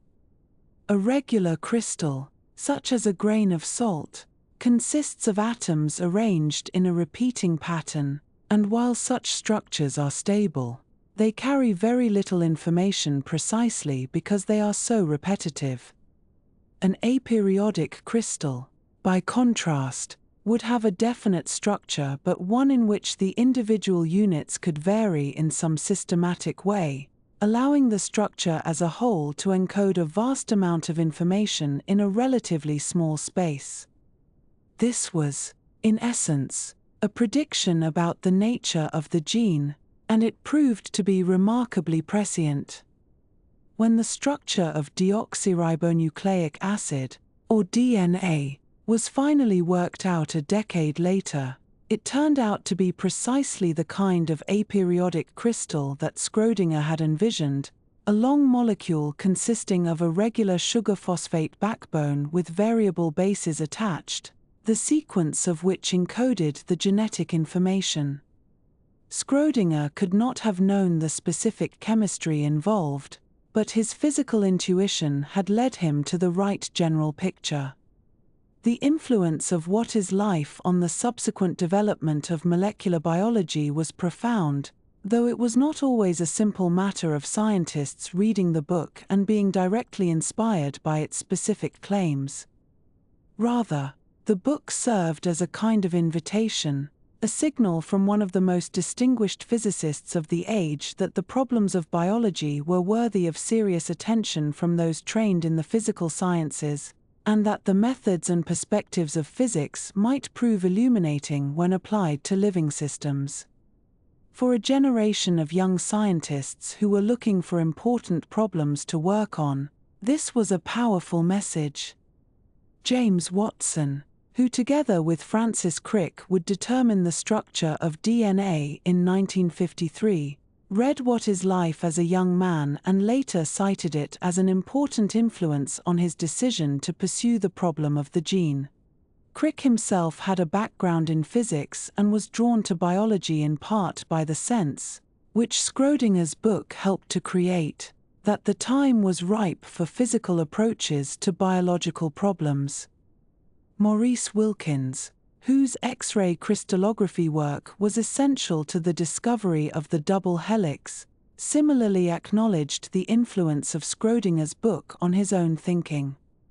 These three men would share the Nobel Prize for the DNA discovery, and all of them traced part of their intellectual lineage back to the lectures that Schrödinger delivered in Dublin in the winter of 1943. The book also contained some ideas that did not prove to be correct, including a proposal that living organisms might feed upon something Schrödinger called negative entropy, a concept that generated considerable discussion but that was not ultimately adopted by working biologists. But the incorrect ideas were less important than the correct ones, and the general spirit of the book, which treated biological phenomena as legitimate subjects for physical analysis without thereby reducing them to mere mechanism, proved to be enormously productive. Throughout these years, Schrödinger continued to write and to think about a wide range of topics beyond his professional work in physics. He was a cultivated man with broad interests, comfortable in several languages and well-read in philosophy, literature, and the history of ideas. He gave public lectures on various subjects, wrote essays for general audiences, and participated in the intellectual life of Dublin with evident enjoyment. The city, though small by continental European standards, had a lively cultural scene, and Schrödinger found himself welcomed into circles that appreciated both his scientific distinction and his personal charm. His life at Kincora Road settled into comfortable patterns. There were morning walks along the seafront, afternoons at the Institute discussing physics with Hitler and Lanchos and the various visitors who came through, evenings at home reading or entertaining guests. The war continued at a distance, its horrors reported in the newspapers but not directly experienced, and Schrödinger must have felt both relief at his own safety and sorrow at the destruction being visited upon the continent he had known and loved. Former colleagues were scattered across the world, some in America, some in Britain, some still in occupied Europe under circumstances that could only be guessed at. The Republic of Learning to which he belonged had been shattered by political catastrophe, and it was not clear whether or when it might be reassembled. But in Dublin, in the quiet of neutral Ireland, there was space to think and to work, to pursue the deep questions that had always fascinated him, and to contribute, through his lectures and his writings, to the great collective enterprise of human understanding. The years at the Dublin Institute for Advanced Studies would prove to be among the most productive of his later career, and the book that emerged from his Trinity College lectures would continue to influence scientists for generations to come, long after the specific technical papers on unified field theory had faded into the archives of a superseded research program. In the gentle rhythms of life at Kincora Road and in the seminars at the Institute, Schrödinger found a kind of peace that had eluded him in the turbulent years before, and he made good use of it. In the early months of 1943, Dublin found itself host to an unusual series of public lectures, the kind of intellectual gathering that might seem almost improbable given the circumstances of the wider world at that time. Europe remained locked in the grinding devastation of the Second World War, yet here in neutral Ireland, in the dignified surroundings of Trinity College Dublin, a small Austrian physicist with greying hair and round spectacles stood before an audience that included the Tisha Haymon de Valera himself, along with various diplomats, academics, and members of Dublin society who had come to hear what this Nobel laureate might have to say about a rather unexpected subject. The lectures took place on 3 consecutive Fridays in February, and the topic announced was simply this: what is life? It was a question that might have seemed to belong more naturally to philosophers or to biologists, and yet here was a man best known for his contributions to quantum mechanics, a man whose wave equation had reshaped our understanding of the subatomic world, now turning his attention to the most fundamental puzzle of existence itself, the question of what distinguishes living matter from the merely inanimate. The lecture hall was filled to capacity, with additional attendees turned away for want of space, and Schrödinger spoke in his careful, measured way, his voice carrying that distinctive Viennese lilt softened now by years of speaking English in Oxford and in Dublin. De Valera sat in the front row, for he had been instrumental in bringing Schrödinger to Ireland and establishing the Dublin Institute for Advanced Studies where Schrödinger now held his position, and the Tisha took a genuine personal interest in the work of the scientists he had helped to gather in this small neutral nation. The audience that February included not only those with scientific training but also writers, civil servants, and members of the diplomatic community, for Schrödinger had deliberately pitched his lectures at a level that an educated general audience might follow, avoiding mathematical formalism wherever possible and relying instead on careful analogies and patient explanation. What emerged from those 3 February lectures, and from the book that would follow in 1944 when Cambridge University Press published the expanded text under the title What is Life, was nothing less than a new way of thinking about the physical basis of biological phenomena. Schrödinger began from a simple observation that had long puzzled those who thought carefully about living systems, which was that the machinery of life seemed to operate at a scale where the statistical laws of physics that govern large collections of molecules might not reliably apply. In ordinary thermodynamics, in the physics of heat engines and gases and chemical reactions at the macroscopic scale, we rely upon the averaging out of countless random molecular events, and it is only because we are dealing with such enormous numbers of particles that we can speak of temperature and pressure and entropy as smooth continuous quantities.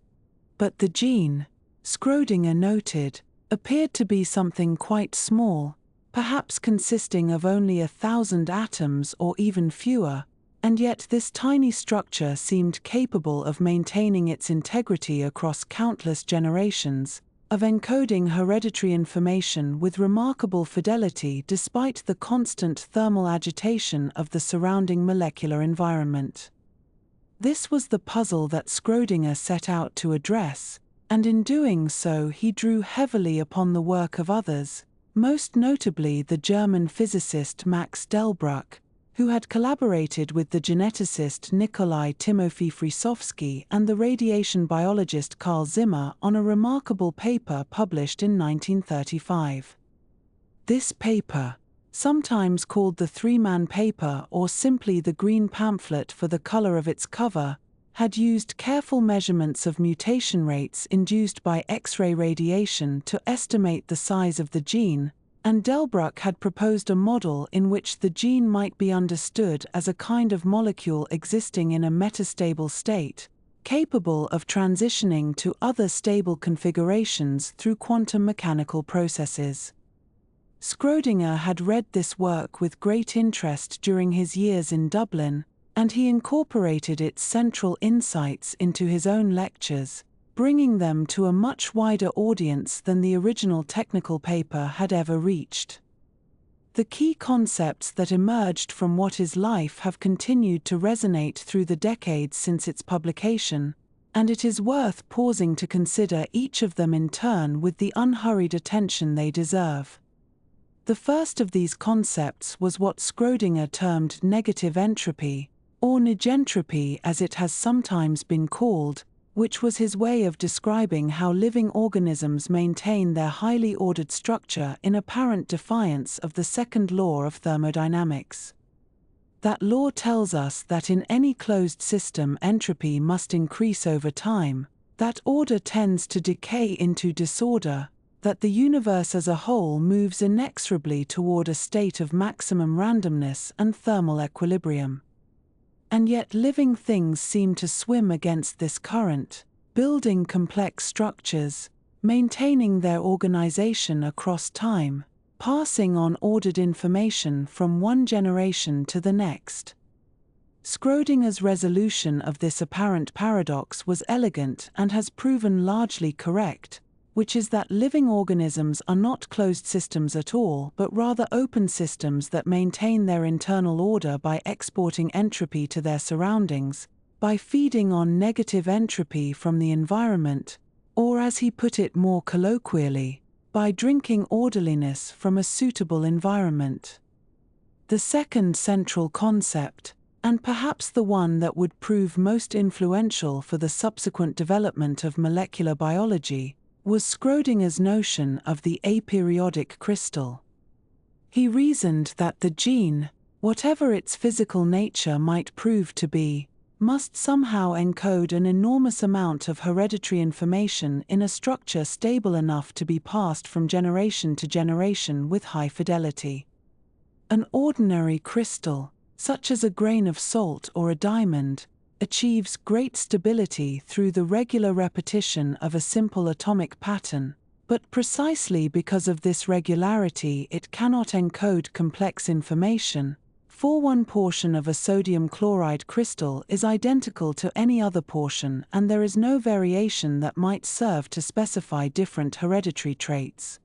What was needed instead, Schrödinger proposed, was something like a crystal in its stability but aperiodic in its structure, meaning that it would be composed of a sequence of different elements arranged in a linear fashion, like the letters of a very long word or the succession of digits in a decimal expansion, and it would be the particular sequence of these elements that would encode the hereditary information while the overall crystalline structure would provide the necessary stability. This was a remarkably prescient vision, for when James Watson and Francis Crick determined the double helical structure of deoxyribonucleic acid in 1953, almost exactly a decade after Schrödinger's Dublin lectures, they found precisely the kind of aperiodic crystal that Schrödinger had envisioned. The DNA molecule achieves its stability through the regular geometry of its sugar-phosphate backbone and the hydrogen bonding between paired bases, while the information content is carried in the specific sequence of those bases along the length of the molecule, a sequence that can vary enormously from one region to another and from one organism to another without disturbing the overall structural stability of the double helix. The parallel between Schrödinger's theoretical prediction and the actual physical reality of DNA is not exact in every detail, for he did not anticipate the particular mechanism of complementary base pairing or the double-stranded nature of the molecule, but the conceptual framework he provided proved to be remarkably fertile ground for those who would later work out the molecular details. The influence of what is life on the subsequent development of molecular biology can hardly be overstated, and this influence is particularly striking because it operated not through the conventional channels of scientific citation and technical development but rather through something more akin to inspiration or intellectual seduction. Francis Crick, who would share the Nobel Prize for the discovery of DNA structure, later wrote that Schrödinger's book had been an important influence on his decision to move from physics into biology, for it suggested that the fundamental problems of life might be amenable to the methods and concepts of physical science. James Watson too encountered the book as a young man and found in it a compelling argument for the significance of the gene as a proper object of scientific investigation.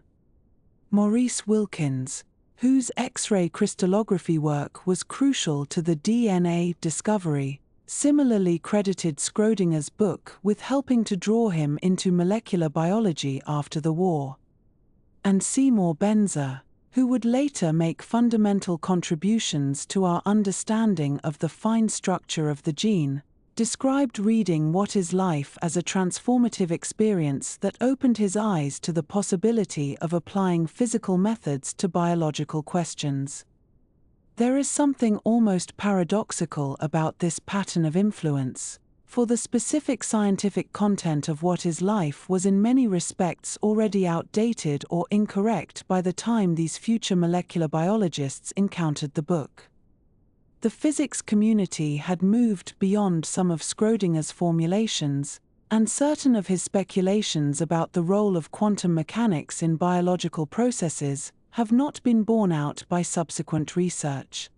Yet the book succeeded brilliantly at a different level, which was to communicate a vision of biology as a field ripe for transformation by physicists and chemists bringing their particular tools and conceptual frameworks to bear on questions that had previously been the province of naturalists and medical researchers. In this sense, What is Life functioned less as a technical contribution than as a kind of manifesto or invitation, and its influence was felt most strongly not among established biologists but among young physicists looking for new problems to tackle in the aftermath of the war. The publication of What is Life in 1944 did not mark the end of Schrödinger's engagement with questions beyond the boundaries of technical physics, but rather served as a kind of announcement that he intended to spend his later years exploring the broader philosophical and cultural implications of scientific thought. In the years that followed, while continuing his work at the Dublin Institute for Advanced Studies, he produced a series of smaller books and lectures that extended his reflections into ever wider territory. Science and Humanism appeared in 1951, presenting his thoughts on the relationship between scientific knowledge and human values, and addressing the question of what role science might play in the broader cultural life of humanity.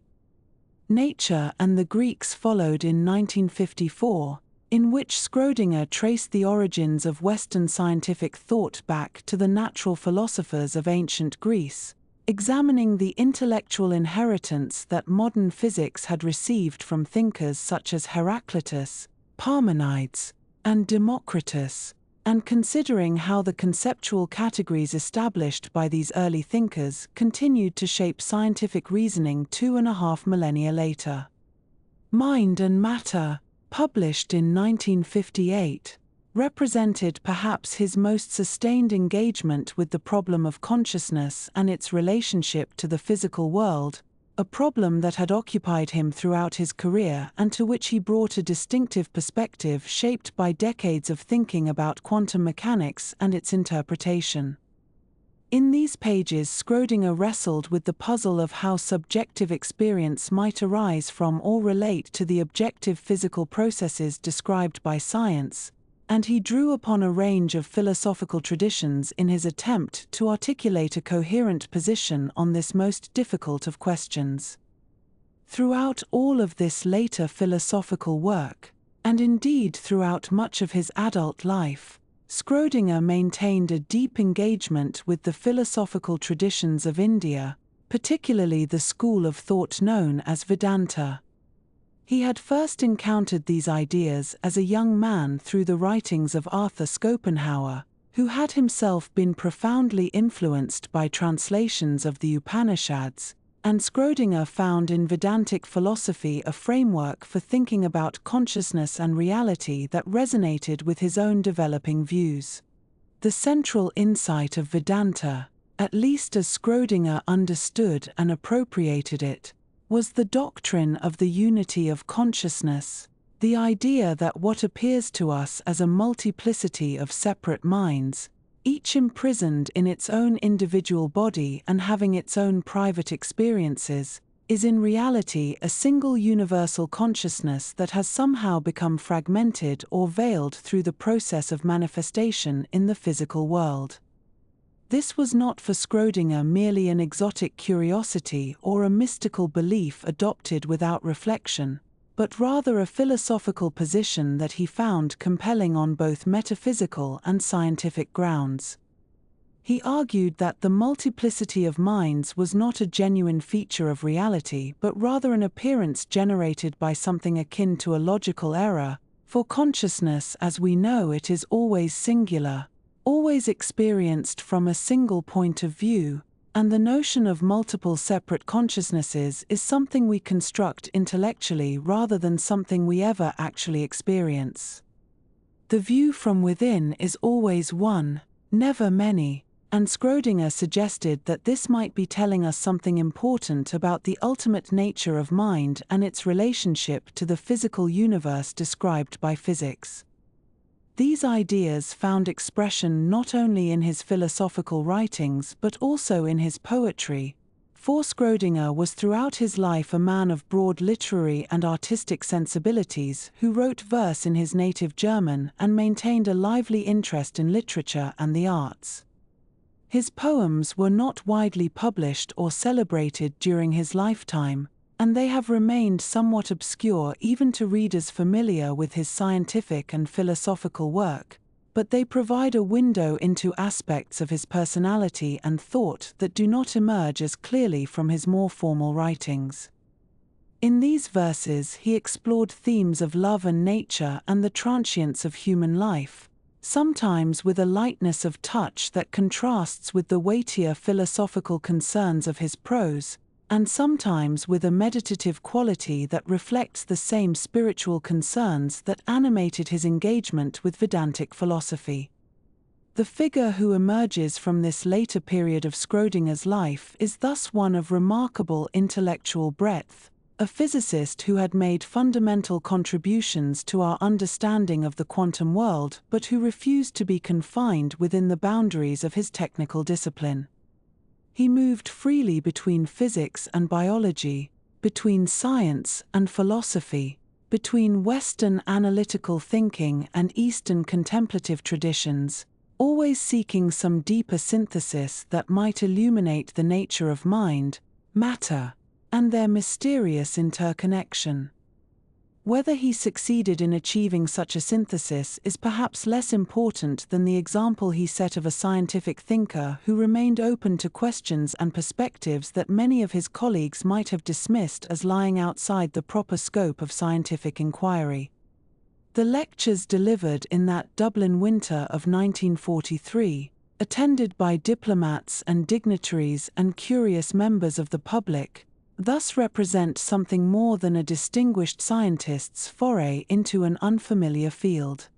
They mark a moment when a mind trained in the most abstract regions of theoretical physics turned its attention to the most concrete and immediate fact of our existence, which is that we are living beings, biological organisms maintaining ourselves against the flow of entropy, carrying in our cells the encoded information of countless generations, and somehow giving rise to the subjective experience of consciousness that allows us to wonder about such things in the first place. The question Schrödinger asked, "What is life?" remains as open and as fascinating today as it was in that lecture hall more than 80 years ago, and the book that emerged from those lectures continues to be read and discussed and cited, a small volume that somehow captured the imagination of a generation and helped to set in motion one of the great scientific revolutions of the 20th century. And so we come now to the final chapter of Erwin Schrödinger's long and winding journey, a chapter that would see him return at last to the city of his birth, to the Vienna he had left behind so many years before, first as a young man seeking his place in the world of physics, and then again as a man of principle fleeing the darkness that had descended upon his homeland.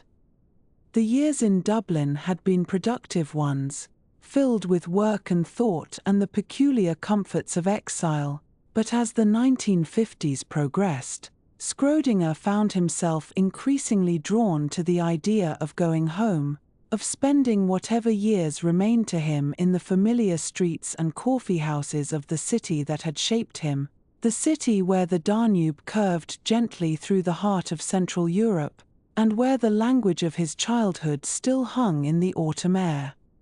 His departure from Dublin came in 1955, after 17 years at the Institute for Advanced Studies, years during which he had become something of an institution himself, a familiar figure in the intellectual life of the city, known for his afternoon walks and his evening conversations, for his gentle manner and his penetrating mind.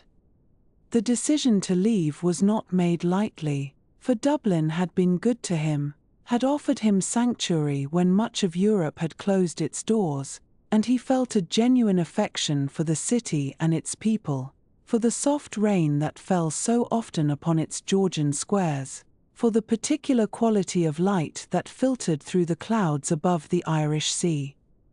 But Vienna called to him with a voice that grew stronger with each passing year, the voice of memory and belonging, the voice of a homeland that had finally emerged from the shadow of occupation and war.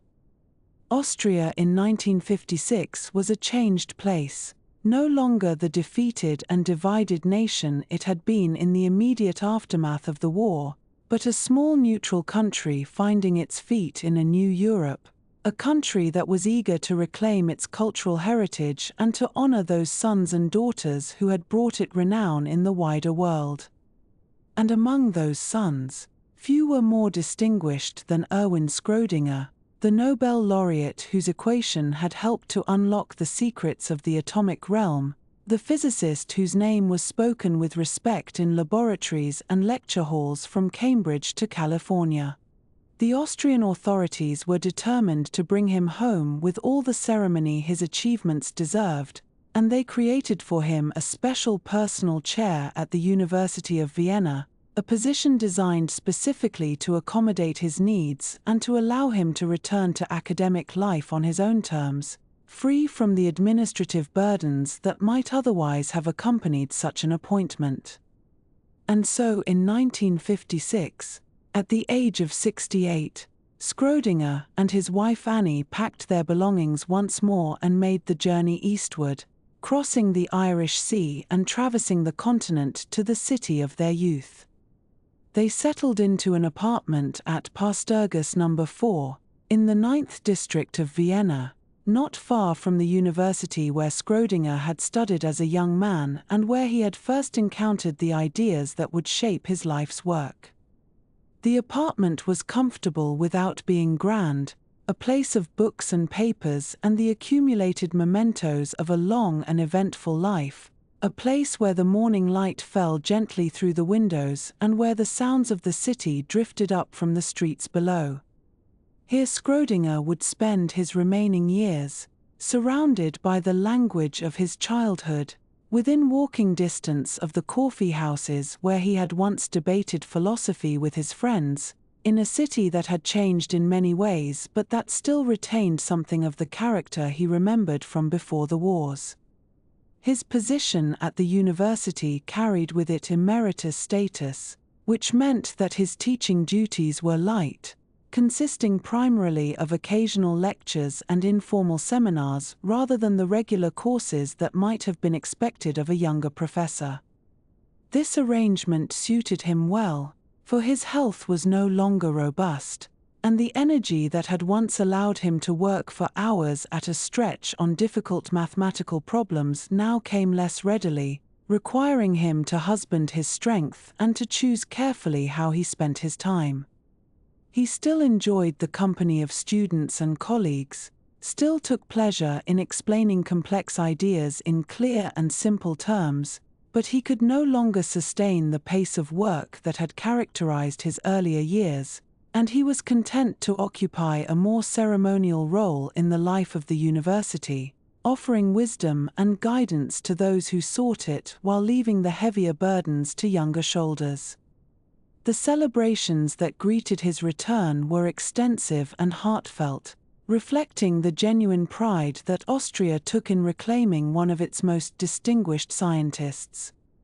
In 1956, the university established the Erwin Schrödinger Lectures in his honor, a series of public talks that would bring leading scientists to Vienna to address topics at the frontier of physics and related fields. These lectures were conceived as both a tribute to Schrödinger's contributions and as a means of reinvigorating scientific culture in a city that had once been among the great centers of European intellectual life.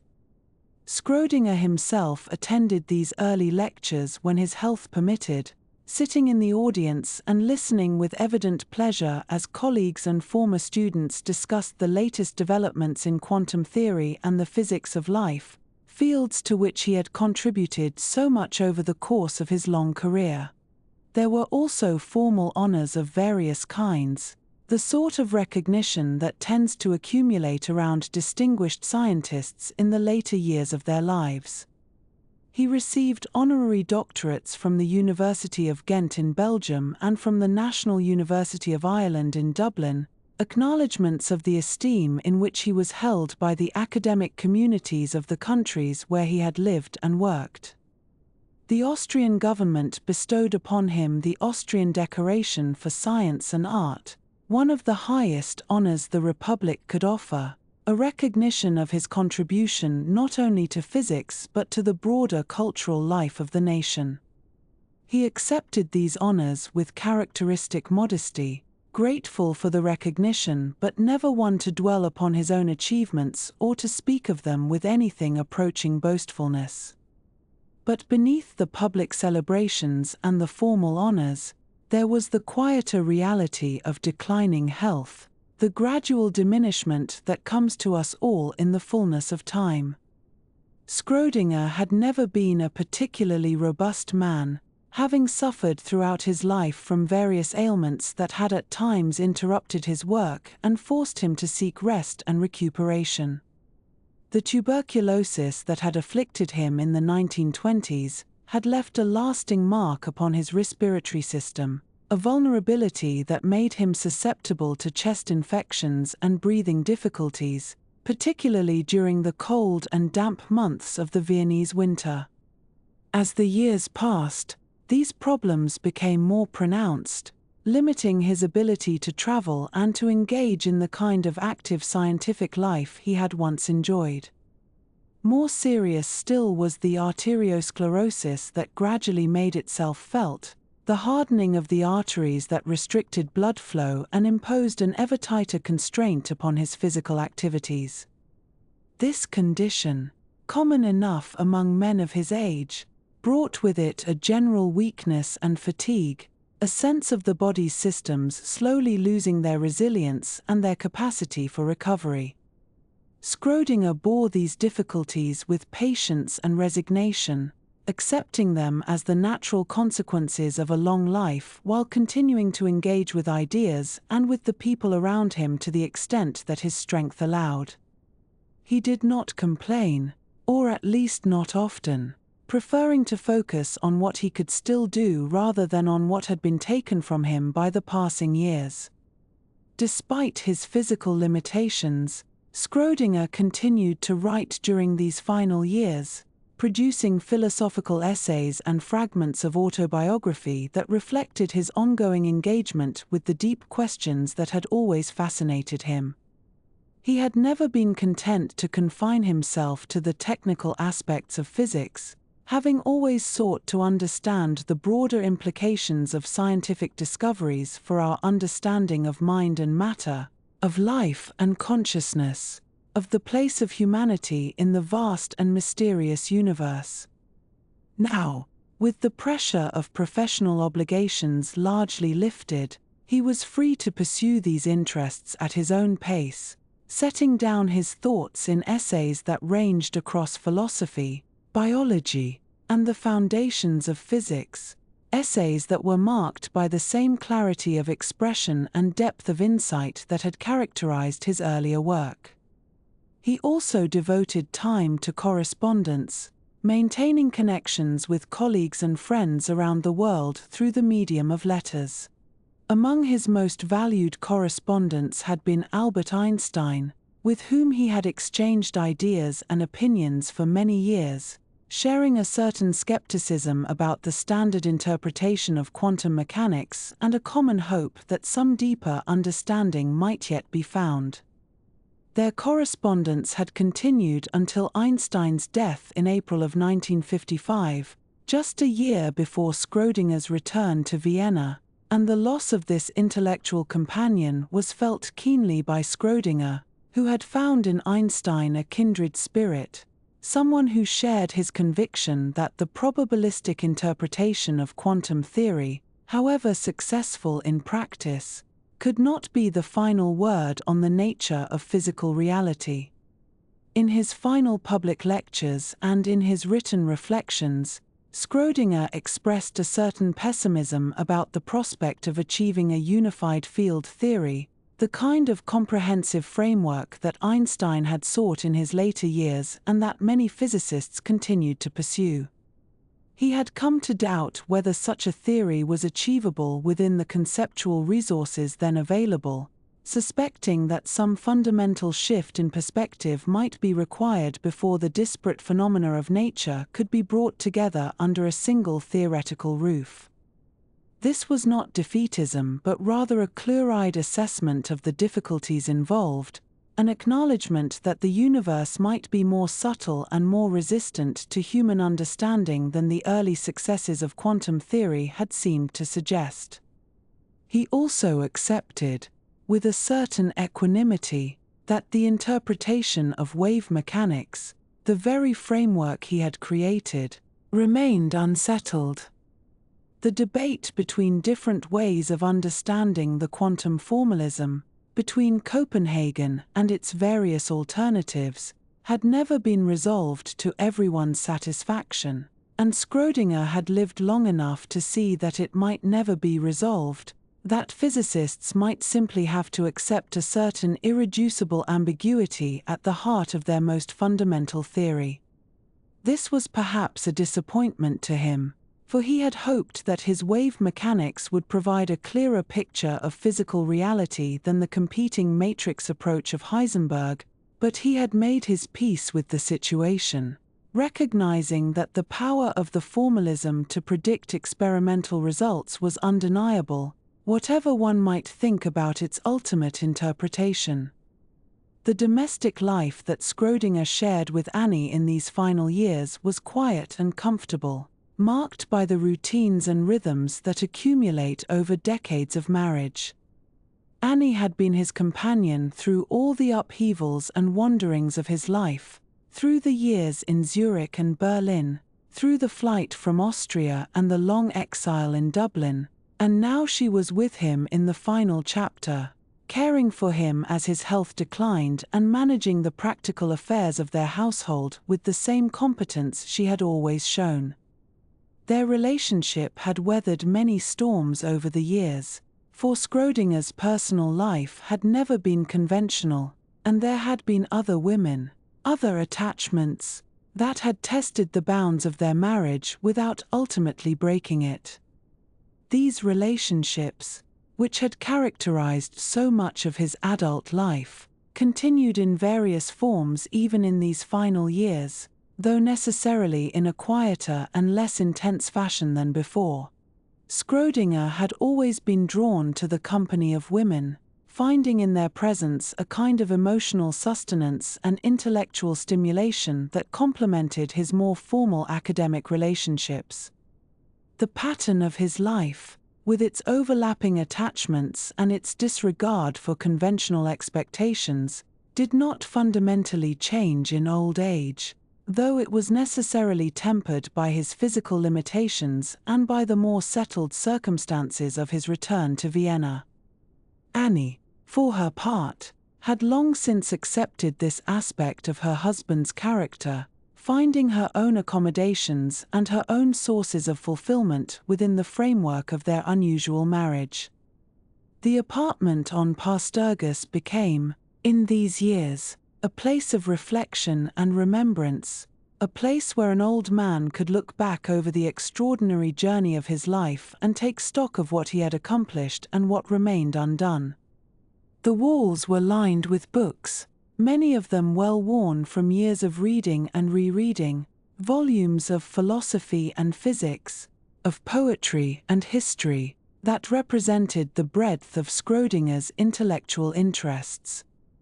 There were photographs too, images of colleagues and friends, of conferences and celebrations, of the places where he had lived and worked, a visual record of a life spent in the pursuit of understanding.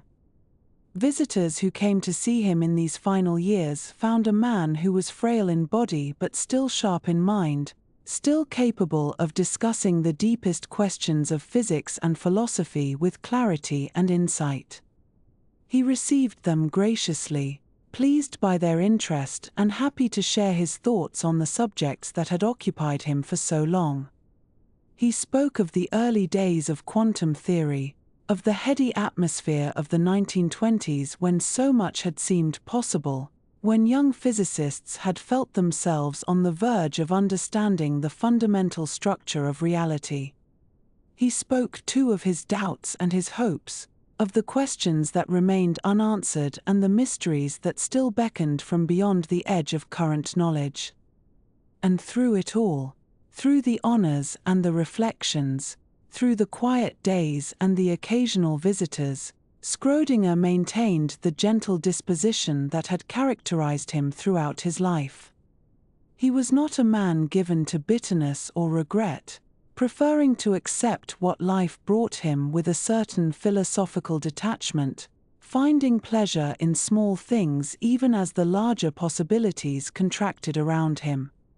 The Viennese autumn would come, with its golden light and its falling leaves, and he would sit by the window of his apartment, perhaps reading, perhaps simply watching the world go by, content in the knowledge that he had lived fully and thought deeply, that he had made his contribution to human understanding and could now rest in the quiet of his final years.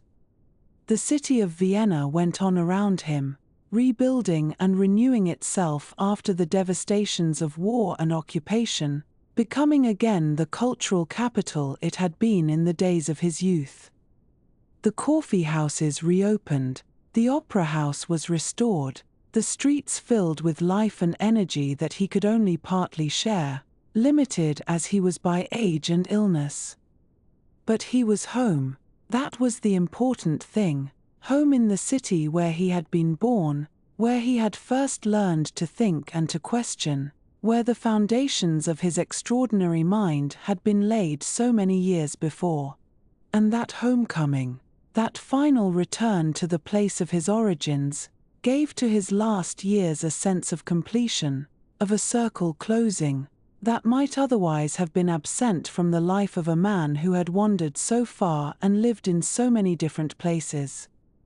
Erwin Schrödinger passed from this world on the 4th of January, 1961, in the city of Vienna, the very place where he had first opened his eyes to the light some 73 years earlier, and there is something quietly fitting about this return, this closing of a circle that had carried him across continents and through some of the most turbulent decades of modern history, only to bring him back at last to the city of his birth, to the familiar streets and the particular quality of Viennese winter light, though of course by that final January he was far too ill to venture out into those streets, confined instead to his bed as his body surrendered to ailments that had been gathering strength for years.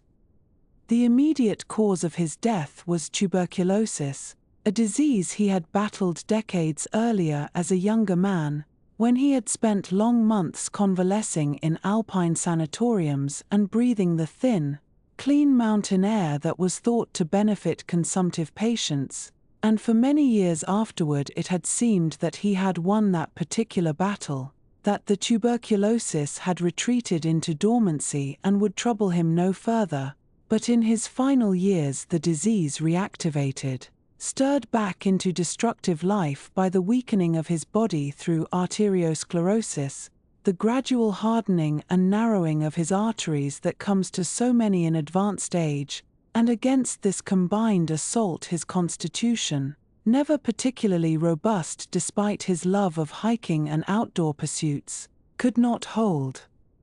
He had known for some time that his health was failing, and he faced this knowledge with a certain philosophical equanimity that was characteristic of the man, for he had spent a lifetime thinking deeply about the nature of consciousness and its relationship to the physical world, about what it might mean to be a mind temporarily housed in a body made of ordinary atoms, and these contemplations had given him a framework for approaching his own mortality that, while perhaps not comforting in any conventional religious sense, at least provided him with a way of understanding his situation that he found intellectually satisfying.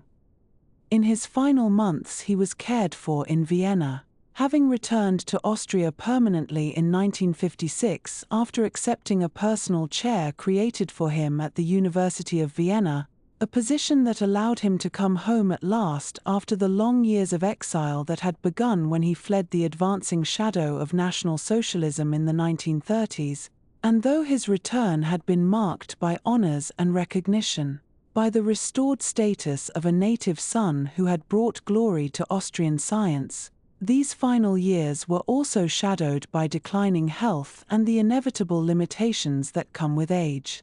When he died on that winter morning in January, the news traveled through the international physics community with the quiet weight of an era passing, for Schrödinger represented one of the last of the great founders of quantum mechanics, those remarkable thinkers who had transformed our understanding of the physical world in the 1920s and who had spent the subsequent decades grappling with the implications of what they had wrought. And though his death was not unexpected, given his known illness, it nonetheless marked a significant moment in the history of science, the passing of a figure whose equation would continue to shape physics and chemistry and the emerging fields of quantum technology for generations yet unborn.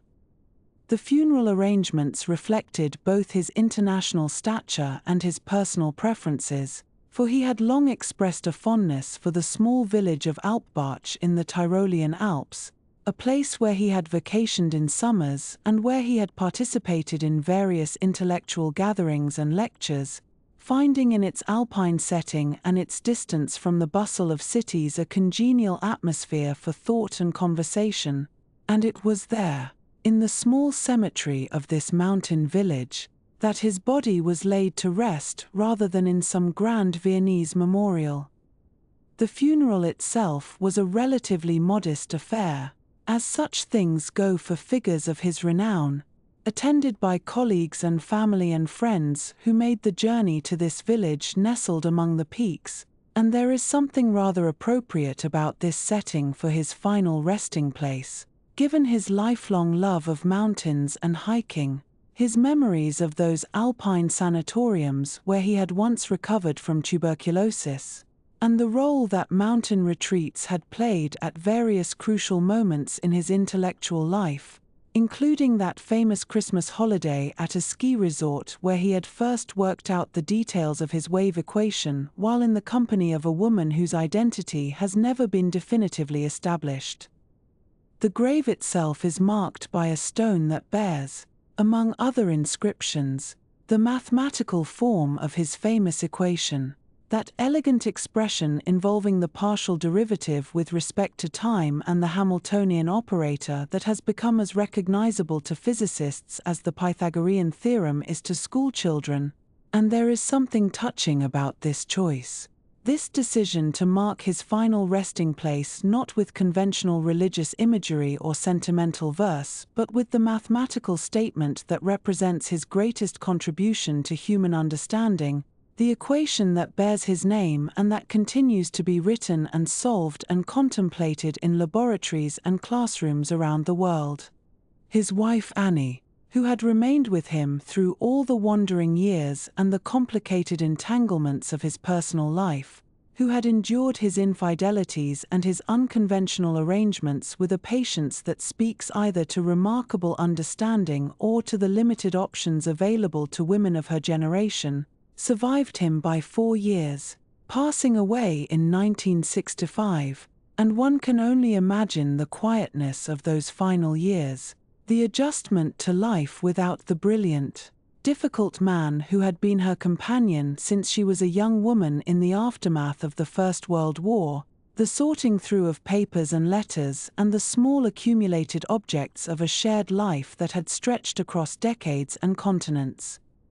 The posthumous recognition of Schrödinger's contributions has taken many forms in the years since his death, as is customary for scientists of his stature, and among the most enduring of these honors are the astronomical bodies that now bear his name, for the international astronomical community has long followed the tradition of naming features on other worlds and objects in our solar system after significant figures in the history of science and culture. On the Moon, there is a crater named Schrödinger, a large impact feature located in the southern polar region of the lunar far side, a part of the Moon that we never see from Earth but that has been mapped and photographed by spacecraft, and this crater, some 320 kilometers in diameter, is one of the larger named features on the lunar surface, a permanent memorial written in the ancient battered rock of our nearest celestial neighbor, where it will remain essentially unchanged for millions of years in the absence of wind or water to erode it away. There is also an asteroid, a small rocky body orbiting the Sun in the vast spaces between Mars and Jupiter, that has been designated 13092 Schrödinger, one of the countless minor planets that drift through our solar system, and while this particular asteroid is far too small and distant to be seen with the naked eye, it too represents a kind of immortality, a name attached to a piece of the cosmos itself. Closer to home, the The Austrian Academy of Sciences established the Erwin Schrödinger Prize, an award given for outstanding achievements in the natural sciences by researchers working in Austria, and this prize has been awarded periodically since its establishment, recognizing the continued importance of scientific research in the country that produced him and to which he returned in his final years. These various honors, the crater and the asteroid and the prize and the numerous other memorials and dedications that have accumulated over the decades, represent the formal institutional recognition of his place in the history of science, the official acknowledgement that he stands among the great figures who shaped our modern understanding of the physical world. And yet perhaps none of these formal honors has contributed as much to his presence in the broader culture as a thought experiment he proposed in 1935, nearly 3 decades before his death, a thought experiment involving a cat. The famous cat thought experiment, which Schrödinger introduced in a paper primarily concerned with his objections to certain interpretations of quantum mechanics and particularly to what he saw as the incompleteness of the theory as then understood, was originally intended as a kind of reductio ad absurdum, a demonstration that the standard interpretation of quantum mechanics led to conclusions that were, when extended to the scale of everyday objects, manifestly absurd and therefore indicative of some fundamental problem with the interpretation itself. The setup involves a cat placed in a sealed chamber along with a device that links the decay of a single radioactive atom to the release of a poison, so that if the atom decays within a given time the poison is released and the cat dies, and if the atom does not decay the cat lives. And the quantum mechanical description of the radioactive atom, which places it in a superposition of decayed and undecayed states until a measurement is made, seemed to imply that the cat itself must be in a superposition of alive and dead states until someone opens the box and looks inside. Schrödinger found this implication troubling rather than fascinating, for he was pointing to it as evidence that something was wrong with the way quantum mechanics was being interpreted, that there must be some flaw in the reasoning that led to such a bizarre conclusion about the state of a perfectly ordinary macroscopic animal, and yet the thought experiment has taken on a life of its own in the decades since, becoming one of the most widely known ideas associated with quantum mechanics even among people who have no particular training in physics. The image of the cat that is somehow both alive and dead at the same time has become ubiquitous in popular culture, appearing in cartoons and television programs and films and books and on countless t-shirts and coffee mugs, often accompanied by humorous captions that play on the paradoxical nature of the situation. And while physicists might note that this popular understanding of the thought experiment often misses the subtleties of the quantum mechanical issues involved, there is no denying that the cat has become a kind of cultural touchstone, a shorthand reference to the strangeness of the quantum world that even people with no scientific background can recognize and respond to. The equation that bears his name has, if anything, only grown in importance in the decades since his death, for the Schrödinger equation remains the fundamental equation of non-relativistic quantum mechanics, the mathematical expression that governs the evolution of quantum systems over time and that must be solved, exactly or approximately, whenever physicists or chemists wish to understand the behavior of atoms and molecules and electrons and the countless quantum systems that underlie the everyday world. In chemistry, the Schrödinger equation provides the foundation for understanding chemical bonds and molecular structures and the way that atoms combine and separate in chemical reactions, and computational chemistry has developed powerful methods for solving the equation approximately for ever larger and more complex molecular systems, enabling researchers to predict the properties of new materials and drugs and chemical processes before they are synthesized in the laboratory.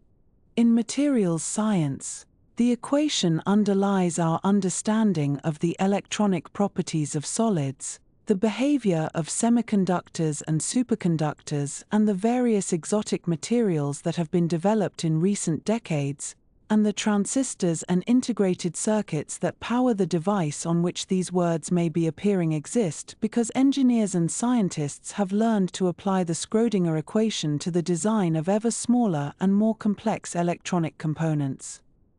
In the emerging field of quantum computing, which seeks to harness the peculiar properties of quantum systems to perform certain computational tasks far more efficiently than classical computers, the Schrödinger equation governs the evolution of the quantum bits or qubits that form the basis of these new machines, and researchers in this field must understand and work with the equation constantly as they develop new quantum algorithms and quantum hardware. The interpretational debates that swirled around quantum mechanics during Schrödinger's lifetime have not been resolved but have, if anything, proliferated in the years since his death, with various competing interpretations proposing different ways of understanding what the mathematical formalism of quantum mechanics tells us about the nature of reality. The many-worlds interpretation, originally proposed by Hugh Everett in the 1950s and largely ignored at the time, has gained considerable support among certain physicists and philosophers in subsequent decades, and this interpretation, which holds that every quantum measurement causes the universe to branch into multiple parallel versions each containing a different outcome, would have the consequence that Schrödinger's cat really does end up in both states, alive in one branch of the universal wave function and dead in another, though whether Schrödinger himself would have found this resolution satisfying is far from clear given his general skepticism about such interpretational moves. The phenomenon of decoherence, which has been developed and explored in detail since the 1970s and 80s, provides a mechanism for understanding how the quantum superpositions that are readily maintained for isolated microscopic systems become effectively unobservable for large macroscopic objects like cats, as the constant interaction between a large system and its environment causes the delicate quantum phases to become scrambled and the system to behave, for all practical purposes, as if it were in one definite state rather than a superposition. And this understanding of decoherence has helped to clarify some of the issues that Schrödinger's thought experiment was intended to highlight, though it has not resolved all the foundational questions, and the debate over the proper interpretation of quantum mechanics continues among physicists and philosophers to this day. The scholarly interest in Schrödinger's life and work has also continued in the decades since his death, with various biographies and studies seeking to understand both his scientific contributions and the complex personality behind them.